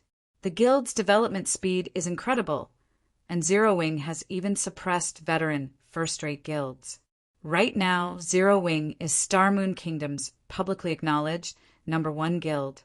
Recently, it even dared to provoke a few superpowers, but none of them can do anything about the guild, forced to turn a blind eye. Just what kind of backing does this guild have? It even dares to provoke superpowers." Passing Monarch could not help his astonishment when he heard Blue Joy's report. The Freedom Alliance consisted of small guilds and adventure teams. They only knew that the virtual gaming world's various superpowers were powerful, but they did not know exactly how powerful these existences were. However, as the Freedom Alliance grew stronger, they uncovered more information. In fact, a super first-rate guild had previously decimated the Fifth Fleet. They had finally understood that, while their alliance might be a match for superpowers that hadn't focused on marine strength, the Freedom Alliance was no match for those guilds that had poured resources into their navy. Superpowers simply had too many experts. Moreover, they weren't ordinary experts. With so many, these superpowers could get their hands on advanced speedboats and bronze speedboats far more quickly than the Freedom Alliance. Hence, Passing Monarch found it unbelievable that Zero Wing had provoked multiple superpowers on land and still existed. However, what shocked Passing Monarch the most was the Swift Dragon speedboat. During the previous battle, Passing Monarch had come to understand that the Swift Dragon speedboat was not just a mysterious iron speedboat, as he had assumed. It must be a secret silver speedboat. A secret silver speedboat. Since joining God's domain, Passing Monarch had never seen or heard about any of the naval powers owning a secret silver speedboat. Yet, such a speedboat had shown up in the hands of a land-based guild. This revelation excited Passing Monarch. He had come to the Sea of Death because he had heard of a low-level king-class sea monster in the area. In addition, he had heard that the various superpowers were purchasing Thunder Passes at astronomical prices. Hence, he had come to kill the king-class sea monster to earn some side income. After all, repairing his fleet was a considerable expenditure. He had also come here to recruit powerful adventure teams or small guilds to join the Third Fleet. In the sea's end, strength spoke louder than words. If one wanted to obtain more resources, they needed a powerful force. Almost everyone in the sea's end had already been recruited, but it was a different story elsewhere. Land-based guilds, in particular, were just starting to extend to the ocean. He could find plenty of talent on land. Unfortunately, Passing Monarch hadn't expected the events to unfold as they had and upon reaching the Sea of Death. Not only had he nearly lost his entire fleet, but he also failed to find any experts from small guilds. Rather, he had encountered a great expert with a secret silver speedboat, and this expert was backed by a guild like Zero Wing. "Commander, are you considering recruiting him?" Blue Joy asked, surprised when she saw Passing Monarch's expression. "He won't agree. After all, he is a member of a large guild. He even owns a secret silver speedboat. Why would he want to join us?" "Who said that I intended to ask him?" Passing Monarch rolled his eyes. "Have you forgotten the reason that we're here? Do you want to invite him to see Dragon City's festival?" Blue Joy's eyes widened in shock, unable to believe that Passing Monarch was considering something so mad. "Commander, Sea Dragon City's festival is our Freedom Alliance's greatest secret. It is too risky to invite outsiders." "I understand. However, you know our Third Fleet's situation. We only have one opportunity each month. If we don't perform well, we'll lose our position." Passing Monarch wore a hesitant expression. In the end, however, he steered his speedboat toward Sherfong. As Sherfong was still occupied with his jubilation about acquiring the one-horned sailboat, he did not take any precautions, even after noticing the approaching bronze speedboat. He had no reason to do so. The difference between their strengths was clear to see. Passing Monarch and the other Freedom Alliance members were aware of the fact as well. In fact, Passing Monarch's group should feel grateful that he did not have any ill intentions. Our contract had already been completed. What other business do you have with me?" Sherfong asked Passing Monarch calmly as the man stood on the bronze speedboat's deck. "Hello. I haven't introduced myself yet. I am Passing Monarch, the commander of the Freedom Alliance's Third Fleet. You might not have heard of the Freedom Alliance before, but we are considered the overlord of the sea's end. Brother Yifeng, seeing as you have a secret silver speedboat, we like to ask for your help," Passing Monarch announced straightforwardly. "I think that you'll be interested in my offer." "You have something to interest me?" Sherfong could not help but laugh. The only thing that could capture his interest was the ability to mass-produce advanced speedboats. Obviously, the Freedom Alliance didn't have this ability as it required a large number of materials and advanced engineers. "What if I tell you that it's related to the legacy of the sea?" Passing Monarch asked confidently. Chapter 1192, Forbidden Land. Chapter 1192, Forbidden Land. Hellscythe _ Fluffy Goblin. Chapter 1192, Forbidden Land. The Legacy of the Sea. Sherfang's heart rate quickened when he heard these words. However, he kept his composure as he said, "Tell me then." Simply put, the Legacy of the Sea provided a specialized hidden class. With this hidden class, players could become incredibly powerful in naval combat. However, the class had serious limitations.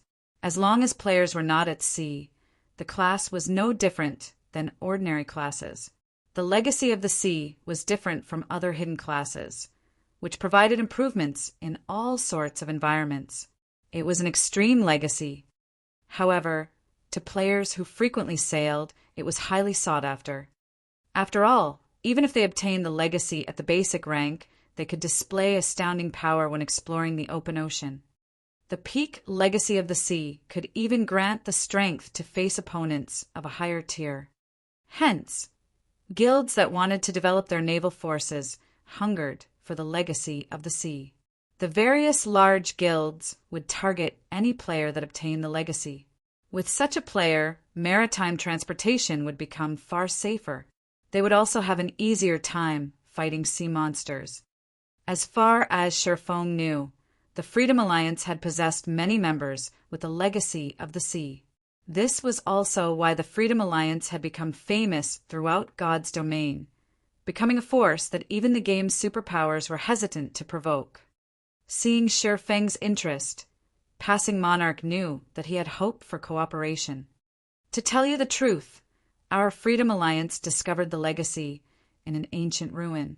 However, obtaining the legacy depends on the player's abilities once they enter the ruins. Due to a barrier restricting the number of people that can enter, our Freedom Alliance only allows each fleet to take 10 ships into the ruins. I'd like to invite Brother Yi Feng to join us. With your speedboat and our 3rd fleet strength, I believe that we can secure quite the bounty. We can sign a contract. If we obtain 2 legacies, one will go to you. How about it? The other 3rd fleet members were stupefied by Passing Monarch's offer. They had never expected their commander to be so generous. However, after giving the matter some thought, they found it reasonable. After all, Sherfong owned a secret silver speedboat. If they did not show some sincerity, he wouldn't bother listening to their offer. Obtain 2 legacies? Sherfong curiously asked, Are there many in the ruins? Each time we enter the ancient ruins, there are a number of legacy items. It just depends on whether or not we can leave with those items, Passing Monarch explained confidently. When the Freedom Alliance had first activated the ancient ruins, they had dispatched 11 fleets. Inside, they discovered several legacy items. In the end, however, only 1 fleet had obtained the legacy of the sea. This fleet was now the strongest in the Freedom Alliance. As it had become the strongest fleet in the Freedom Alliance, it enjoyed far more benefits than its companions. The fleet was able to occupy the 3 large shipyards the Freedom Alliance managed. It was still a little too early for players to construct ships, as this task required many lifestyle players. However, a large shipyard could also repair ships. During an intense battle, ships usually suffered some damage. Repairing ships in a large shipyard not only reduced the repair costs, but it also increased the repair speed. On the other hand, the 3rd fleet only possessed a large shipyard. There was simply no comparing their 2 fleets. The strongest fleet also received priority over special ammunition. It was given access to the most and the best available. The next ruin exploration was about to begin. How could he not make use of this opportunity to recruit Sherfeng's help? What if we obtain 3 legacy items? Sherfong asked. I'm afraid that will be incredibly difficult. Brother Yi Feng, you've never been to the ruins, but a large number of sea monsters occupy the area. Those monsters are extremely powerful. Traps litter the ruins, and there's a time limit once you enter. We won't have enough time to search for a 3rd legacy item, Passing Monarch explained, smiling. He understood Sherfeng's train of thought. So that's the case. Then, if we really obtain a 3rd legacy item, can I have it? Sherfong asked, smiling. He now had a basic understanding of the ancient ruins rules. All right, if you obtain a 3rd one, you can have it, Passing Monarch said nonchalantly. In any case, that wasn't going to happen. His promise was empty. We have a deal, then. However, before we sign the contract, may I know when the ancient ruins will open? Shifeng asked. I still my own matters to deal with. If there is a clash in timing, I'm afraid that I cannot help you. Hearing Shifeng's words, Passing Monarch grew a little nervous. It's tomorrow, Passing Monarch replied, feeling slightly embarrassed. He could tell that Shifeng had something to do, and today was almost over. Shifeng was speechless. I understand that I am putting you in a difficult position. If there is anything we can help with, please tell us, Passing Monarch hurriedly offered. How about this? You guys can follow me. With your help, I should be able to save a little time, Shifeng said after considering the matter. The demon island he was heading to occupied the Sea of Death's inner region. Although it was not the most dangerous location in the Sea of Death, the island's monsters were troublesome. Normally, he would have to clear a path slowly. However, if he had an expert like Passing Monarch who could lead a fleet with 4 bronze speedboats, he could save plenty of time. Passing Monarch and the others then followed Shifeng into the Sea of Death. Originally, the Freedom Alliance did not think much of traversing the Sea of Death. However, as Shifeng ventured deeper into the zone, they began to worry. They had never expected Shifeng to lead them into the Sea of Death's inner region. Not only did this area have many sea monsters, but the monsters were also very high-leveled. There were level 70 sea monsters everywhere, and the slightest mistake could destroy their ships and end their lives. Commander, what do you think that Yifeng is trying to do here? Blue Joy asked. When she saw the nearby sea monsters eye them like prey, goosebumps danced across her skin. Watching the swift dragon speedboat steady advance and giving the matter some thought, Passing Monarch said, It must be for a quest. The Sea of Death's inner region was a forbidden land to current players. Aside from a quest, Passing Monarch could not fathom why anyone would come to this place. Questing here at this level. As Blue Joy looked at a distance, level 70 Grand Lord Sea Monster, a thought suddenly came to her mind as she said, Could he be here for an epic quest? Hearing Blue Joy's words, the Freedom Alliance members paled. An epic quest was incomparably dangerous. Even now, nobody within the Freedom Alliance had completed one. As the Freedom Alliance members discussed Shifeng's goal, Shifeng led the group to 2 gloomy twin islands. One could occasionally hear lung-tearing screams from the islands. It was enough to give one goosebumps. Surprisingly, over a dozen speedboats were docked beside the island. Based on these ships' appearances, it was clear that they were high quality. Why are there people here? Shifeng was momentarily stunned. Because this area was a forbidden land for players. One would have to pay a massive price to get this far. He had only arrived safely due to his familiarity with the sea zone and the quality of his speedboat. Passing Monarch and the others behind Shifeng were similarly stunned. Among the 14 speedboats docked around the island, 1 was a mysterious iron speedboat, 6 were bronze speedboats, and the rest were advanced speedboats. This fleet could rank at the very peak of the sea's end. After Shifeng snapped out of his momentary daze, he quickly shifted his attention to the symbol on these speedboats. The symbol consisted of 7 stars arranged in a circle. Shifeng frowned. This was the Flower of Seven Sins fleet symbol. Chapter 1193, Naval PvP. Chapter 1193, Naval PvP. Hellscythe _ Fluffy Goblin. Chapter 1193, Naval PvP. Gray fog enveloped Demon Island. Here, players' visibility range was limited to 150 yards. Meanwhile, Demon Island's monsters were all level 70 and above. At such a distance, level 70+ monsters could easily detect players. On the other hand, players couldn't see these monsters. However, players' main problem wasn't the island's fog. The real problem was the ever-present, dark corrosive power on the island. If players did not have high enough darkness resistance, they would not survive. Moreover, the further one ventured, the stronger this corrosive power would become. Boss Brute, 5 speedboats are approaching Demon Island, a level 43 black-clothed ranger reported as he watched the distant Swift Dragon speedboat. Speedboats are approaching. The bald, middle-aged man on the screen, Brute Spear, sneered and said, "Since we've already been seen, we won't let them leave alive. Get rid of them, but don't destroy their ships. We can use them to make up for the losses we suffered to get here."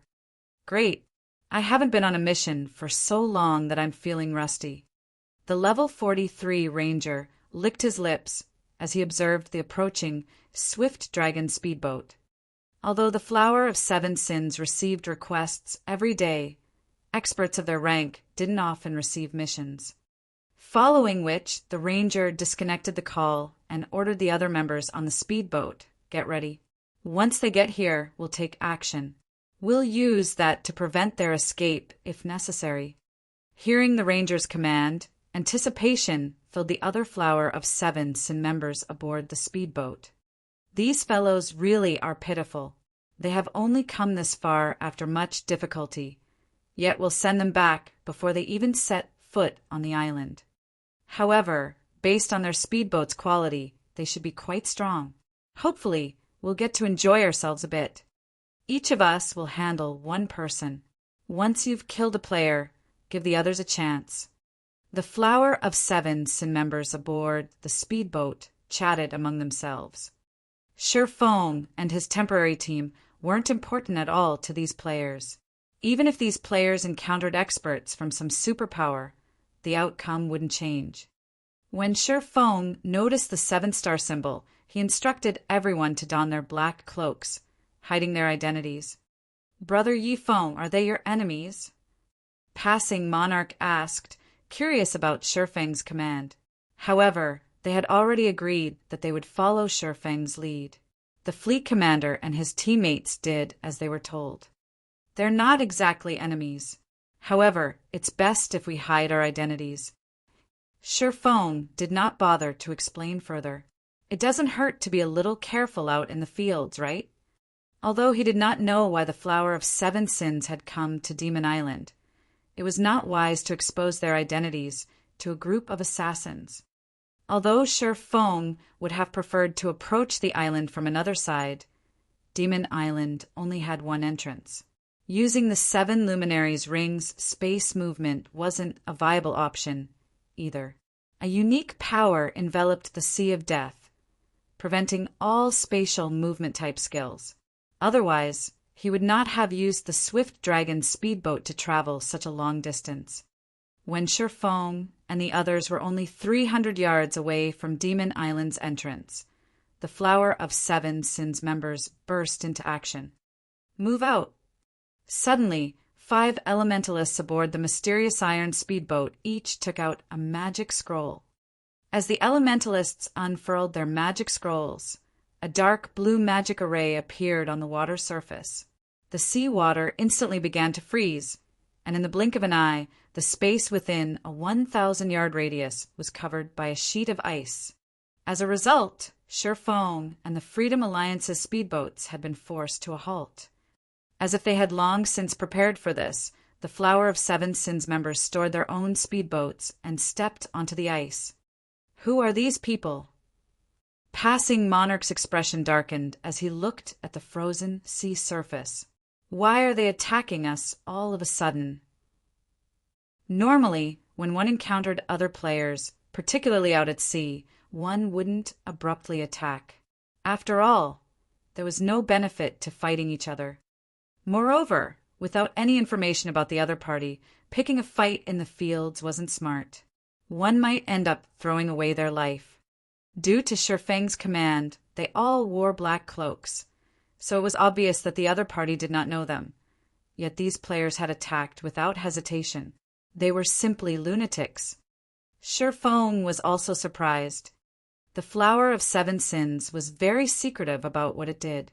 The organization didn't normally take the initiative to provoke others. This was nothing like the organization's usual operations. Do they know that Demon Island has 7 luminaries crystals?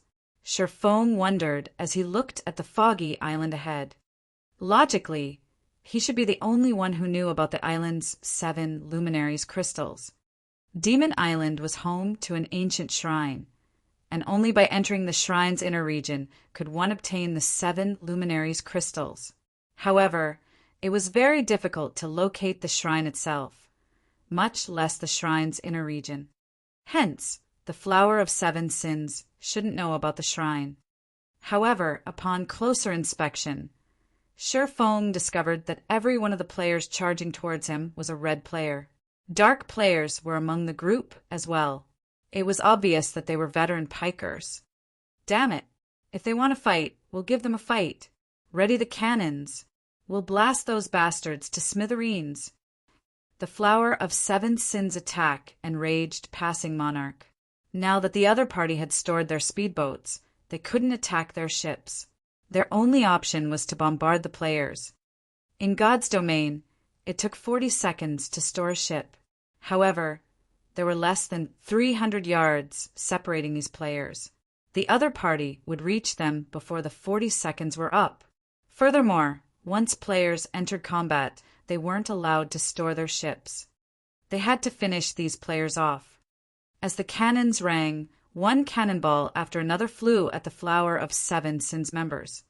Foolish! The level 43 ranger in the lead sneered at the incoming cannonball. Although Speedboat's cannons were immensely powerful and could kill a player in one hit, expert players like himself could easily dodge cannon attacks by relying on the projectile prediction lines the system provided. The 100-plus Flower of 7 Sin members closed the distance to their targets rapidly. Soon, they were only 200 yards away. In front of these Flower of 7 Sin experts, the bronze speedboat's cannon fire was practically useless. These experts dodged every attack easily. Seeing this, Passing Monarch and the others were frustrated. They had thought that they had escaped danger after defeating the Sea Serpent King. Now, however, they had to face a large group of experts trying to rob them of their ships. Get ready to split up. Remember, do not damage the speedboats. Boss Brute has already laid his claim, the leading ranger commanded through the team chat. Boss, relax. We won't even give them the chance to destroy their own ships. The other members laughed. Before the battle had even begun, they looked at Sherfong and the others as if they were dead men. As the Flower of 7 Sins members were about to cross the 100-yard mark, a black beam flashed past them. Boom! The solid layer of ice vaporized instantly, exposing the blue seawater beneath it. The affected area spanned a radius of 25 yards.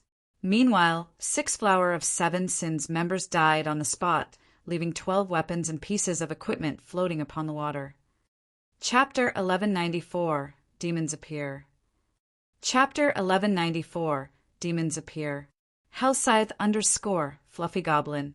Chapter 1194. Demons Appear. The dragon cannon's attack had pulled a gasp from the Flower of 7 Sins' remaining members. The previous few cannon attacks had only dented the ice, yet the dragon cannon had obliterated it. Moreover, its attack speed was at least double that of the previous cannons. Its attack range was even more impressive. Even without the high attack speed, with such a long range, it was extremely difficult to dodge the dragon cannon's attacks. What is that speedboat's rank? The leading, black-clothed ranger's expression twisted.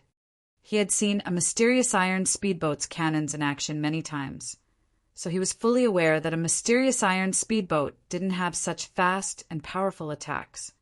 Facing the dragon cannon at such a close range would be extremely dangerous. He had assumed that this fight would be nothing more than a game to kill time. He hadn't expected an actual opponent. Meanwhile, Passing Monarch and the other members of the Freedom Alliance celebrated the cannon's success. Ha ha ha! A secret silver speedboat is truly astounding.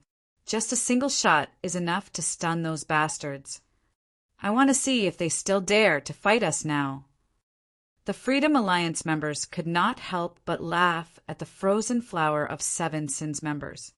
This Yifeng really is amazing. Passing Monarch sighed ruefully as he looked at the massive hole in the ice. He had to admit that Shifeng was a skilled strategist. While the flower of 7 Sins members had been over 200 yards away, they had been spread out. Even if Shifeng had used the dragon cannon, he would have been lucky to kill even one player. However, as these players came within 100 yards, they clustered, since such a short distance left them little room to react. Shifeng able to kill 6 players in one hit. After such an attack, their enemy should be more cautious. The other players might even give up the fight. However, as Passing Monarch pondered these assumptions, the Flower of 7 Sins members revealed excited grins. Brother Chin, our opponent seems to be a tough one. With this, we can finally use that move, right? A level 42 assassin asked, chuckling as he looked at the black-clothed ranger. He felt nothing in particular in regard to his fallen companions. All right. The ranger nodded helplessly when he saw the eager light in his companion's eyes. Don't let any of them get away. The same goes for their souls. Brother Chun, relax. We won't let their souls go to waste, the other members assured their leader as they licked their lips, eyeing Passing Monarch and the others. The Freedom Alliance members shuddered involuntarily. These players didn't look at them like enemies but food. With the ranger's consent, the Flower of 7 Sins members wailed painfully, dark fog swallowing their bodies. In just a short moment, they transformed. Although their weapons and equipment remained the same, their skin was now pitch black and they had blood-red eyes. 2 curved horns grew from their heads, while a pair of pitch-black bat wings and a tail grew from each of their backs. They didn't look human at all. What are these people? Passing Monarch's expression froze as he watched these players transform. The rest of the Freedom Alliance members were similarly stunned.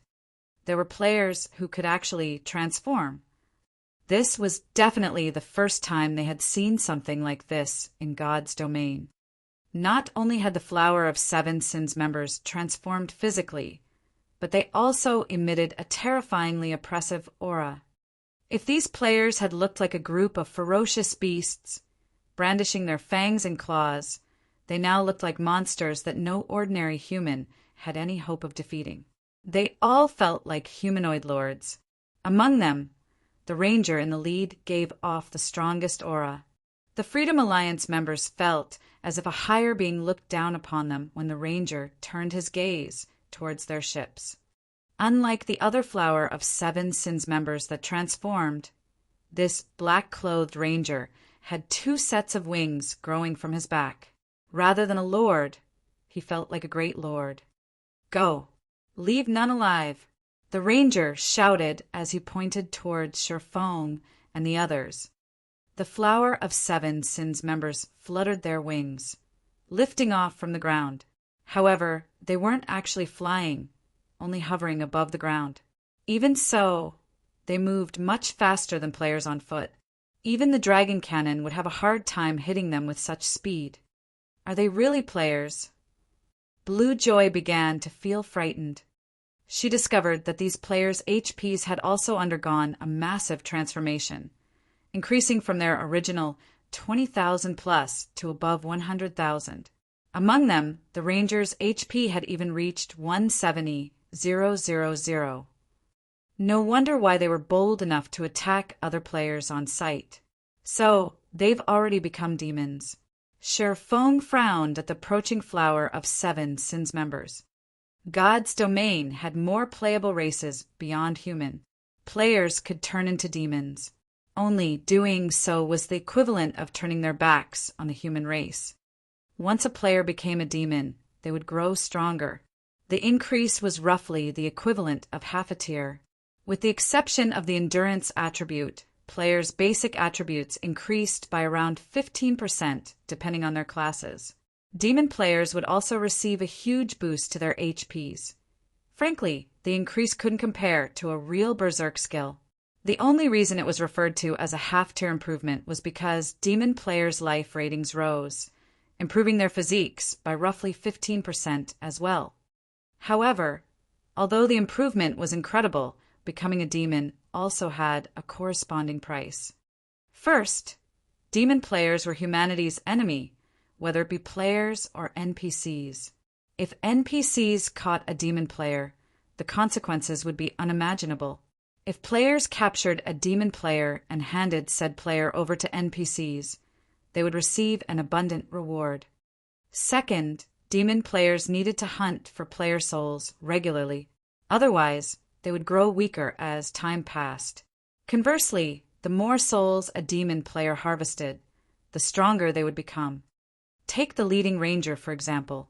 Due to devouring so many souls, he had been promoted from a low demon to a high demon. Hence, he obtained far more power when he transformed. It was obvious that the Flower of Seven Sins members already had the physiques of Tier 2 players.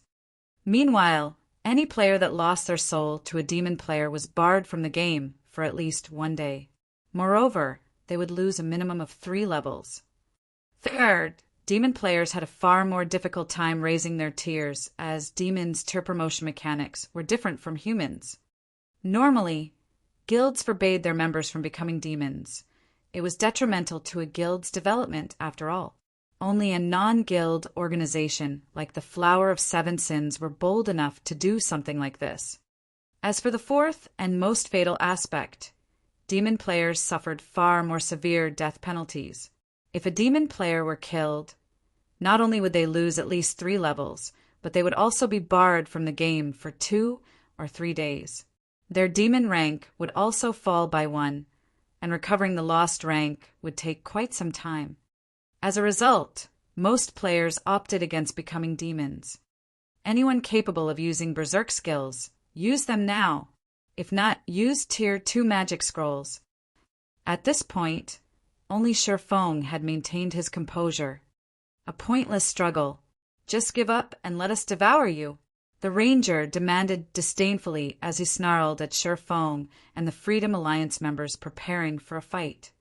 In a short moment, the Flower of Seven Sins members boarded the Freedom Alliance's bronze speedboats. Members of the Flower of Seven Sins already had very high combat standards.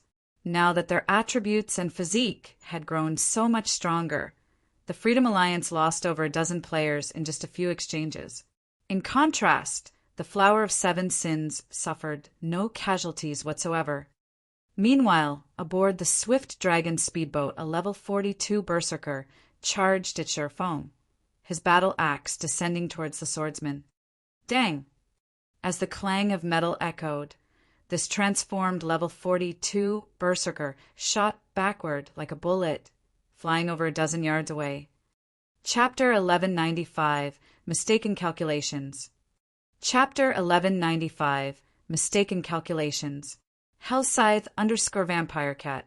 Chapter 1195, Mistaken Calculations. Commander, these people are too strong. If this continues, we'll all die here. Blue Joy said hurriedly through the team chat. We need to find a way to leave this place.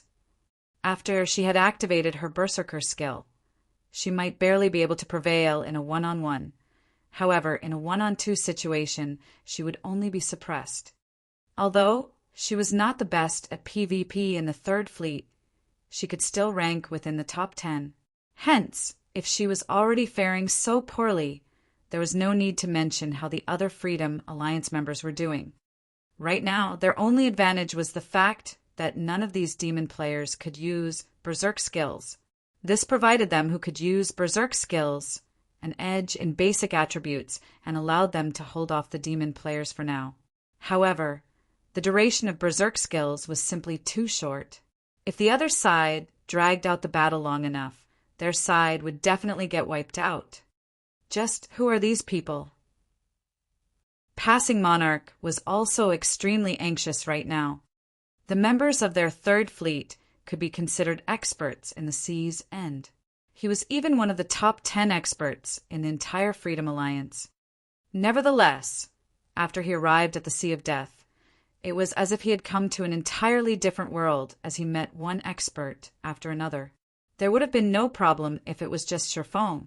Now, however, among the 100+ players assaulting them, every one of their opponents was an expert superior to them. He even began doubting whether he was playing the same game as he had been up to now. Despite Passing Monarch having already activated his Berserk skill, his strength and speed superior to the black-clothed rangers, he failed to land any attacks on the ranger at all. It was as if the ranger had seen through all of his attacks. The ranger could not only dodge his attacks easily, but also launch attacks at his blind spots while dodging, and this left him no choice but to defend himself. Even launching counterattacks became difficult. If not for the healers at the rear line healing him, he would have already perished by now.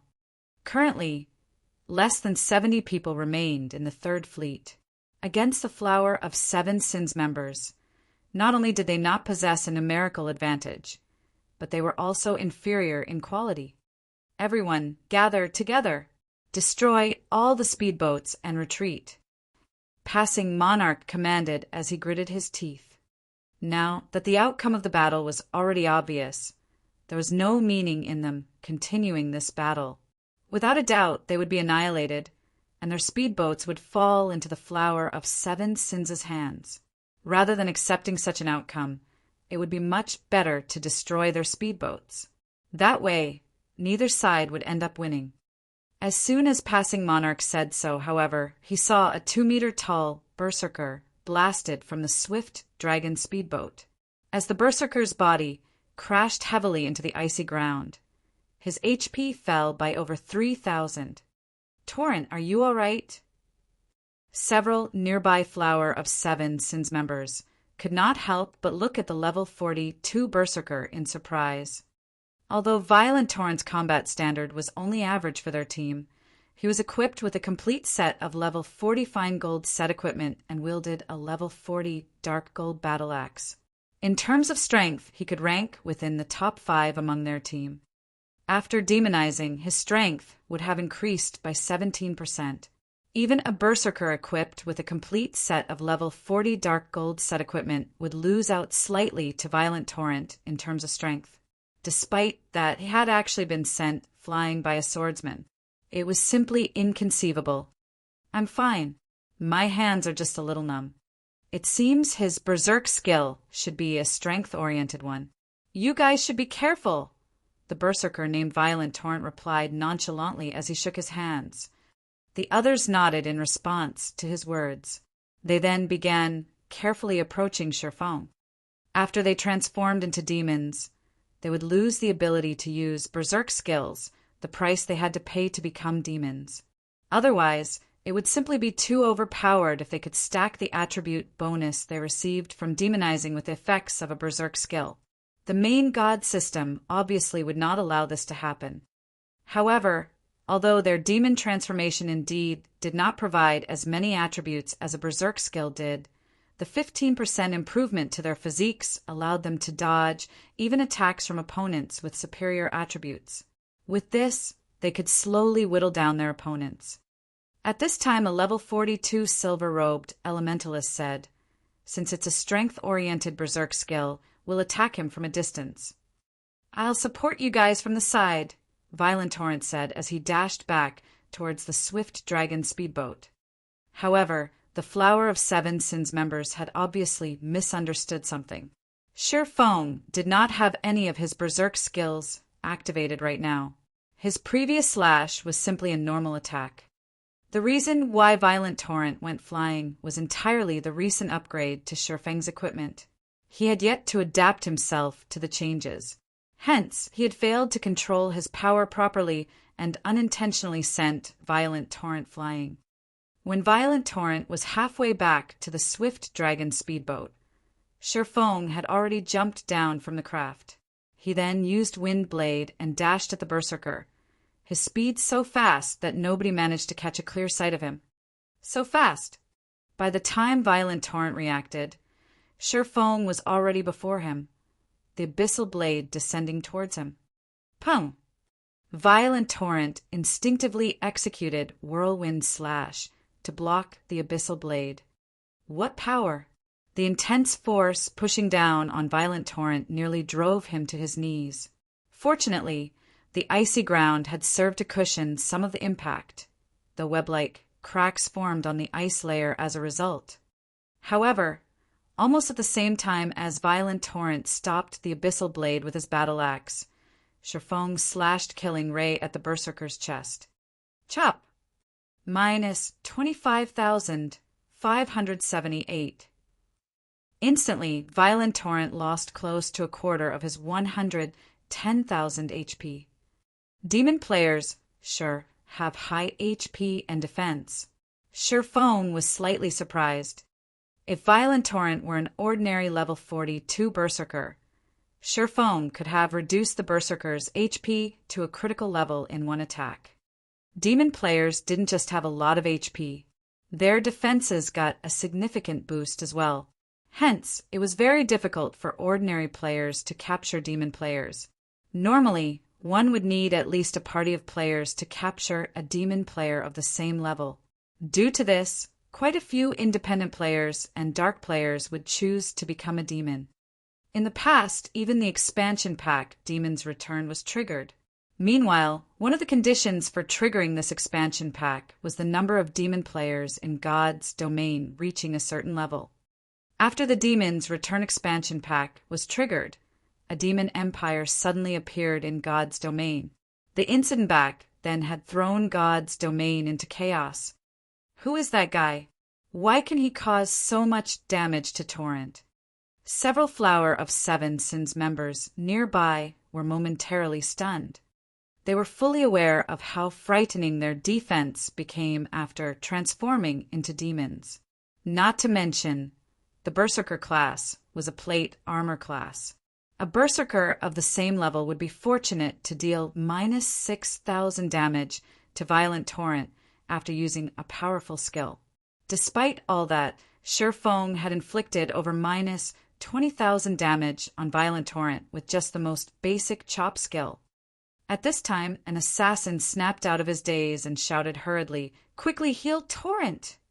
If even an ordinary skill could already deal so much damage, then Sherfong could kill Violent Torrent in just a few moves. If Violent Torrent did not receive enough heals in time, the swordsman would make short work of him. MHM, a blue-robed demon cleric, quickly began chanting. Meanwhile, Sherfong sent a glance at the Freedom Alliance members, noticing that they would not be able to hold out for much longer, as they had already begun destroying their own speedboats. I need to finish them off fast. Having no other choice, Sherfong activated Heavenly Dragon's power. The instant Sherfong activated Heavenly Dragon's power, a golden glow wrapped around his body. Faint golden dragon scales appeared around his body, making it seem as if he had just donned dragon scale armor. His body also exuded an invincible aura.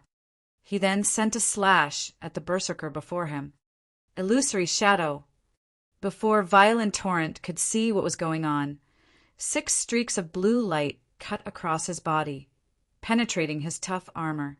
With a face filled with confusion, he fell to the ground as his HP reached 0.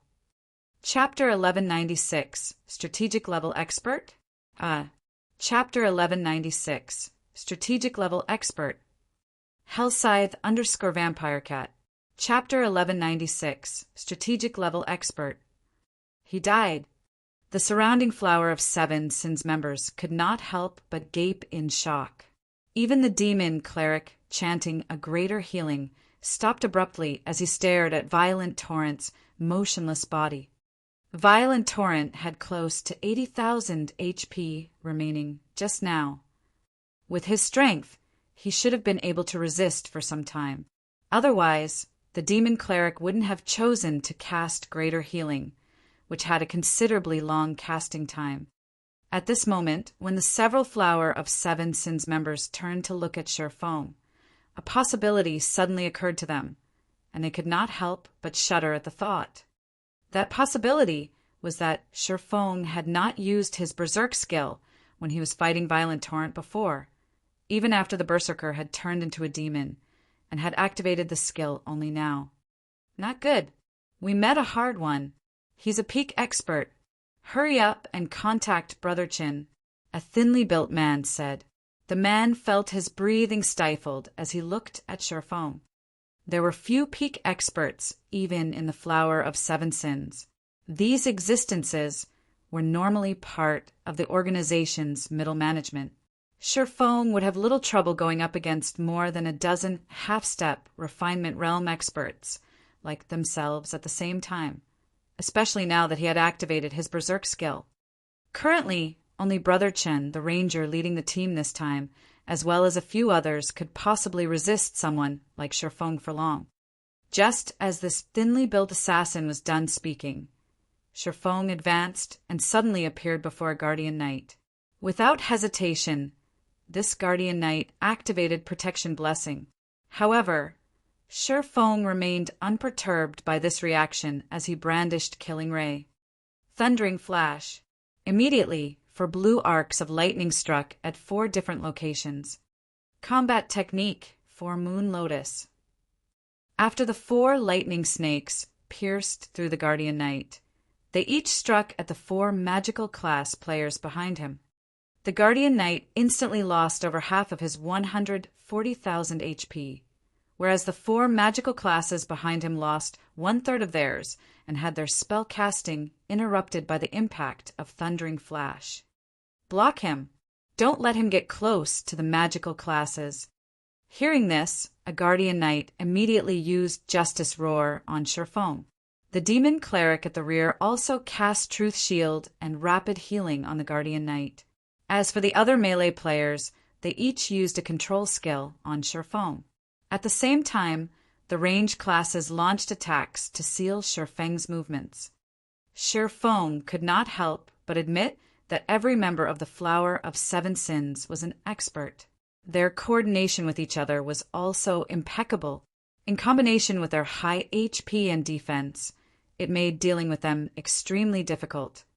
If it were any other expert here, they would definitely choose to pull back first. However, Sherfong never entertained the thought of retreating. Instead, he activated Defensive Blade without hesitation, greatly extending his attack range. At the same time, he switched the basic Tyrant title to the Swordsmanship Master title, increasing his attack speed by 30%. Sword's Orbit. Starlight immediately emerged around Sherfeng's body. Not only did he manage to block all incoming attacks, but before anyone could react, everyone within a 15-yard radius of him also began losing HP rapidly. Despite the demon cleric at a distance spamming heals on the guardian knight, he still failed to keep the MT alive. In the blink of an eye, everyone within 15 yards of Sherfong died.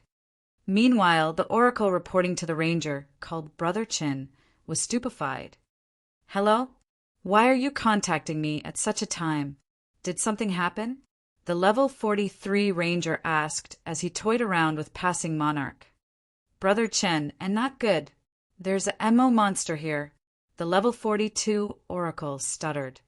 During the time the oracle was giving his report, Sherfong had used silent steps and appeared behind the thinly built assassin who had just activated Wind Steps.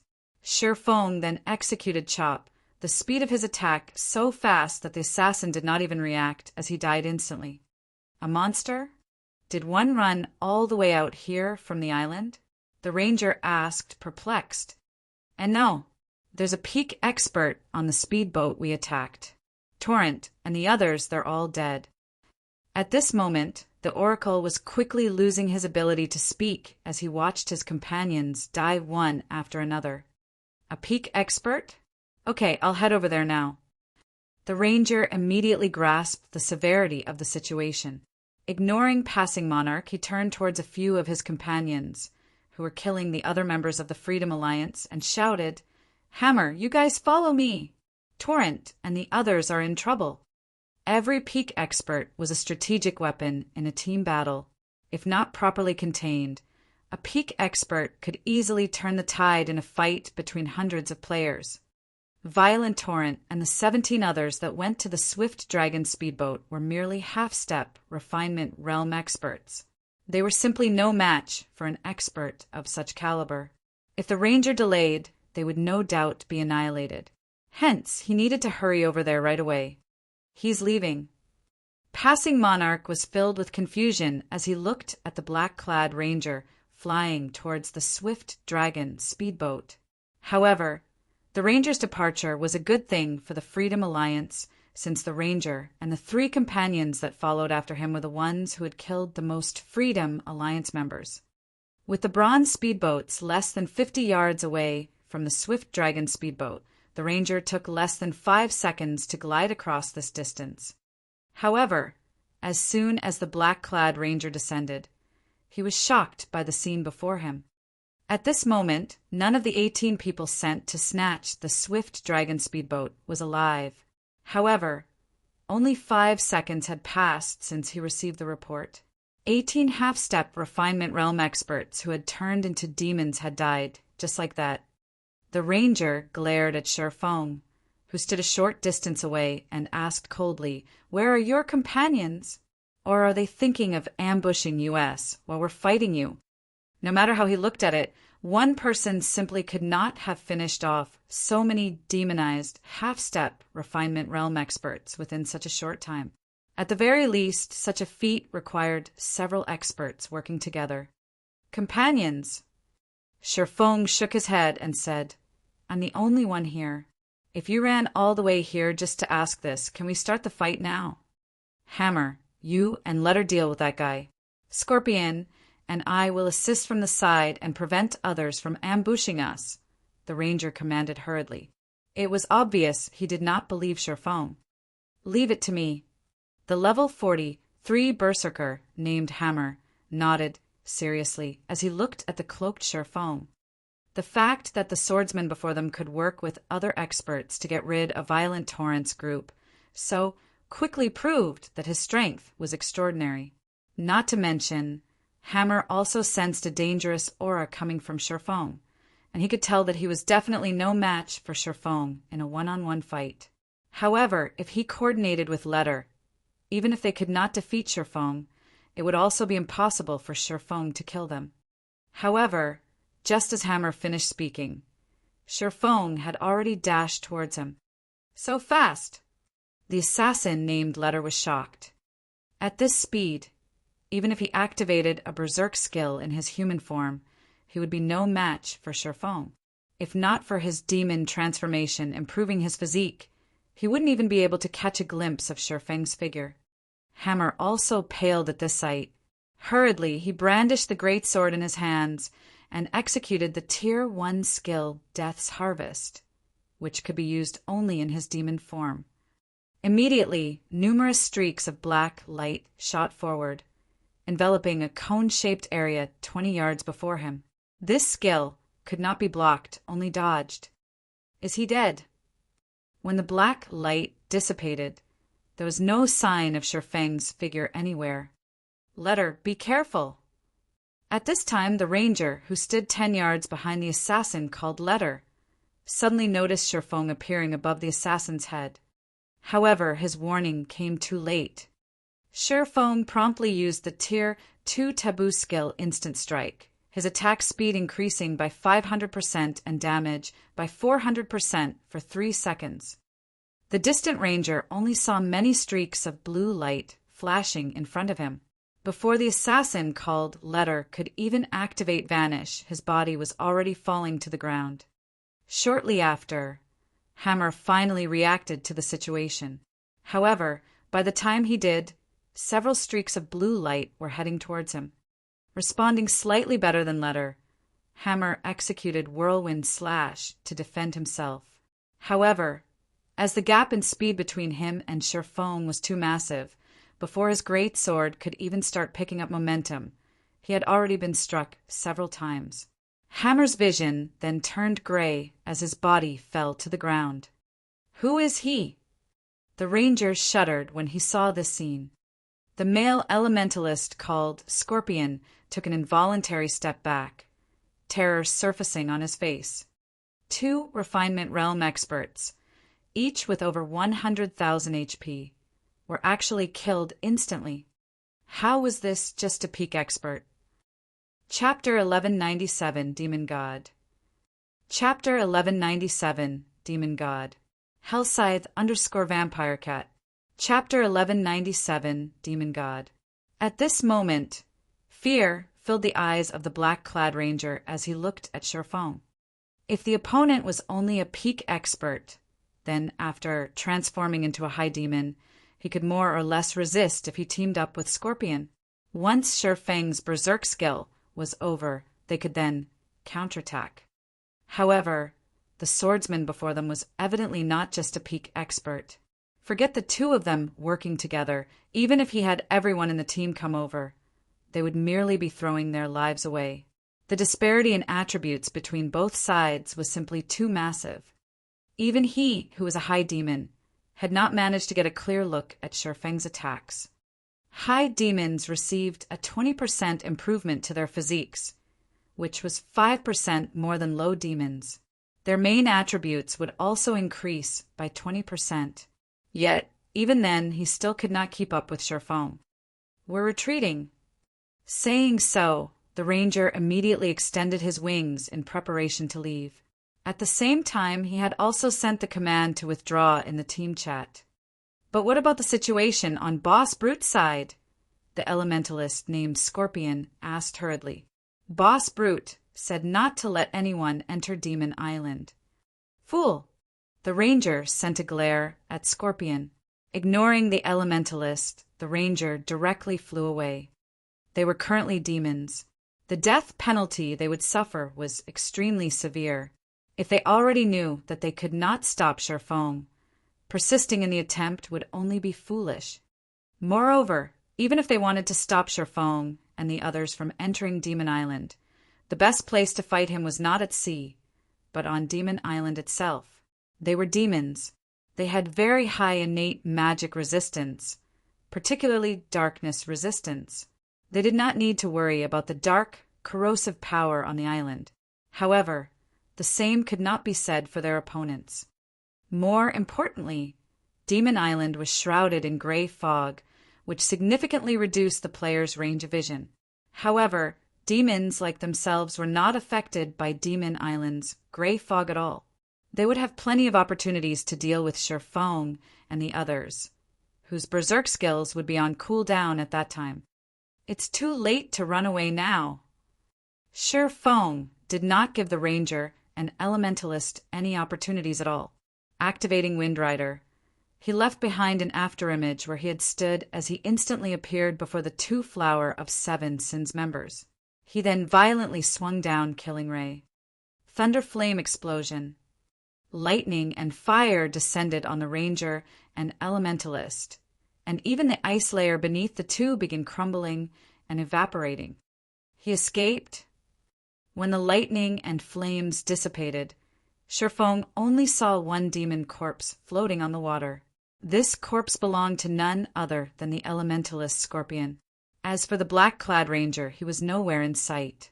However, Sherfang was not particularly surprised by this result.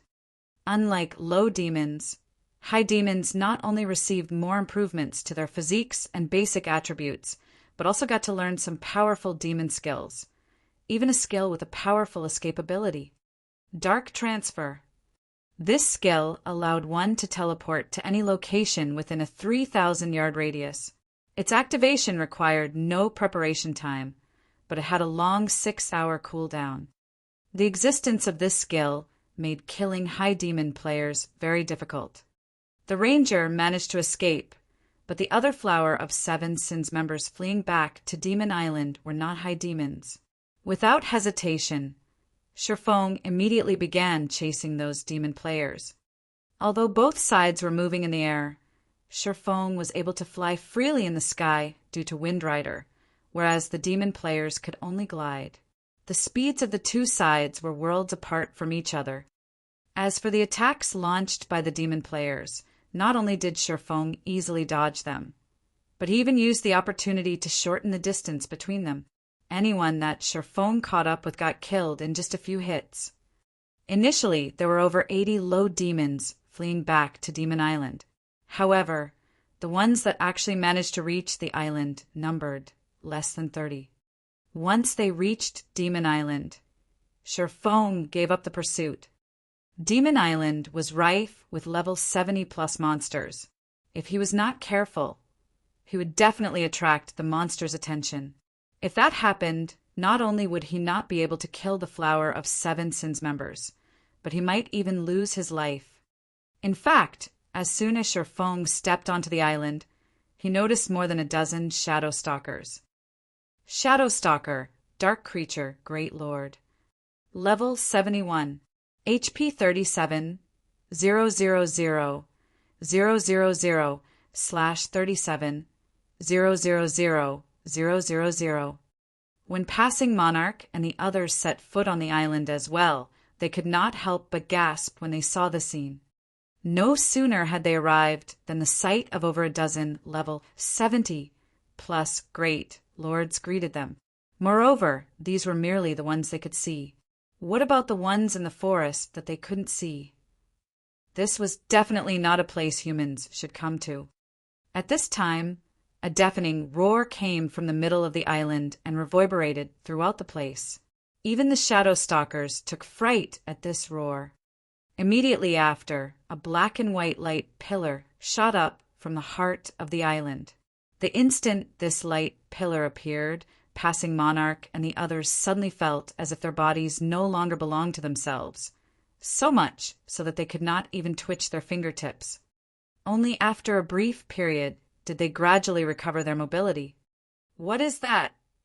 Passing Monarch stared at the black and white light pillar, thoroughly shocked by the spectacular sight before him.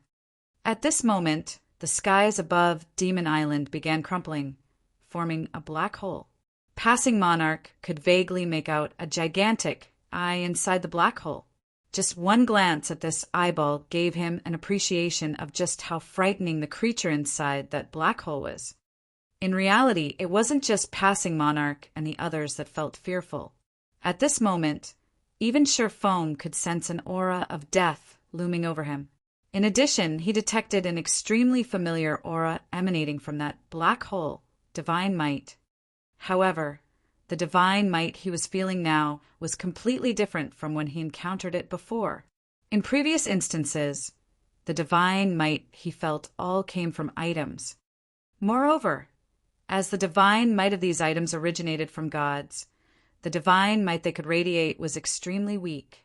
If Sherfong were to compare the divine might from items and the divine might he was feeling now, the former felt as thin as air, while the latter felt as dense as mercury. How can this be possible? As Sherfong stared at the massive, red eyeball, he was utterly confused by what was going on. Could this be an event on Demon Island? In God's domain, there would frequently be such events occurring. To players, these events were both disasters and opportunities. However, Sherfong very quickly rejected this thought. According to what he knew about events, a real god simply could not appear.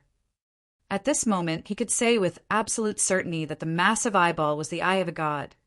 The reason for his certainty was personal experience with this kind of pressure, so he definitely could not be wrong. At the same time, the Flower of Seven Sins members on Demon Island all revealed excited expressions one after another as they looked at the giant eyeball in the sky. Success! Boss Brute's side succeeded. Ha ha ha.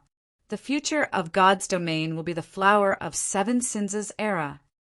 At this moment, the Flower of Seven Sins members were so excited that they completely forgot about their battle with Sherfong before.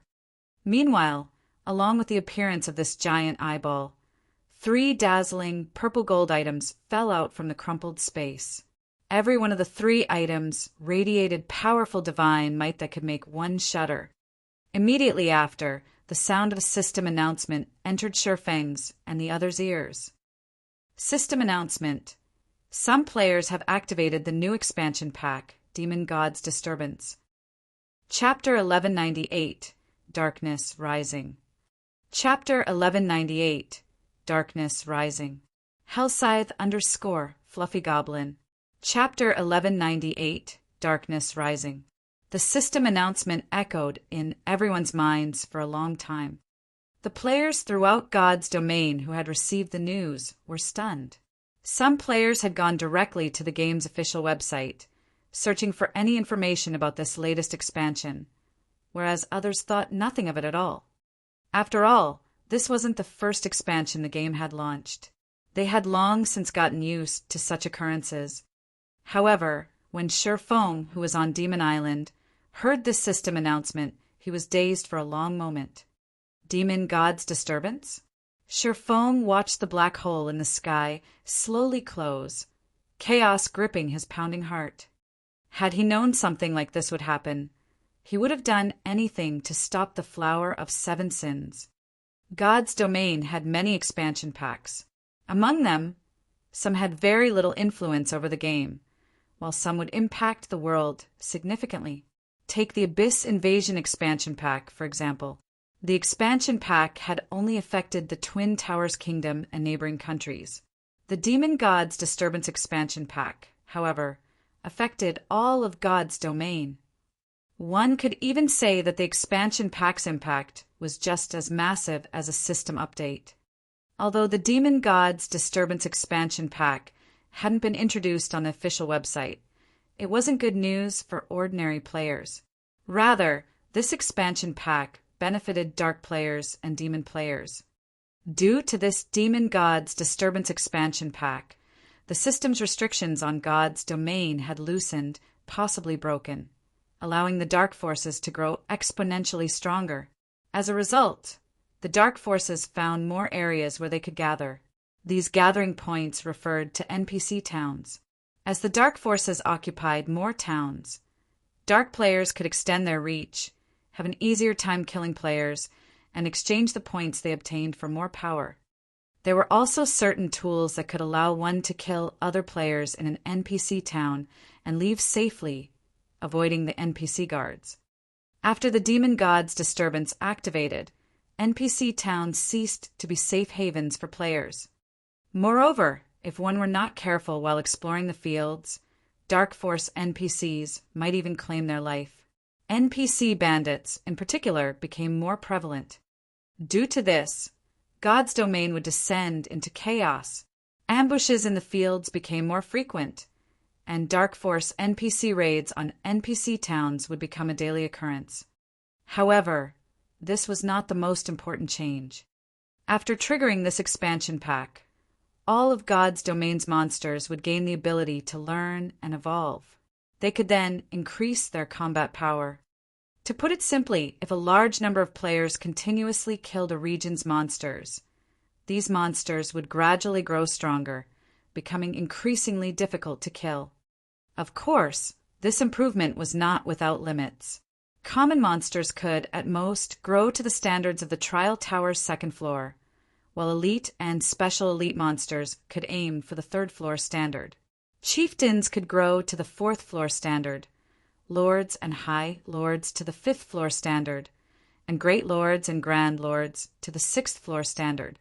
Fortunately, there was a way to cope with this problem. Grind where few others venture. Monsters that players didn't farm would keep their low standards. Players could also pioneer high-level maps. These places had similarly low player populations. Due to this expansion pack, the various large guilds had grown more enthusiastic about pioneering new maps. They had no longer restricted themselves to their own territories. This, in turn, increased the intensity of the competition between guilds. On the bright side, monsters that evolved and improved would provide more EXP, allowing players to level up much more quickly. Brother Yifeng, this island is too dangerous. I think we should leave, Passing Monarch anxiously advised Shifeng. Although the giant eyeball in the sky had disappeared, the island felt even more dangerous before. His instincts told him to run. Hearing this, Shifeng took a look at the Shadow Stalkers, which had suddenly gone berserk. Sighing, he said, "All right, let's leave then." With the situation on Demon Island as it was not suitable for them right now. The demon god's aura had driven the island's monsters berserk. In this state, their combat power had risen by at least 30%. Demon Island had already been dangerous for him. Now that the monsters had gone berserk, it was impossible to reach the ancient ruins. If he wanted to do so, he could only wait until the monsters here reverted to their normal state. As Sherfong and the others had turned to leave, a monster's roar reached them from within the forest. In the next moment, a 3-headed demonic hound that was over 5 meters tall barreled out of the trees. A savage man with disheveled hair sat upon this demonic hound. The man stood over 2 meters tall, half a head taller than Kola. The man had thick, robust arms. The man carried a crimson spear on his back, the length of which was decorated with blood-red divine runes. A fiery glow swallowed the spear's tip. At first glance, it was obvious that this spear was no ordinary weapon. A group of players followed the man atop, nothing less than bronze mounts. These people were mostly around level 43. Who are these people? Passing Monarch turned his head towards the 6-man party, shocked. The other Freedom Alliance members were similarly surprised. The 3-headed demonic hound was very large. Rather than a mount, it looked like a lord-ranked monster. They had never even heard of such a mount before. Even more shockingly, the savage atop the demonic hound was actually level 45. Meanwhile, Sherfong recognized this savage the moment he laid eyes on him. Brute Spear. In the past, Brute Spear had been a relatively well-known expert of the Flower of 7 Sins. Back then, the rest of the world had referred to him as the Brute God. In God's domain, any player that was nicknamed a god had been a Tier 6 God-ranked expert. The reason he had been known as Brute God and not Spear God was his inhuman strength in both the game and the real world. The 5 others behind Brute Spear were all experts from the Flower of 7 Sins. Their combat standards were on par with the black-clothed ranger from before, having already reached the Flowing Water Realm. Even in super guilds, an expert party like this was rare. One would only encounter them with some frequency in the dark arena. You guys killed my men just now. Brute Spear asked coldly as he looked down at Sherfong and the others. Brute Spear's voice was rough. Despite him speaking normally, his words sounded like a tiger's roar. He was like the generals of ancient times and gave off a very scary feeling. Fellow friend, is there some misunderstanding between us? Passing Monarch asked hurriedly when he noticed Brute Spear and the other Flower of 7 Sins members showing signs of taking action. We didn't take the initiative to attack your people. They attacked us first. We were simply retaliating. I don't care. Right now, I'm asking whether you guys killed my men or not. Brute Spear demanded once again, ignoring Passing Monarch's words. Chapter 1199, Demon Gods Items. Chapter 1199, Demon Gods Items. Hellscythe _ Fluffy Goblin. Chapter 1199, Demon Gods Items. Cold ruthlessness colored Brute Spear's words. Everyone suddenly felt the surrounding air grow heavy as an intense pressure weighed down on them, making it difficult to breathe. Freedom Alliance had the advantage in numbers, but Passing Monarch did not doubt that if Brute Spear and the others wanted to kill them, they would be powerless to resist. The difference in strength between both sides was too obvious. Compared to the black-clothed ranger he had fought earlier, Brute Spear and the others were much stronger. If they simply fell in a fight against Brute Spear and his companions, they could deal with the outcome. However, when the black-clothed ranger had killed his companions, even resurrection hadn't revived the dead. His companions had been thrown from the game and hadn't been able to log back in. Hence, if they died now, they would lose their monthly opportunity to obtain the legacy of the sea. As for relying on Sherfong, while Passing Monarch admitted that Sherfong was monstrously strong, the swordsman had just used his berserk skill. He couldn't use it again within a short time. His chances of defeating the 6 experts before them weren't great. While Passing Monarch and the Freedom Alliance members remained silent, not sure how they should answer Brute Spear's question, Shifeng opened his mouth and said, "That's right. I did it." When Passing Monarch and the others heard Shifeng's honest answer, they paled as they fell speechless. How could Brute Spear possibly not know that they were the ones responsible for his companions' deaths? It was obvious that Brute Spear was toying with them. "A fight is inevitable. Flee with everything you have," Passing Monarch said hurriedly in the team chat. In reality, they were already considerably lucky. If not for Shifeng repulsing the Flower of Seven Sins members earlier, they would have lost both their lives and their bronze speedboats. Now, however, even if they died, they could keep their speedboats. As Passing Monarch prepared for a fight, Brute Spear jumped down from the three-headed demonic hound. However, instead of revealing killing intent, he smiled. "Ha ha ha, not bad. You actually admit that you killed my men. Brat, I have to admit, you're quite courageous." Brute Spear laughed at the cloaked Shifeng. "On behalf of your bravery, I'll give you a chance to leave this place with your lives. Of course, you guys can refuse my offer. However, you'll have no hope of escape. Like your companions, you'll be barred from God's domain for some time. Not only that, but you'll also lose 3 levels when you log back in." "How is that possible? Doesn't the death penalty only reduce 1 level?" The Freedom Alliance members could not help but panic. Losing 1 level was already a heavy punishment. If they lost 3, they would need a long time to catch up. As for whether Brute Spear was lying or not, the man had no reason to. After all, the initiative was in Brute Spear's hands. Whether they were going to battle or not was all up to Brute Spear.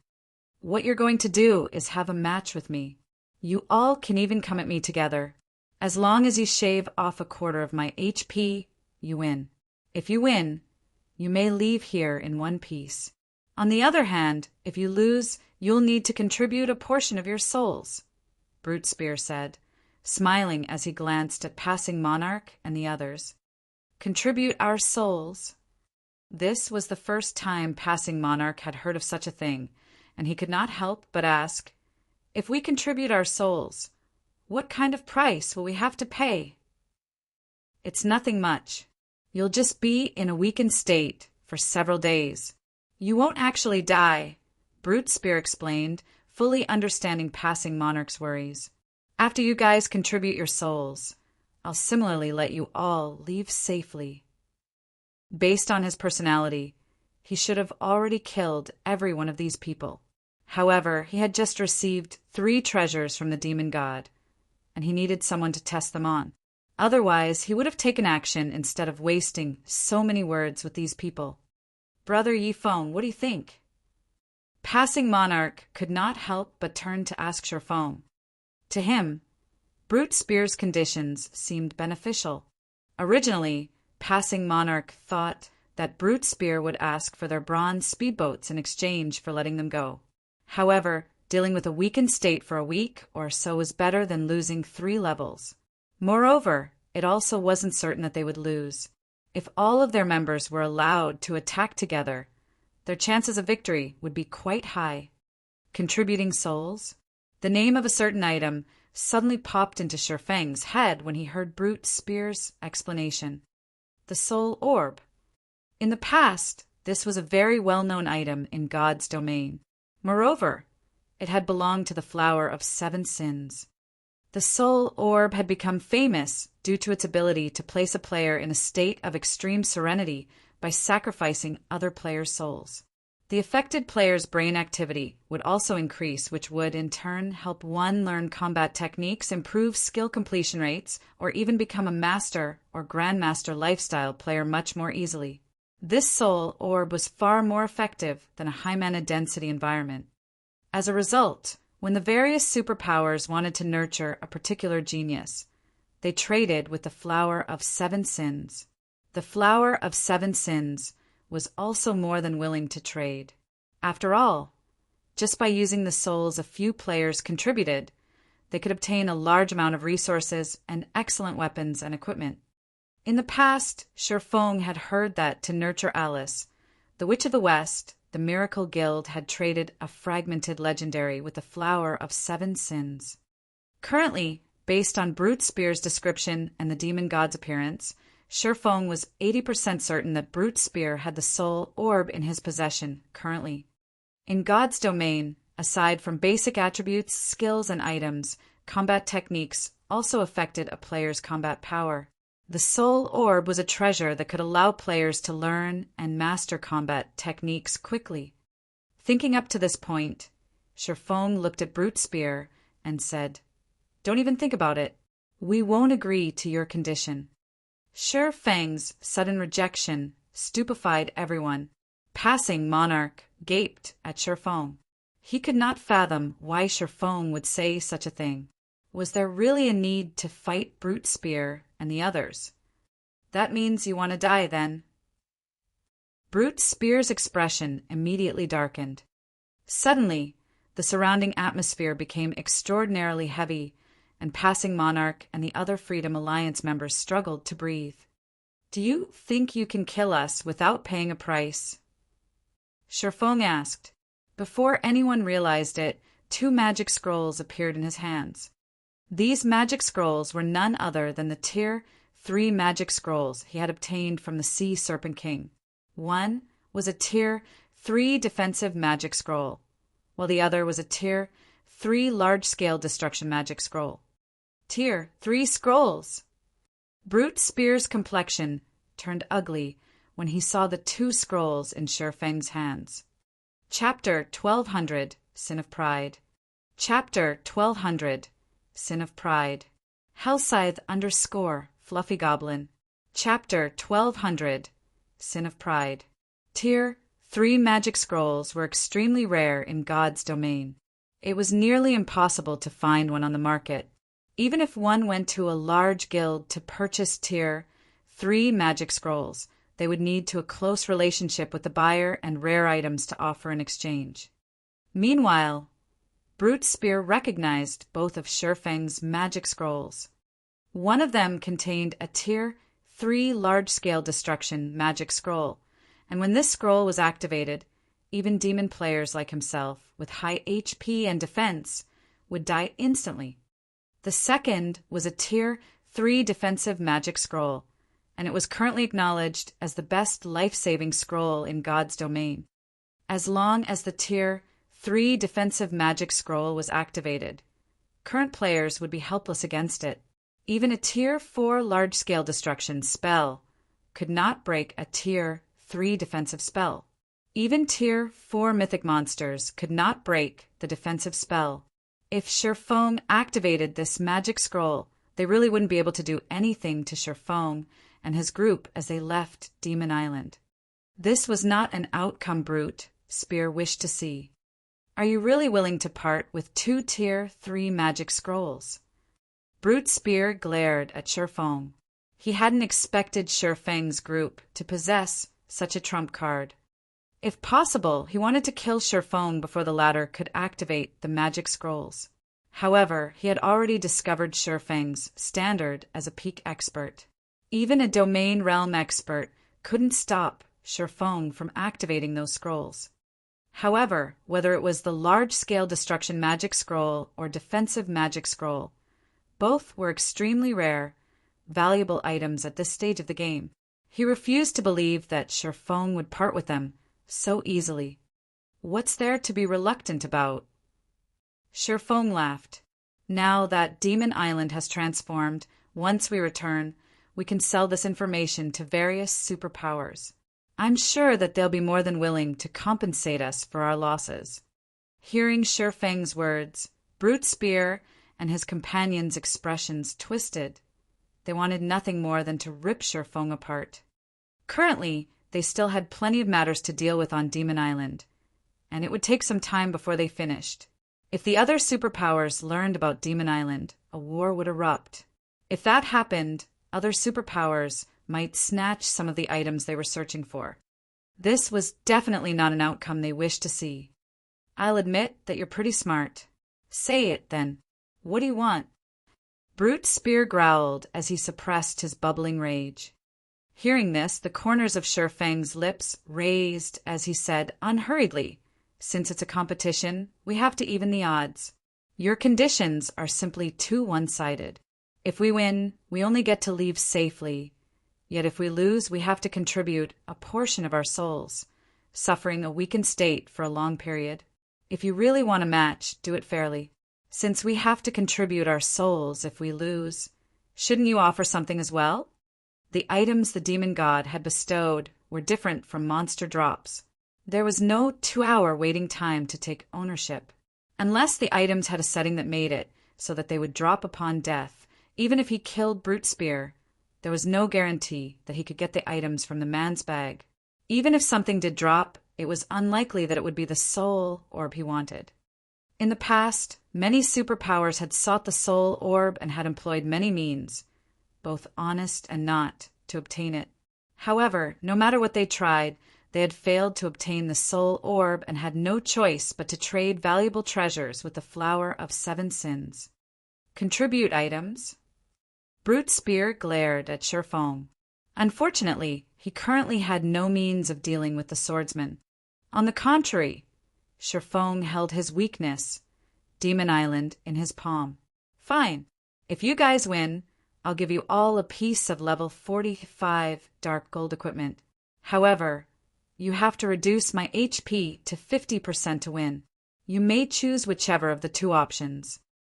Hearing Brute Spear's words, everyone present could not help but admire Sure Feng. This was especially true for the 5 Flower of 7 Sins members beside Brute Spear. If not for Sure Feng being their enemy, they might even applaud the man.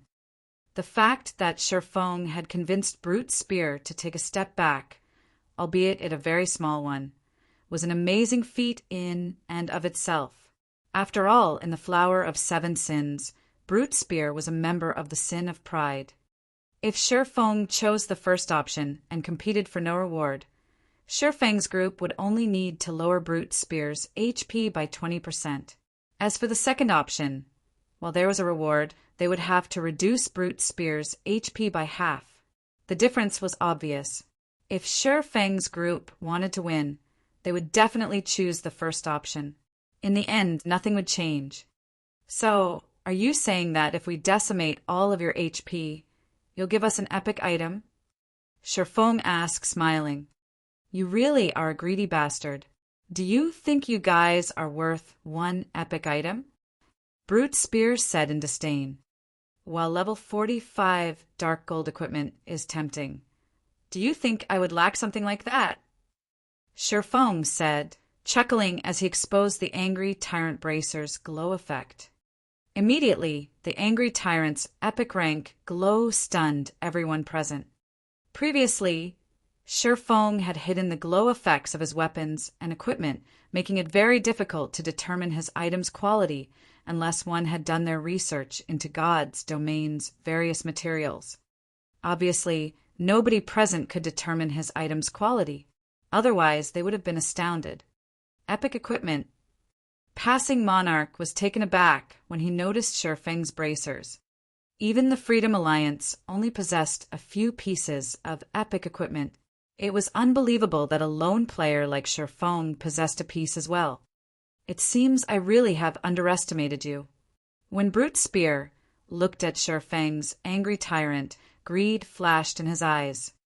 Epic equipment was even rare in super guilds. Super guilds had far fewer epic items than peak experts. Only peak experts that performed exceedingly well were assigned epic equipment. Even Brute Spear only wore 2 pieces of epic equipment. He had received one of them from the Flower of 7 Sins, while he had just obtained the other from the demon god's quest. He did not have any epic bracers. If he could obtain them, they would undoubtedly increase his basic attributes. "If you want to do it that way, we'll do it fairly. If I bet an epic item, then you guys have to bet an epic item as well," Brute Spear said, sneering. It was obviously not possible to steal Sure Feng's epic bracers. Even if he killed Sure Feng, the swordsman would drop random items. The chance of obtaining those epic bracers was simply too low. If he wanted, he had to gamble. If you lose, you only need to hand over one epic item. Yet if we lose, we need to offer our souls and an epic item. You call that fair? Shifeng smirked. If you wish for absolute fairness, fine. You and me one-on-one. Brute Spear said, if you win, I'll give you a top-tier epic item. A top-tier epic item? Shifeng's expression twisted into one of contempt. He then publicized Angry Tyrant's attributes for everyone to see. If you can offer a better piece of epic equipment better than mine, I'll consider it. If not, no deal. Chapter 1201, Tier 2 Class. Chapter 1201, Tier 2 Class. Hellscythe _ Vampire Cat. Chapter 1201, Tier 2 Class. Initially, the Flower of Seven Sins members were about to blow up in rage at Shifeng for looking down on them. However, when they saw Angry Tyrant's attributes, they were all stupefied. How is this possible? Aren't these attributes too overpowered? Everyone present was surprised by Angry Tyrant's attributes. Although the Bracers did not possess any active skills, their 2 passive skills were practically tailored for Berserkers. An increase of 20% in strength and 30% in attack speed when the wearer's HP was below 50%. Just thinking about this gave everyone the shivers. Not to mention, there was also a certain chance for the wearer's strength to double when attacking. It was practically impossible for any other epic equipment to surpass the Angry Tyrant Bracers. Angry Tyrant was definitely the best among epic equipment. Only equipment at the fragmented, legendary rank and above would be better. When Brute Spear saw the Bracer's attributes, he could no longer hide the greed in his eyes. He was a Berserker. Moreover, he preferred strength-oriented equipment. In fact, every piece of equipment below epic rank that he had equipped right now focused on strength. Strength-oriented epic equipment was something he always dreamed of obtaining. However, just being able to obtain epic equipment was already plenty difficult. Wanting to get epic equipment that perfectly suited him was practically a dream. How could such excellent equipment for Berserkers possibly fall into the hands of a swordsman? I must obtain it. Unfortunately for Brute Spear, although he wanted Angry Tyrant, just like Shifeng said, he indeed could not produce any top-tier epic equipment that was equal or superior to the Bracers. No matter how he thought about it, he had only 2 items on hand that were worth more than Angry Tyrant. One was an item that the Flower of Seven Sins wanted, while the other was the epic rank Tool Soul Orb. Eventually, Brute Spear gnashed his teeth as he said, "Do you think I can't take out something of even higher value? I have an epic tool here. It is definitely more valuable than your Angry Tyrant Bracers. If you can defeat me, I wouldn't mind gifting this epic tool to you." Epic tools were generally more valuable than epic weapons and equipment because epic tools did not take up a player's equipment slots. Players could use an epic tool even if it was in their bag space. Hence, the price of epic tools was generally double that of epic equipment, more if it was an epic tool with good attributes. An epic tool. Shifeng feigned hesitation as he said so. Inwardly, however, he was extremely excited. All right, let's sign a contract. He had deliberately exposed Angry Tyrant's attributes precisely to bait Brute Spear. Now he had succeeded. As for whether the tool Brute Spear would wager was the Soul Orb or not, Shifeng was 100% sure that it was. Epic equipment was already quite rare. The chances of Brute Spear obtaining 2 epic tools at this stage of the game were lower than winning the lottery. Brother Yifeng, is there really a need to do this? Passing Monarch was bewildered as he watched Shifeng sign a contract with Brute Spear. Originally, if their whole group fought against Brute Spear, they'd had over a 70% chance of winning. Now, however, Shifeng was going up against Brute Spear in a one-on-one. Even if Shifeng was very powerful, in Passing Monarch's opinion, Shifeng would be lucky to have even a 30% chance of victory. After all, Shifeng had already used his Berserk skill. Meanwhile, Feng was actually gambling epic equipment on such low odds. This was simply insane. Ha ha ha. That fool really signed a contract. Boss Brute sure is lucky. Not only did he obtain an epic tool from completing the quest this time, but he is even going to get a pair of excellent bracers for berserkers. That's right. I wonder what kind of expression that person will reveal when they see the strength Boss Brute reveals. With the addition of these epic bracers, Boss Brute will have 3 pieces of epic equipment in total. He will definitely become our Sin of Pride's #1 berserker with this. Brute Spear's several companions began a hushed discussion among themselves as they looked at Feng. They all considered Feng extremely foolish to gift away such excellent equipment. As a peak expert, Feng indeed possessed the qualifications to be prideful. However, Brute Spear was similarly a peak expert. In their opinion, if it were before Brute Spear had completed his quest, he would have had roughly a 60% chance of winning. The reason for this bullish evaluation was Brute Spear having been a high demon. After he transformed, both his main attribute and physique would receive a 20% improvement. If both sides were almost equal in attributes and combat standards, a 20% improvement to physique would allow Brute Spear to achieve an overwhelming victory. The only way Feng could make up for this difference was through activating a berserk skill. However, as far as they knew, Feng had already used his berserk skill and wouldn't be able to use it again within a short period. This doomed Feng to a lower chance of winning. Meanwhile, now that Brute Spear had completed his quest, his strength had received another considerable improvement. Even if Feng's combat standard was above Brute Spear's, Brute Spear still had a 90% chance of victory. With the contract signed, both sides distanced themselves and provided Feng and Brute Spear with sufficient space for a duel. As the duel timer began counting down, Brute Spear retrieved the crimson spear slung on his back and slammed the spears, but on the ground, causing an earth tremor. As thanks for gifting me the angry tyrant bracers, I'll let you have the honor of witnessing my full strength, Brute Spear sneered. Originally, I intended to reserve the strength for competing against Bart for the position of #1 berserker in the group. Saying so, Brute Spear let out a low shout as his entire body began releasing scorching hot, pitch-black smoke. This pitch-black smoke quickly wrapped around Brute Spear's entire body.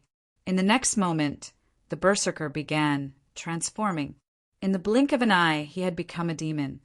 However, unlike the black-clad ranger from before, Brute Spear's demon form had 3 sets of wings. The aura he radiated was also much stronger than the black-clad ranger's. There was absolutely no comparison. We're doomed!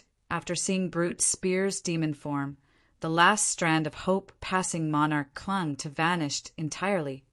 At this moment, Brute Spear's companions likewise had shocked expressions on their faces, having all received a fright from Brute Spear's transformation. This is an ennobled demon. Amazing! High demons simply cannot compare. With this transformation, Boss Brute will no doubt become the #1 berserker in our Sin of Pride in the future. After demon players transformed into demons, they would still have ranks, which was also the reason why demon players were half a tier stronger than ordinary players. When players first demonize, they would start out as low demons. Afterwards, they could promote to high demons through hunting for a large number of player souls. However, further promotions after reaching the high demon rank depended on more than just harvesting sufficient souls.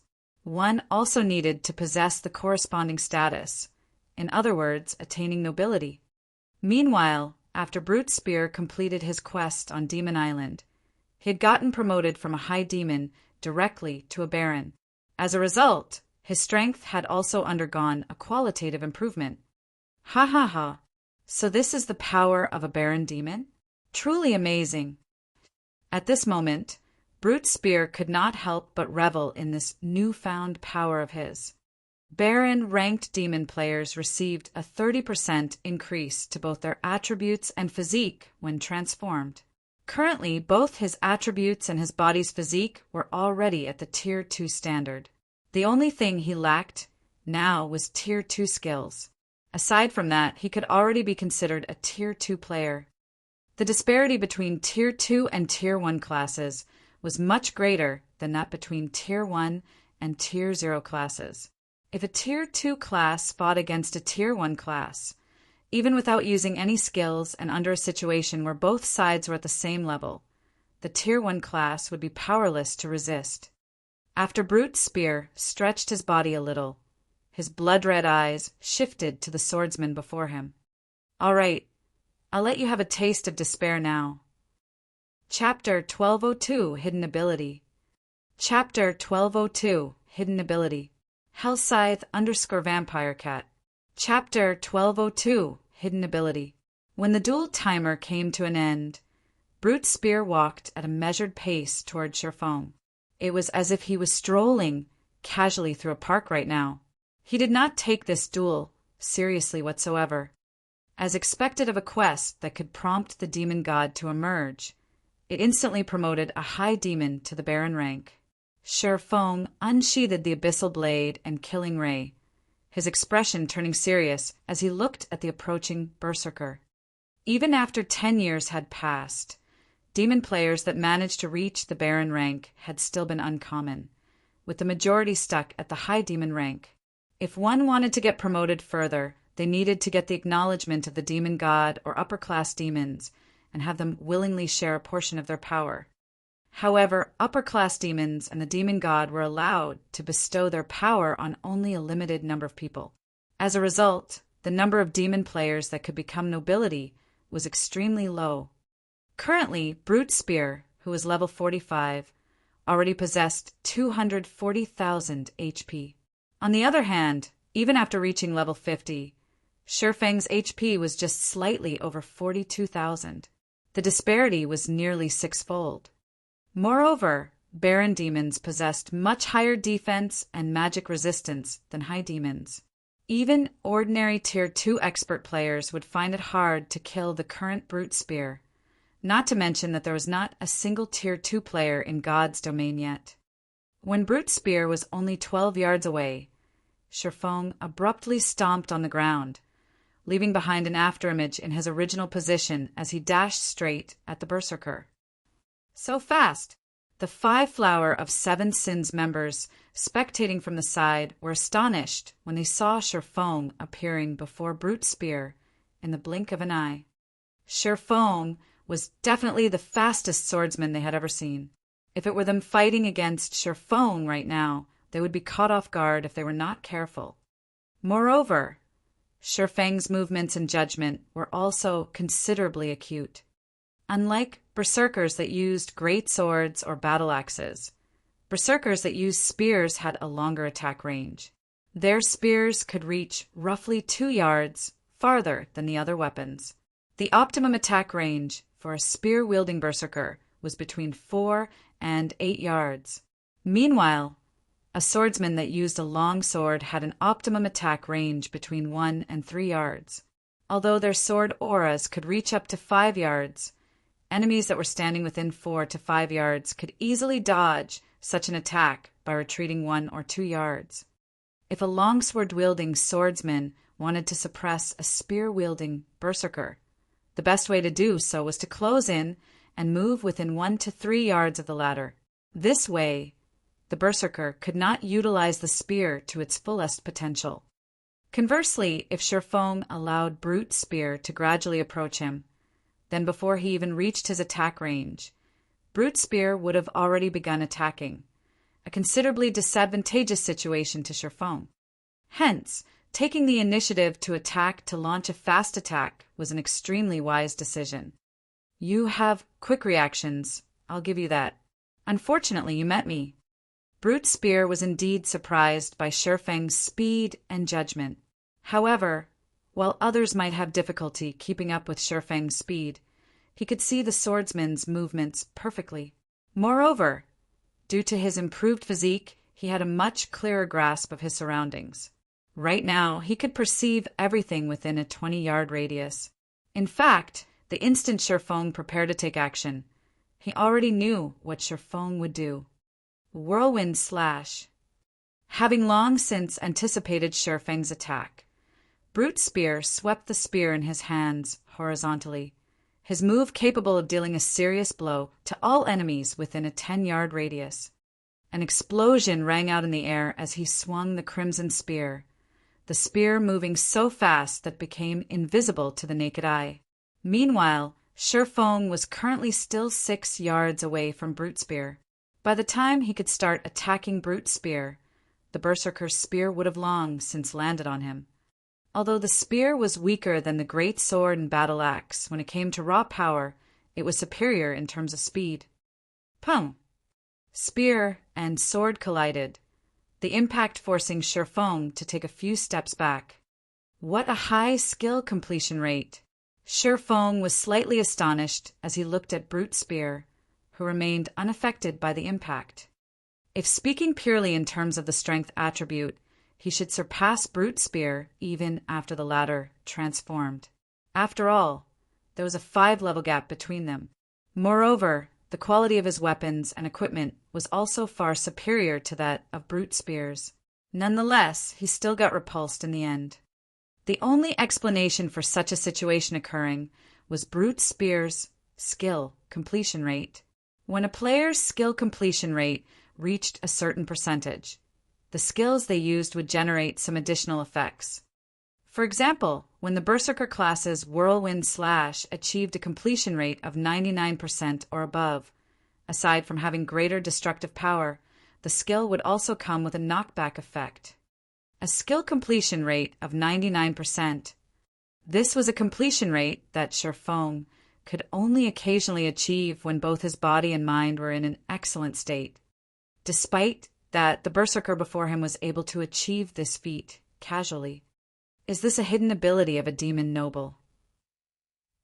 Shifeng did not believe that Brute Spear himself was capable of achieving such a high completion rate. After all, the Berserker had just been promoted to a Baron Demon.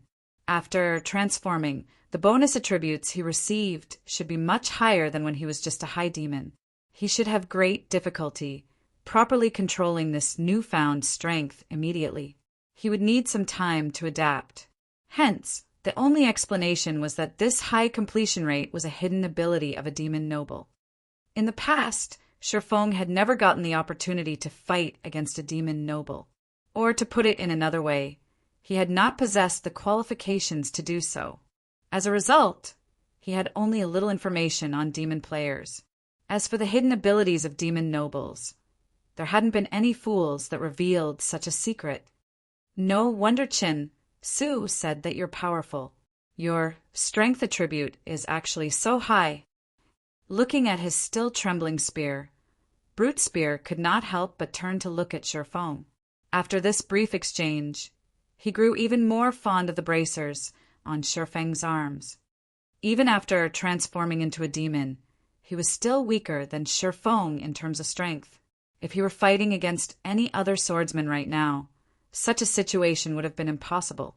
The only explanation for this was Shifeng's weapons and equipment. After saying so, Brute Spear directly used charge at Shifeng, the spear in his hands stabbing at Shifeng's heart. When Brute Spear used charge, he became like a shooting star. He was not only extremely fast, but also exerted powerful pressure on Shifeng. However, this pressure didn't come from Brute Spear himself. Instead, it was a deterrent effect that appeared when charge's completion rate reached 99% or above. This hidden effect reduced his opponent's reaction speed by 20% and movement speed and attack speed by 40% for 1 second. When Brute Spear got to within 6 yards of Shifeng, the crimson spear in his hands suddenly transformed into a streak of red light. Boss Brute is finally using his trademark move, an assassin familiar with Brute Spear said, chuckling. This was a combination technique Brute Spear used to gain fame for himself in the Flower of Seven Sins, merging a combat technique with a system skill to exert even more power. Lightning speed. Originally, Charge had already allowed Brute Spear's Crimson Spear to move at a frighteningly fast speed. Then, during the time he was using Charge, he would transfer the power of his entire body to his spear, applying additional acceleration the instant it was about to reach its target. This speed made the attack practically impossible to dodge or block. Pum! At the critical moment, Shifeng activated parry. When the Crimson Spear came into contact with his swords, Shifeng instantly felt both his arms go numb. His entire person also was forced to retreat 6 steps before he managed to stabilize himself. He blocked it? Brute Spear was astounded right now. Just how high is his agility? The lightning speed he executed this time was the most perfect one so far. Logically, after including the suppression effect of his charge, Shifeng should not have been capable of executing parry at all. Since it is so, let's see if your reaction speed or my attack speed is faster. Saying so, Brute Spear flapped the wings on his back and began hovering in midair. His body then split into 3, and all 3 attacked Shifeng simultaneously from different directions. The skill he had used was called Demon Flash, something he had learned after becoming a Baron Demon. It allowed him to attack his opponent from 3 directions, and each clone mirrored his original body perfectly. There was also no need for him to control his mirror images, as they would carry out the same actions as he did. During the attack, he and his clones would also gain an enormous movement speed boost. Overall, it was a skill many times more powerful than Charge. Chapter 1203 Difference Between Trump Cards. Chapter 1203 Difference Between Trump Cards. Hellscythe_VampireCat. Chapter 1203 Difference Between Trump Cards. After Brute Spear used Demon Flash, he and his mirror images moved faster than when he used Charge. The surrounding spectators could barely see the 3 berserkers' after images, much less their real bodies.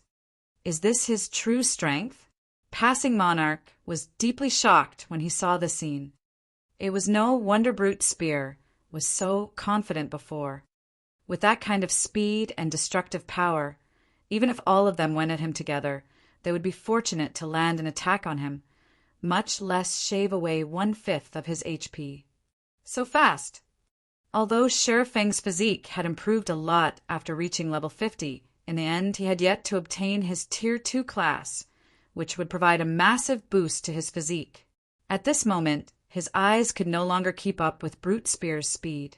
He could only rely on the changes in his surroundings to determine Brute Spear's movements.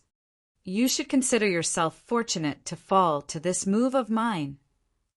Brute Spear executed lightning speed on Shifeng once more. Compared to the time he attacked with Charge, the speed of his spear this time had increased by a large margin. Moreover, his 2 clones had also attacked using the same strength and speed. If attacked at such a speed and from 3 different angles, even a Domain Realm Assassin expert would not be able to evade properly. Dang! Dang! Dang! However, just as the 3 Crimson Spears were about to reach Shifeng, they abruptly stopped in their paths, unable to proceed even an inch farther due to Shifeng activating the Swordsman class's strongest life-saving skill, Defensive Blade. Brute Spear was not particularly surprised by this situation. After all, the Swordsman class's life-saving skills were only second to the Assassin classes. Now that he had forced Shifeng to use both life-saving skills consecutively, he would have a much easier time dealing with the Swordsman. So what if you blocked them? Brute Spear sneered. In a single breath, he rapidly jabbed 5 times with his spear, targeting Shifeng's blind spots. Meanwhile, his 2 mirror images had also launched identical attacks. Demon Flash did not just allow him to launch a charging attack on his target.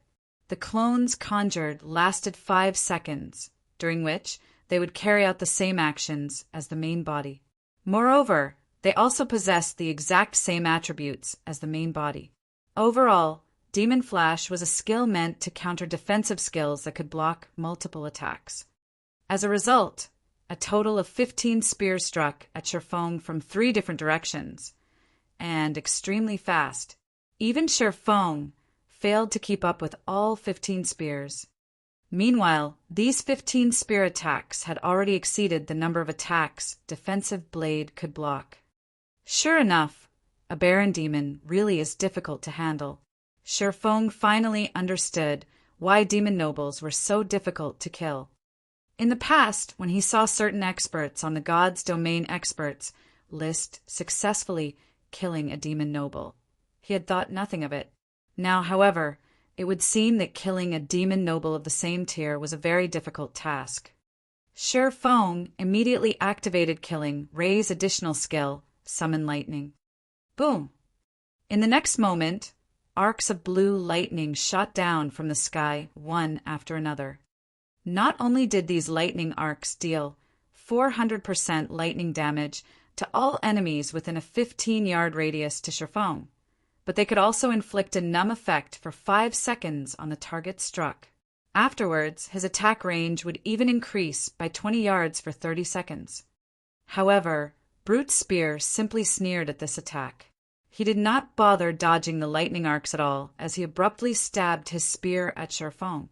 He intended to compete and see who could deal more damage. While the 15 spears struck at Sherfong, the lightning arcs also bombarded Brute's spear's body. The block count of Sherfang's defensive blade was instantly exhausted. As for the several spear strikes that got through, Sherfong used his swords to deflect them, so he did not receive any substantial damage.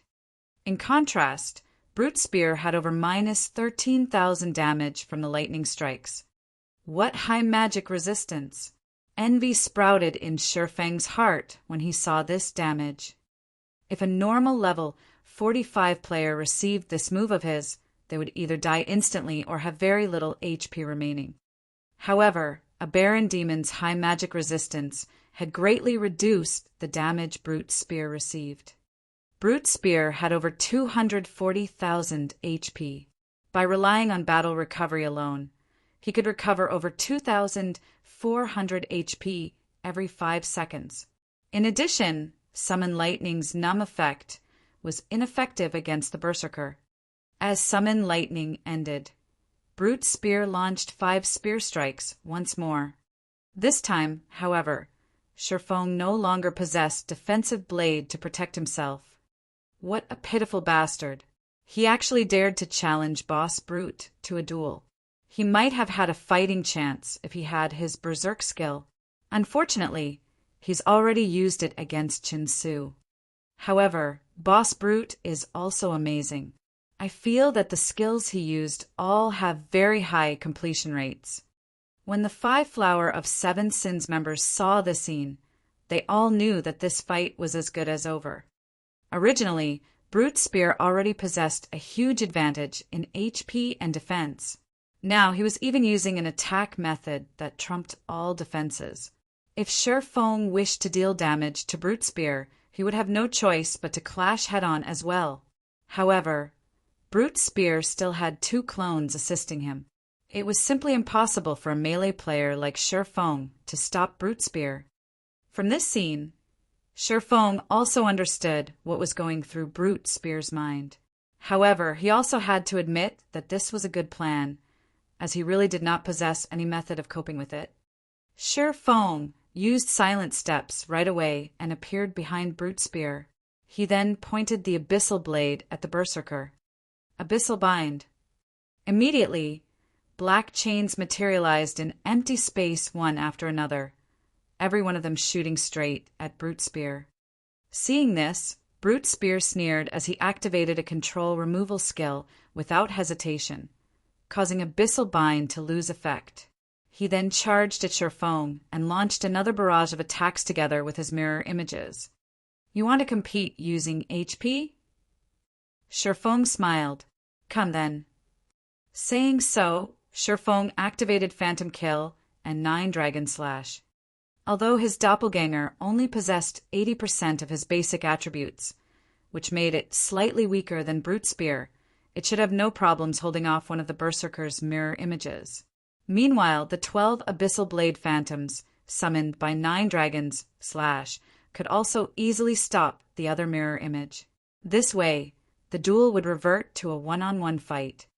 At this time, Shifeng activated Thunder God's Descent, increasing his movement speed and attack speed by 150%, damage by 50%, and decreasing the damage he received by 50% for 30 seconds. Without hesitation, he charged straight at Brute Spear and executed Sword's Orbit. Starlight suddenly filled Shifeng's surroundings. However, Brute Spear paid no attention to this phenomenon whatsoever as he used all his strength to send out multiple spear strikes. Immediately, both sides' HP began falling continuously, the rate of decline giving the surrounding spectators a fright. How is this possible? The 5 Flower of Seven Sins members were dumbfounded as they looked at Brute Spear's plummeting HP. At this moment, Brute Spear was losing over 10,000 HP with each attack he received, 20,000 HP with a critical hit. On the other hand, although Shifeng was similarly losing HP, he was only losing around 3,000 HP with each attack he received. Moreover, the rate at which his HP fell was much slower than Brute Spear's. For each time Shifeng's HP fell, Brute Spear's HP would fall 2 or 3 times. After just 2 seconds of exchanging hits, Brute Spear had less than 70,000 HP remaining, down to less than 1/3 of his HP. On the other hand, although they could not see the exact value of Shifeng's HP due to him having hidden it with his black cloak, the HP bar revealed above his head showed that he had lost only 1/3 of his total HP so far. The difference between the two sides was obvious at a glance. However, despite this situation, Brute Spear himself remained unfazed. Just when Brute Spear's HP fell below the 30,000 threshold, a sinister smile appeared on his face. Backtrack! Brute Spear roared. Immediately, a blood-red magic array appeared in the air. A red light then shone out of the magic array, enveloping a radius of 30 yards around Brute Spear. This was the strongest skill Brute Spear obtained after becoming a Baron Demon. Blood Backtrack. As long as he was not dead, the skill would allow him to regain the HP he had 6 seconds before. This was the reason why he dared to exchange damage with Shifeng. In the next moment, Brute Spear's HP directly recovered to full. In contrast, Shifeng had less than half of his HP right now. Despicable. He can actually recover his HP. Passing Monarch could not help but curse out loud when he saw the scene. Brute Spear simply sent a contemptuous glance at Passing Monarch. Sure enough, he really does have a trump card hidden. Shifeng was not particularly surprised by this scene. In reality, he also knew about Blood Backtrack. This was a move that all demon nobles knew. Even monsters like great demons had used it frequently since it was a skill specifically used to trap others. Hence, he also held back a trump card. Suddenly, the 2 swords in Shifeng's hands released a blinding light. Flame Burst. Sword's Orbit.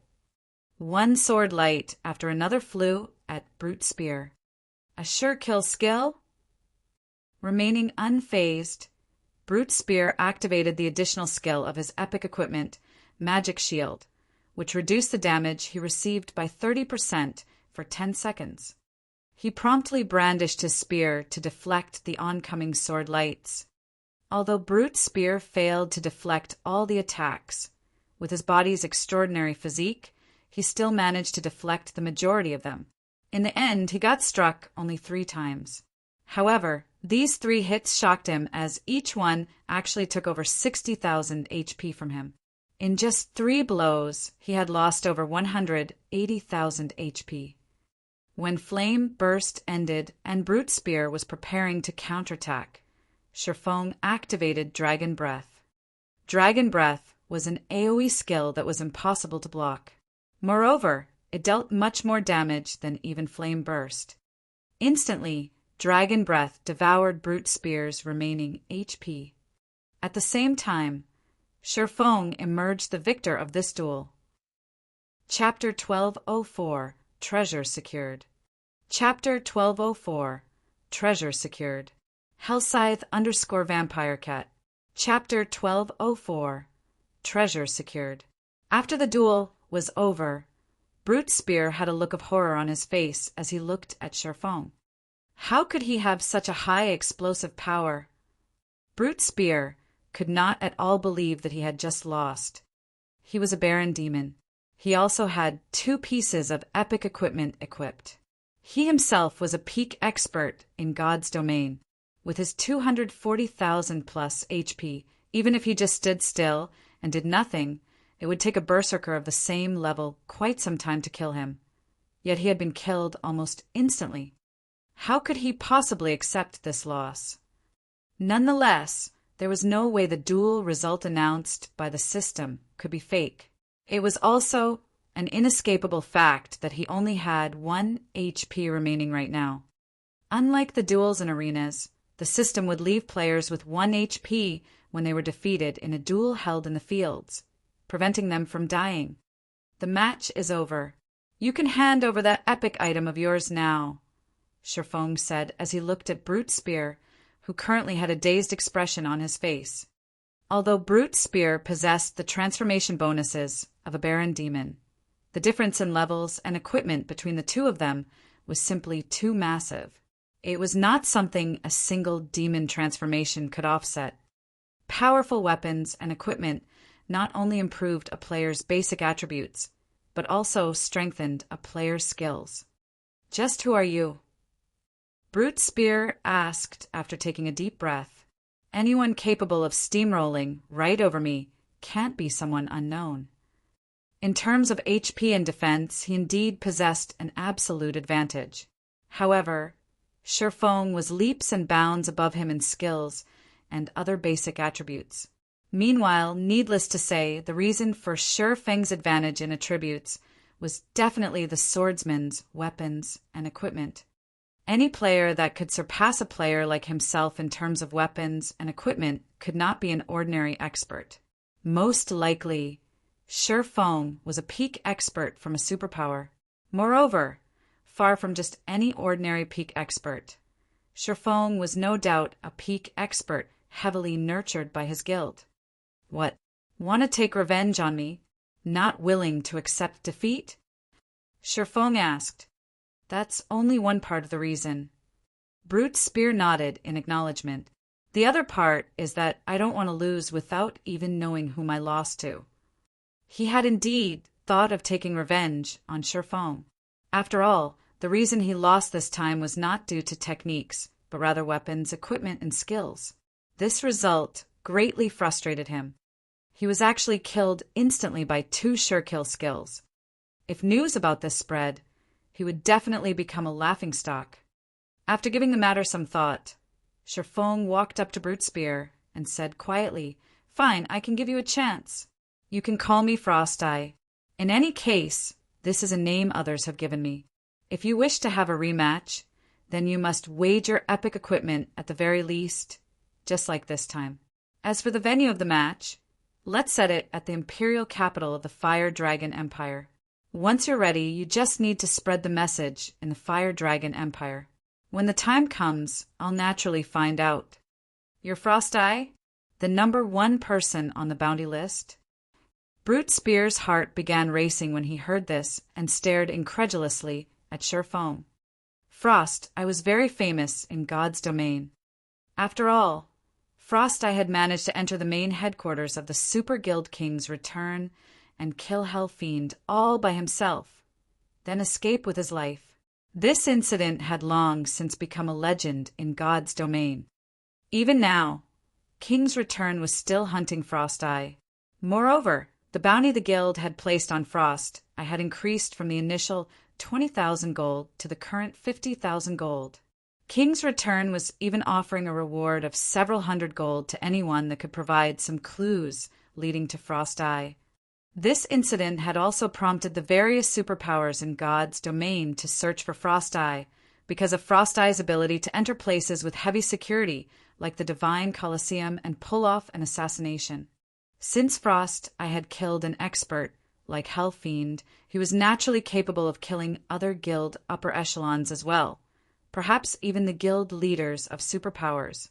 A guild leader's assassination would deal a massive blow to the guild's reputation. Hence, the various superpowers in God's domain were searching for Frost Eye. The Flower of Seven Sins was no exception. As an organization that dealt in assassination work, if the Flower of Seven Sins could recruit such an expert, its fame would undoubtedly rise significantly. MHM, that's right. Since you already have the answer to your question, you can give me my item now, right? Shifeng nodded. It seems I have not lost in vain. At this moment, a trace of admiration flashed across Brute Spear's eyes as he looked at Shifeng. He then took out the soul orb from his bag and passed it to him. In reality, Brute Spear did not place any particular importance on the soul orb. After all, epic items like the soul orb were not particularly rare.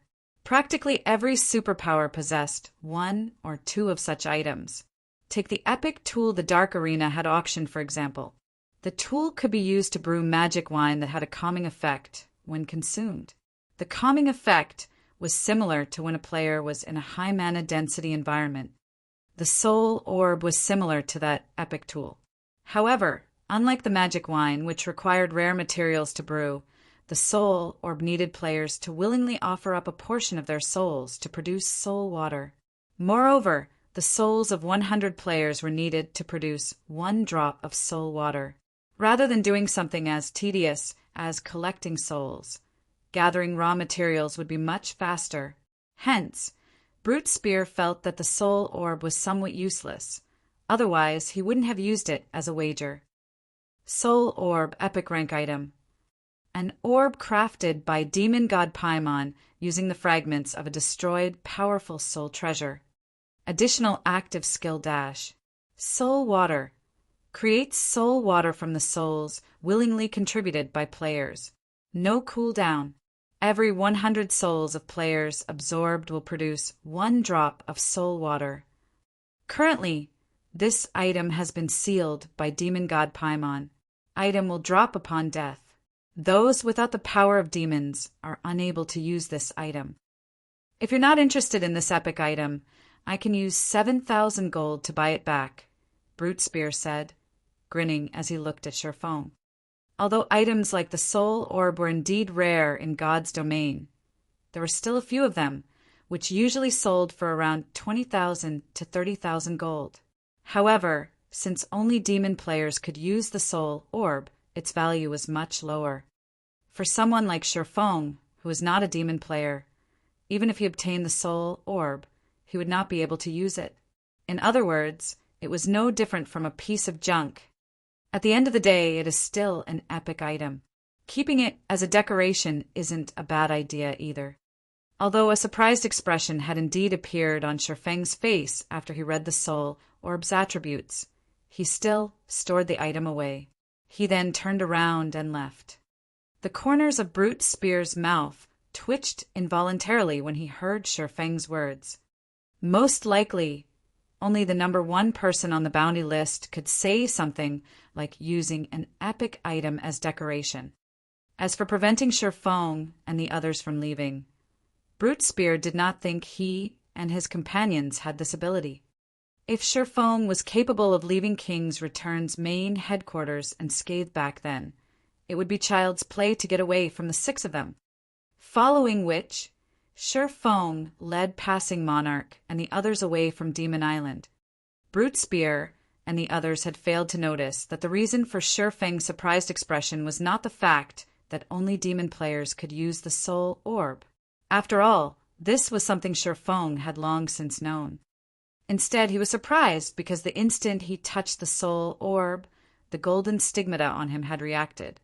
Chapter 1205, Kingdom Transformation. Chapter 1205, Kingdom Transformation. Hellscythe_Vampire Cat. Chapter 1205, Kingdom Transformation.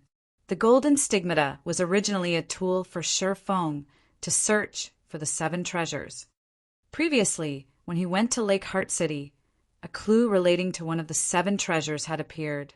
However, the signal had been brief, disappearing after a moment. Fortunately, he had already gotten a lock on the NPC wielding that treasure.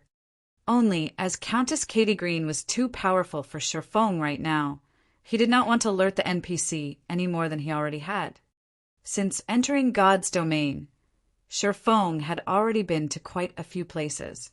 However, he had managed to find only one clue relating to the 7 treasures so far, despite that the instant he touched the soul orb, it had actually triggered a reaction from the golden stigmata.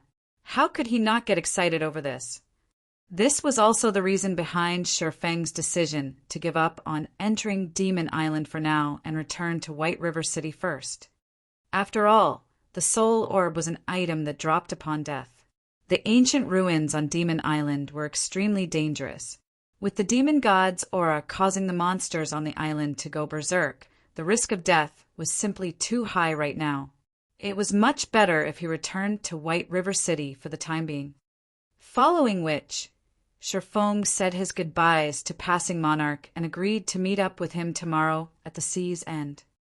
Meanwhile, on Demon Island, the black-clad Ranger Chinsu, who had just met up with Brute Spear's group, nearly had his eyes fall out of their sockets when he saw Brute Spear sending off Sherfong and the others. "Boss Brute, are you letting them go just like that?" Chinsu could not believe this was true.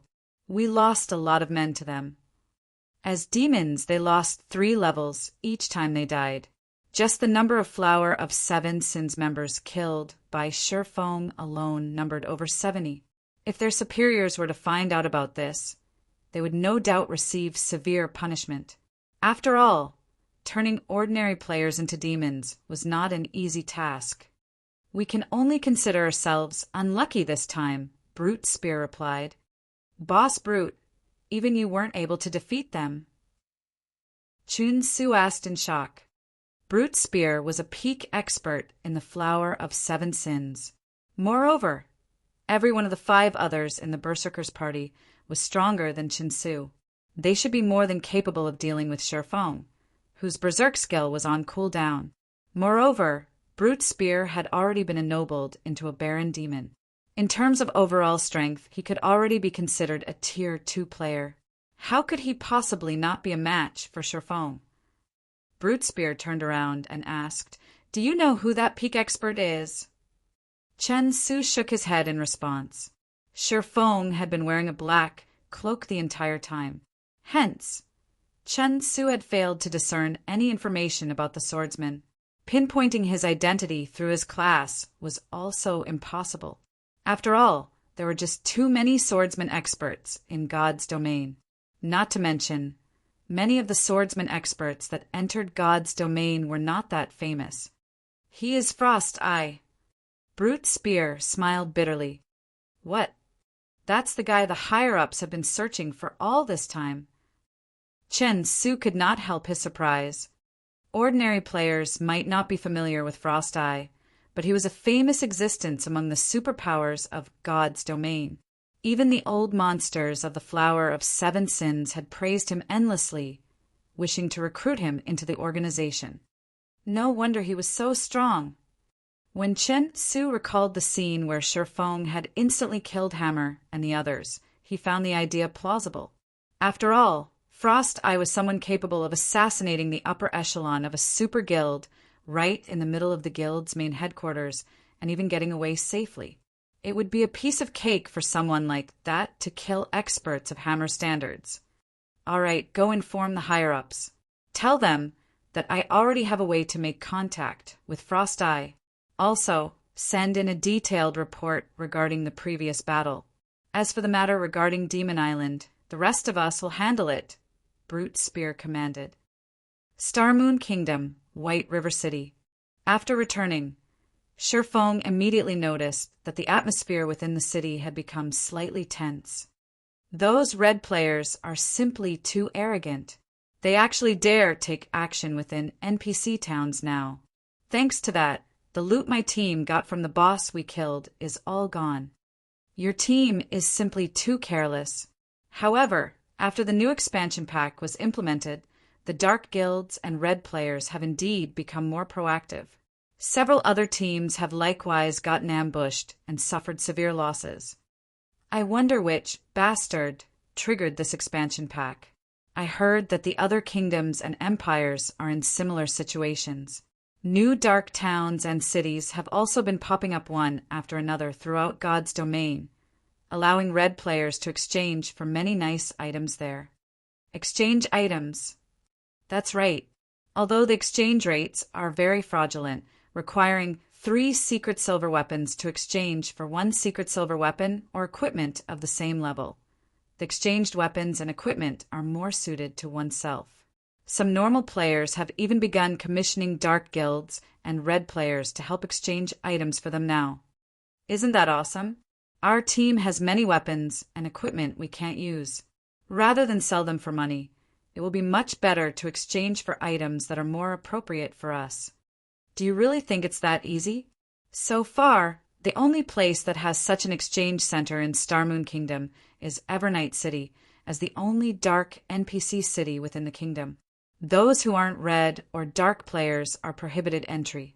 Moreover, if you want to exchange for high-ranking weapons and equipment, you'll need to have enough reputation with the city as well as fulfill certain conditions. Ordinary red players can exchange for bronze weapons and equipment at best. I heard that only dark players can exchange for secret silver weapons and equipment. It seems we'll have to be more careful in the future. Now that these dark guilds and red players have such a convenient source for items, they will surely become more proactive in the future. That's right. Currently, some NPC towns are no longer safe from red players. I don't know what kind of item those red players have managed to get, but they're actually able to evade detection by NPC guards for a short time. Unless they're standing very near an NPC guard, the latter won't sense them at all. Many independent teams and players were discussing the recent expansion pack and its consequences in the open-air bar of White River City's teleportation hall, and they were unanimous in hating the new expansion pack. Initially, the range of activity of dark players was not particularly large. After the implementation of the new expansion pack, however, new dark towns appeared in the vicinity of the various NPC cities. Moreover, these dark towns were all very powerful.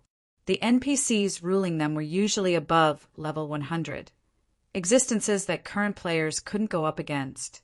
As a result, this situation immediately expanded the range of activities of dark players significantly. They've begun moving already? Sure Feng had never imagined that these dark players would take action so quickly. While the Demon God's Disturbance expansion pack was indeed a blessing to dark players and somewhat of a disadvantage to ordinary adventurer players, it wasn't as though the expansion pack was a pure liability to adventurer players. Adventurer players similarly had a way to benefit from this expansion pack: crusades. Along with the rise of the dark forces, many dark NPCs that had previously hidden themselves would become active.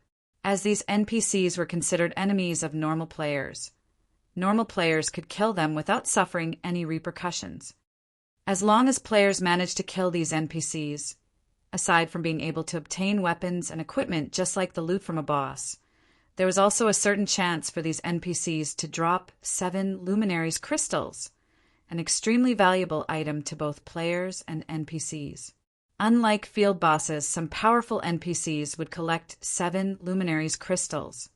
This source of 7 Luminaries crystals could also be considered the greatest reward to normal players from this new expansion pack. After Sher Feng was done eavesdropping on the conversations of other players, he returned to the candlelight trading firm and entered a special forging room before carefully taking out the soul orb. Please don't disappoint me.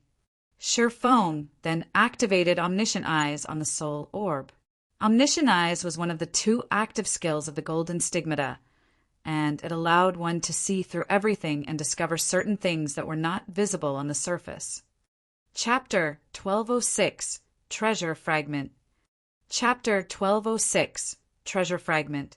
Hellscythe _Vampire Cat. Chapter 1206, Treasure Fragment. Starmoon City.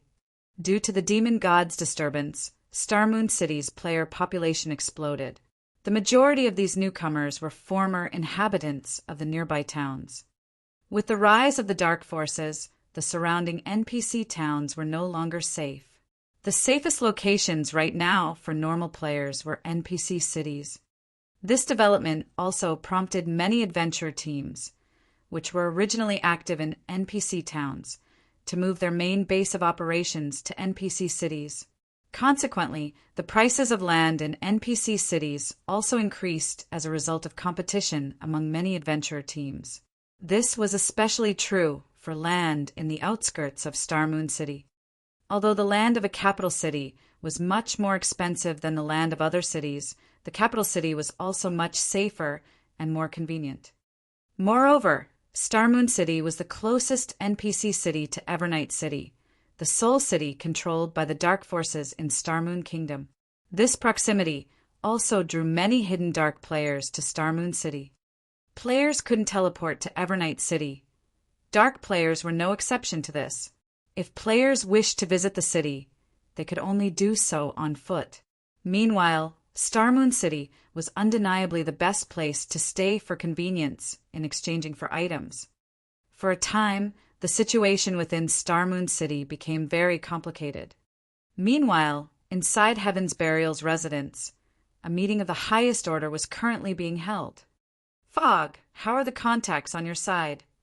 Singular Burial asked as he looked at the female elementalist standing beside him. "Those dark guilds have already agreed to our conditions. When the time comes, we just need to exchange some of the weapons and equipment we don't need for those rare tools in Evernight City. At the same time, they've also agreed to secretly kill the players that visit Stone Forest Town," Daybreak Fog said, giggling softly. Although the new expansion pack had driven the rise of the dark forces, only minor powers like small guilds, adventure teams, and independent players were actually affected. Large guilds like Heaven's Burial were entirely unaffected by this situation. After all, if the various dark guilds wished to thrive in Star Moon City, they would have to gain the permission of Heaven's Burial. Excellent. Now that we have the support of these dark guilds, we'll have a much easier time hindering Stone Forest Town's development. "Fog, you'll be responsible for handling our relationship with the dark guilds in the future," Singular Burial said with a nod. He then turned to look at the cleric Flameblood and asked, "How are preparations coming along on Abandoned Wave side?" "Guild leader, rest assured, I've already covertly leaked information that a secret land has been discovered over at that place. Many strong adventure teams and small guilds have already begun taking action. Afterwards, if we release additional fake news about finding treasure there, even more players should head over to their deaths. It won't be long before we hit the number Abandoned Wave needs. Moreover, due to this new expansion pack, the Dark Forces have already killed a large number of players. Thus, we won't attract any suspicions even if many players die," Flameblood explained. "However, if we supply so many players to Abandoned Wave, what if he turns his sword against us, once he is done dealing with Zero Wing? You don't have to worry about this point. We've already signed a contract. He won't dare go back on his word. Besides, the more sacrifices we supply Abandoned Wave, the more returns we'll obtain from Evernight City. As long as we help Abandoned Wave achieve his target requirement, Heaven's Burial will become the first guild to reside in Evernight City. By then we'll be unstoppable." Singular Burial laughed nonchalantly at Flameblood's worries. He was helping Abandoned Wave because he stood to kill two birds with one stone. The first was weakening Zero Wing. Once Abandoned Wave was done dealing with Zero Wing, even if Heaven's Burial could not become Star Moon Kingdom's #1 guild, it could still occupy half of the entire kingdom.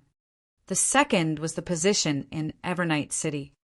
As the only city belonging to the Dark Forces in Star Moon Kingdom, Evernight City offered simply too many benefits. Heaven's Burial could already make a hefty profit just by reselling the items bought or exchanged for there. Currently, the majority of the players in God's domain were under the impression that only dark players could enter Evernight City.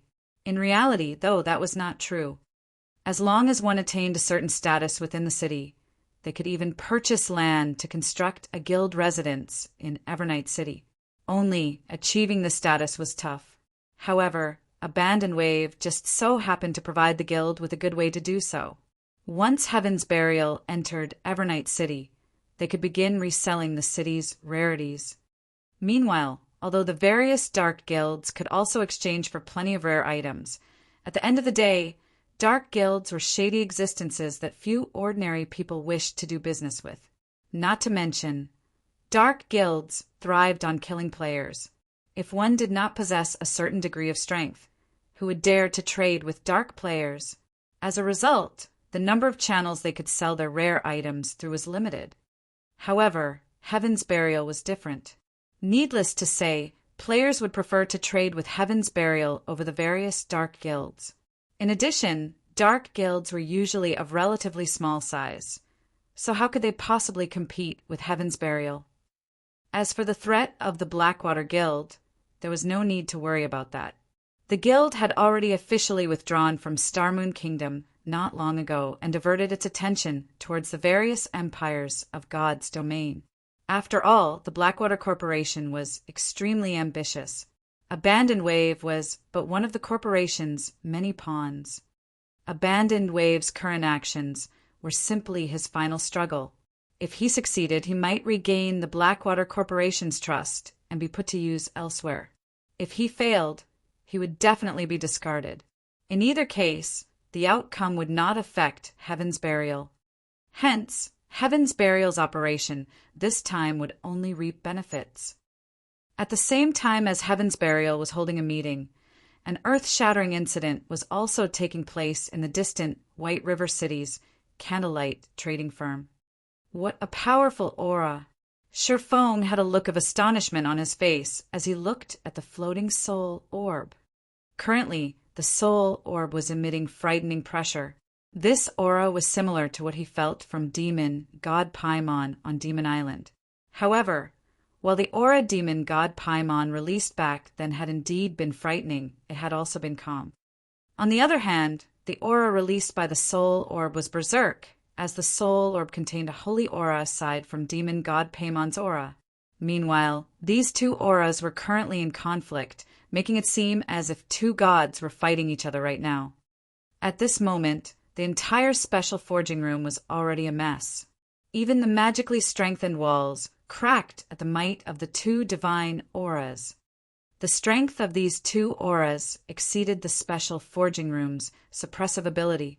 As a result, the auras had leaked outside, paralyzing everyone within the Candlelight trading firm. What's going on? Why can't I move? This aura. Could there be a monster inside the trading firm? The lifestyle players that had been toiling in their respective workshops were all frightened. This was definitely their first time to encounter such a situation.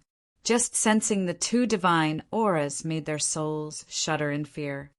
Sherfong did not doubt that the clash between these two auras would have caused a tremendous commotion in White River City if not for Candlelight Trading Firm being a 3-star shop. This was also the reason why he had chosen to appraise the soul orb there. After a short moment, the two clashing auras finally weakened and eventually reached a balance. As a result, half of the soul orb turned black and the other half white. Meanwhile, the divine might the orb was exuding right now gave even Sherfong, who was level 50, difficulty in moving his body. Wonderful. It really is a treasure fragment. Sherfong revealed a look of ecstasy when he took a look at the soul orb's attributes once again. Chapter 1207, Treasure of Illusion. Chapter 1207, Treasure of Illusion. Hellscythe _ Fluffy Goblin. Chapter 1207, Treasure of Illusion. An indescribable excitement filled Sherfong as he held the soul orb. The 7 treasures were bona fide godly relics. Mere legendary items could not compare to these. Not even ancient gods would necessarily possess a godly relic, much less mortal humans. In the past, Sherfong had never even heard of a player owning a godly relic. Of course, it was possible that someone had obtained a godly relic but had hidden the fact. After all, news of something like this would cause a huge commotion throughout the game if it got out. Hence, in the eyes of God-ranked experts, legendary items were already considered godly relics. After all, legendary items were already capable of enabling players to challenge opponents of a higher tier. If a God-ranked expert really got their hands on a godly relic, the outcome would be simply mind-boggling. Although the 7 treasures were neither weapons nor equipment, they were still powerful enough to suppress Dark Abyss. However, now that Sherfong thought about it, he found the idea reasonable. The Soul Water the Soul orb produced helped players reach an unprecedented serenity and mental clarity. This was no longer something achievable by simply raising an area's mana density. How could an epic item possibly possess such an amazing ability? Only a godly relic could produce something so unbelievable. Soul Orb Epic Rank Item. Originally a fragment of the Treasure of Illusion.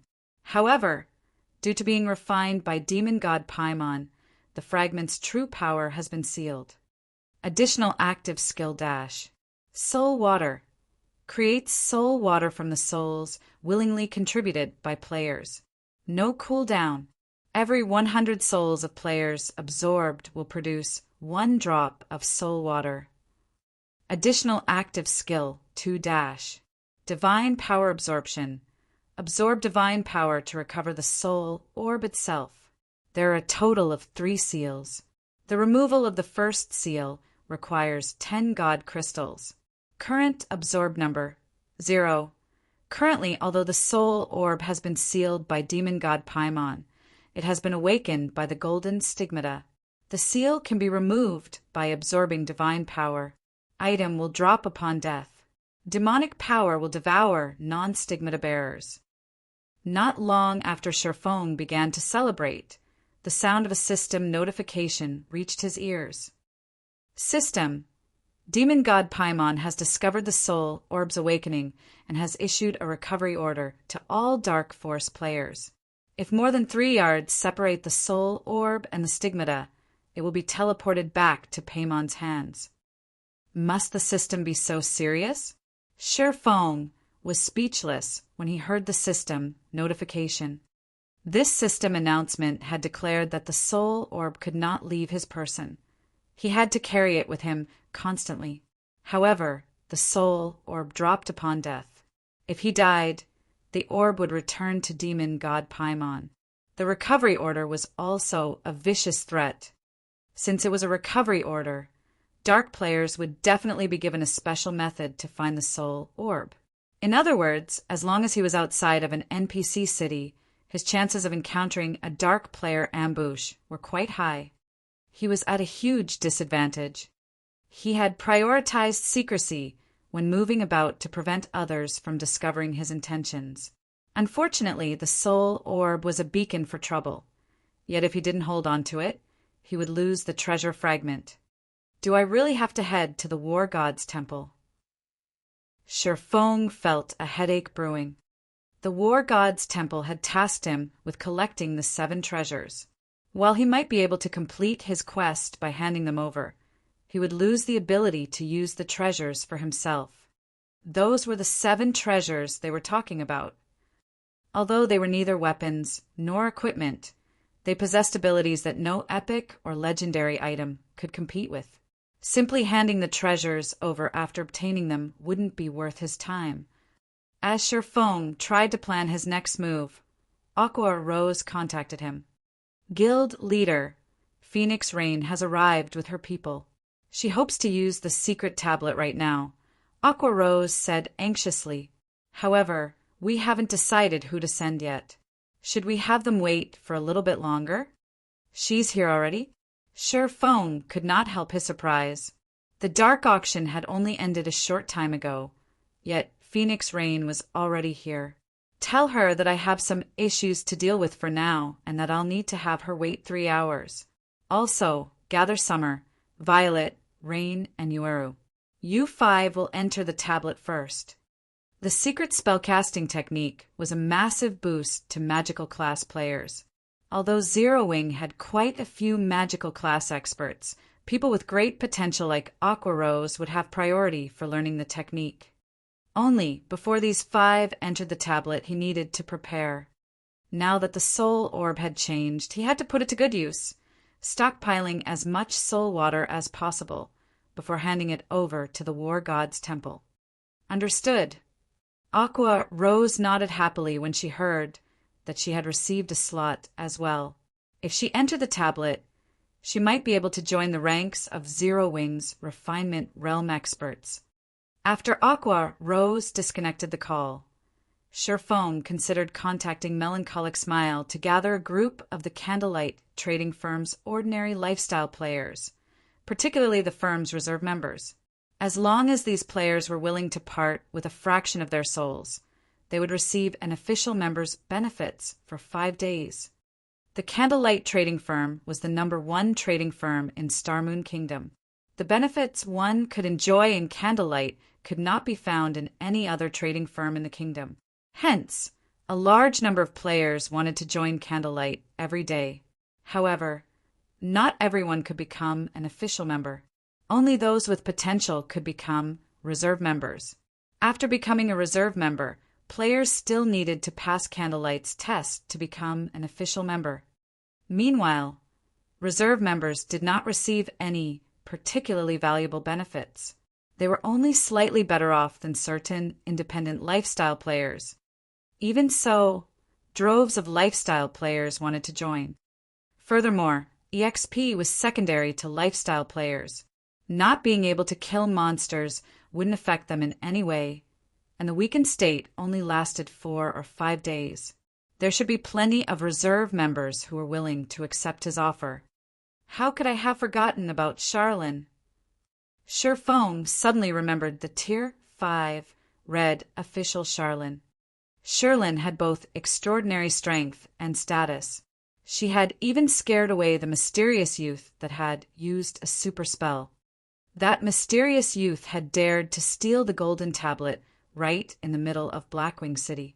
Even Tier 5 players were likely no match for him. Moreover, Charlene knew a lot about God's domain. She might have some method to help him keep the soul orb. Let's give it a try. If it isn't possible, it won't be too late to trade it for a reward in the war god's temple after I've stockpiled some soul water. Thinking up to this point, Surefoam contacted Melancholic Smile and had her collect the required members. This way, once he returned from the library, she should have gathered enough people. Although Surefoam wanted more sacrifices, the Flower of Seven Sins already knew about his acquisition of the soul orb. If he tempted fate, the Flower of Seven Sins would connect him with Frost Eye. In other words, they would learn that Frost Eye was a member of Zero Wing. If this news reached King's Return, the consequences would be unimaginable. If that happened, King's Return would do everything in its power to annihilate Zero Wing. After all, the guild's reputation was at stake. Hence, he needed to maintain a low profile while collecting souls. Moreover, he needed to do it quickly. The longer he held the soul orb, the closer the Flower of Seven Sins would come to discovering his identity. After all, the demon god Paimon had already issued a recovery order for the orb. If it were discovered on one of Zero Wing's members, the result would still be the same. Following which, Surefoam snuck out of the Candlelight trading firm and rode an advance carriage to the library,